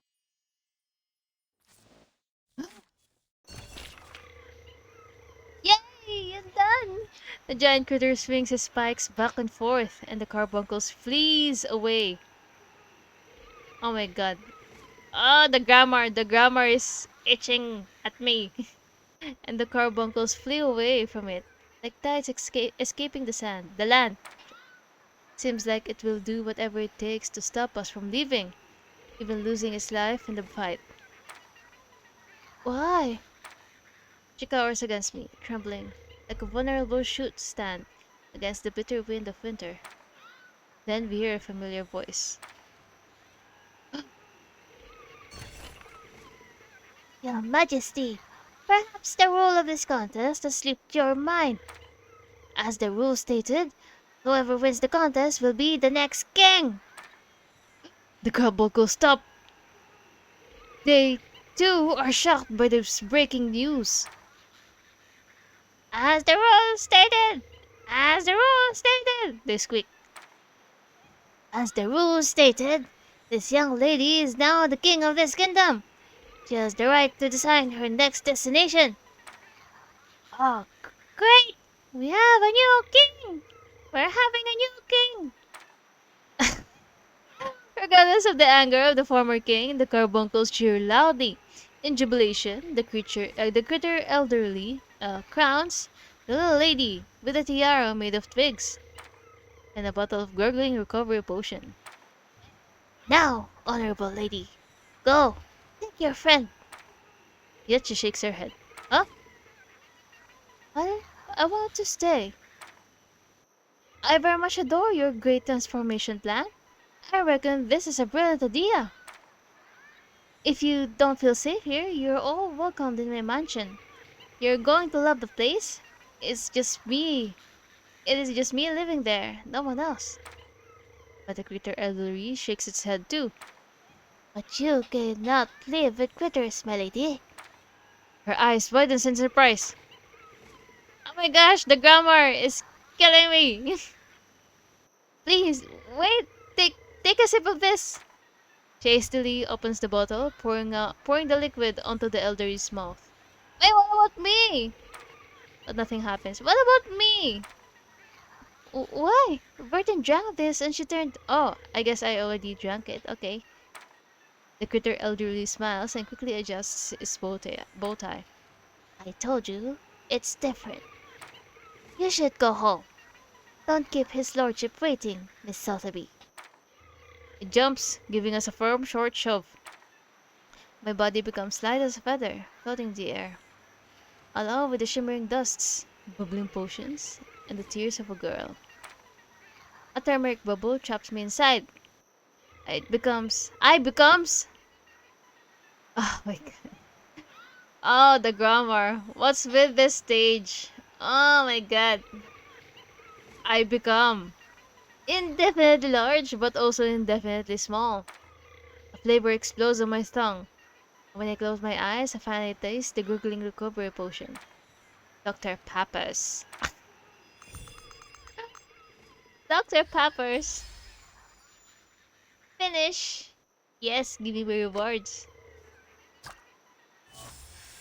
Yay, that's 300. Oh, Ow! Here you will enter a new stage in the artificial somnambulism. This dream is extremely unstable. Its structure will change periodically. The dream will be reconstructed every first day and 16th day of the month. You may enter again after it is reconstructed. Device reset. Oh, okay. Limbo. Shit. Limbo stage. Ooh. The rewards following each challenge will also become available to claim again. Limbo device tip. After performing an extra action, gain 1 Eureka for self. Ooh, that's Leah.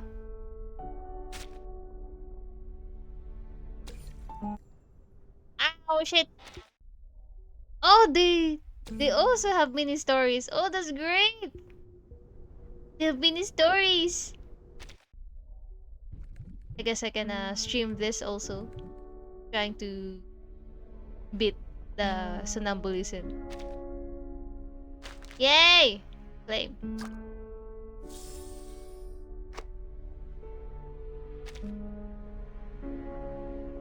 Ah, thank God. Oh, I still have it. Okay, let's just do this for a bit. Auto battle and stuff. Because I've already done this. Please live up to my expectations. Easy jump. The sword is drawn. Pitch. Easy jump.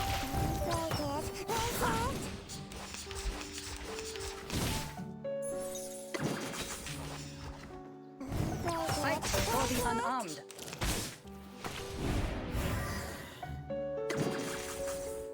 Mind the machines on the ground. Pitch. Easy jump. The story begins with a battle dog. My apologies. Don't beat me.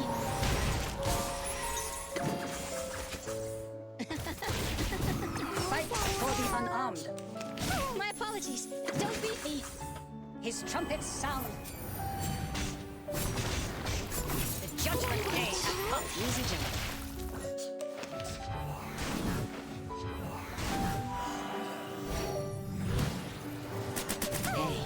You will be sorry. Never hesitate. Dang, dang. The story begins with a battle dog. Fight for the unarmed. Considering someone's physical condition, the investiture can be simplified. One thing I also keep forgetting about Tooth Fairy. Her ult doesn't heal the party. Balloon Party does that. Her ult, like when she does her ult, it heals the whole party. But Tooth Fairy's ult doesn't do that. I keep forgetting. Oh my gosh. Ooh, that's nice. A lot.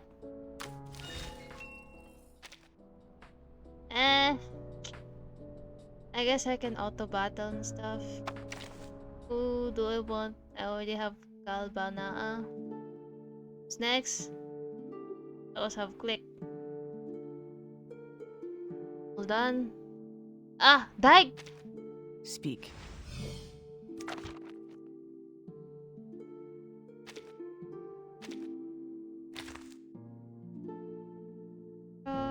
There goes Jessica.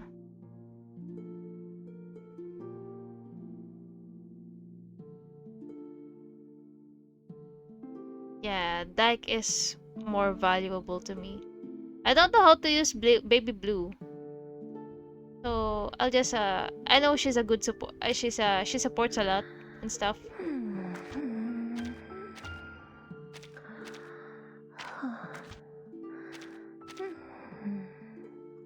Fast debuff.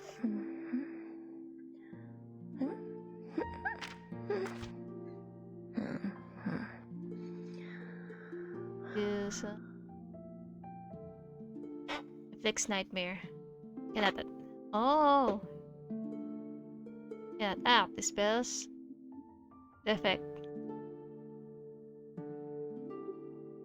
for 1 round. Okay.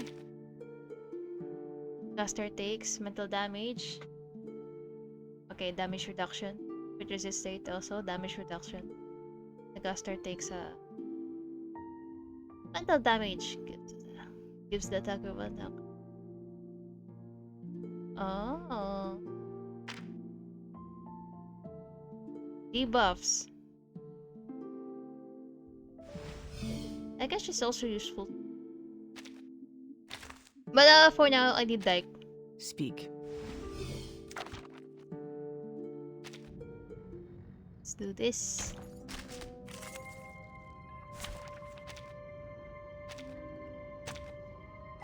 Greetings. Our blood will burn. Heaven.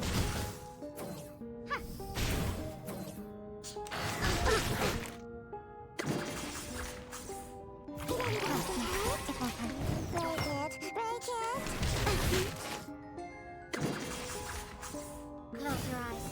It will all be over soon.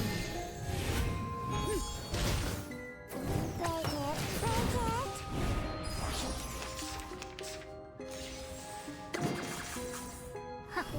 Very well. The story begins with a battle dog.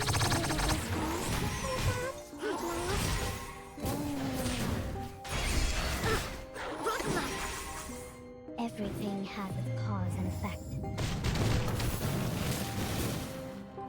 A little surprise.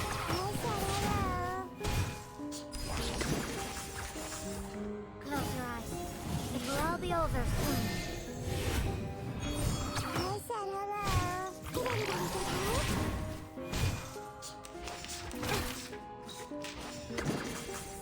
The story begins with a battle dog. At last.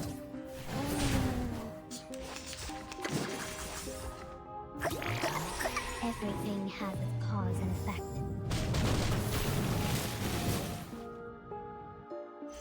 Battles have little meaning, save for the prizes to be won.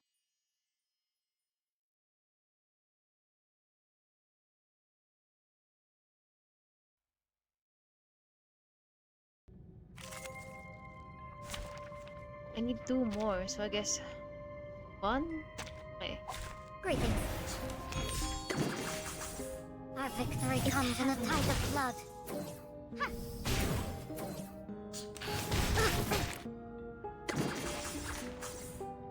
A little surprise. Break it, break it.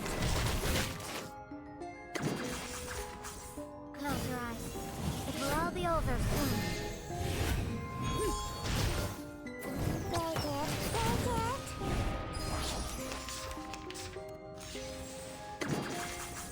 Our blood will burn.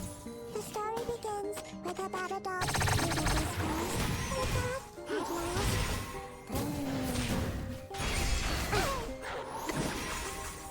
Everything has its cause and effect. Trust me. I said hello. Close your eyes. It will all be over soon. I said hello. Did anybody say hello?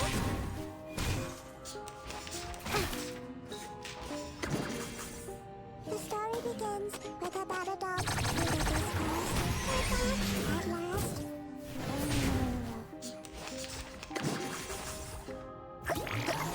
Everything has its cause and effect.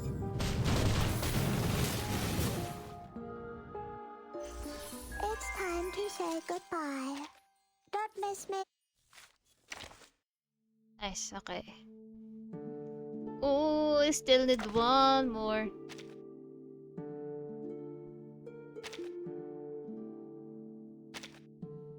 Oh, I need a lot of metal. Silver, actually.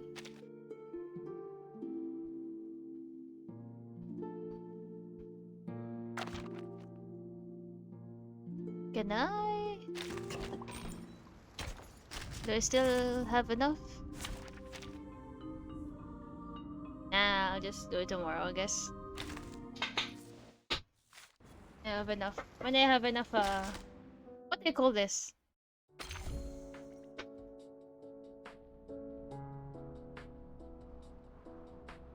What do you call that?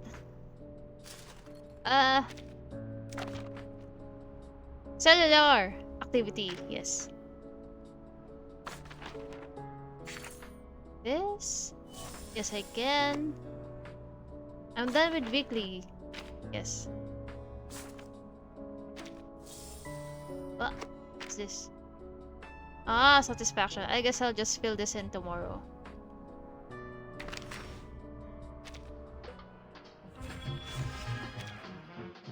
Oh, nice. 60. I only have 2 days left. Okay.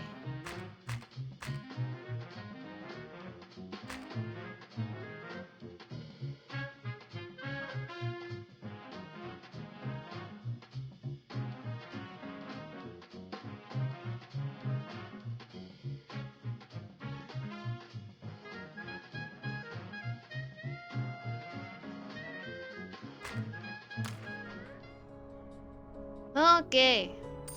Let's just buy some dogs. 91. So many.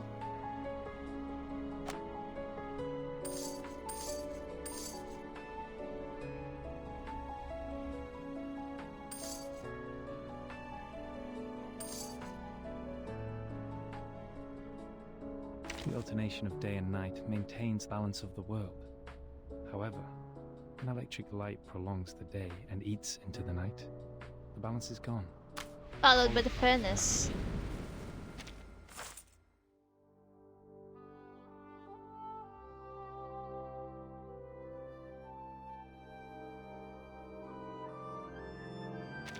Actually,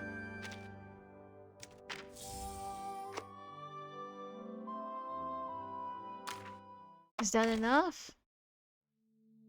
Or Dyke? Speak. How about you? Yes, I can. Yay! I have to just this Luigi. Oh boy, I'm gonna need a lot of silver. Ah, anyways, that's it for me for tonight. Yes, for next stream, I'm hoping to do Arc Knights tomorrow. Yes, and finish the story of the Dungeon Meshi collab. Going to need a lot of energy for that stream because I have to voice over everything. Unlike Reverse 1999. Um, yeah. I guess that's it for me for now. I wanna sleep. It's 12:45 in midnight. I guess that time is just about right. Okay. Thank you for watching again, and thank you for accompanying me in this stream. I very much appreciate it. Very, very much. Yes. Yeah, I'm gonna end the stream here for now. Let me just check my achievements. Oh! And you. And yes, again, thank you very much. Thank you very much for watching the stream and your company. Thank you very much. Again. That's it for me for now. Yeah. The alternation of day and night maintains balance of the world. However, when electric light prolongs the day and eats into the night, the balance is gone, followed by the furnace. Okay. So I'll just see you next stream. Maybe tomorrow or the day after that. Hopefully tomorrow, because Dungeon Meshi collab is about to run out. About to close actually. At the same time as London Dawning. Yeah, 2 days. Hopefully I can cover that all of it tomorrow, but I doubt it. So I guess I'll take 2 days of Arc Knight streaming. Just enough to cover the whole story. yeah. So, yeah, see you next stream. So, from me, from where I am, to you. For now. Good night.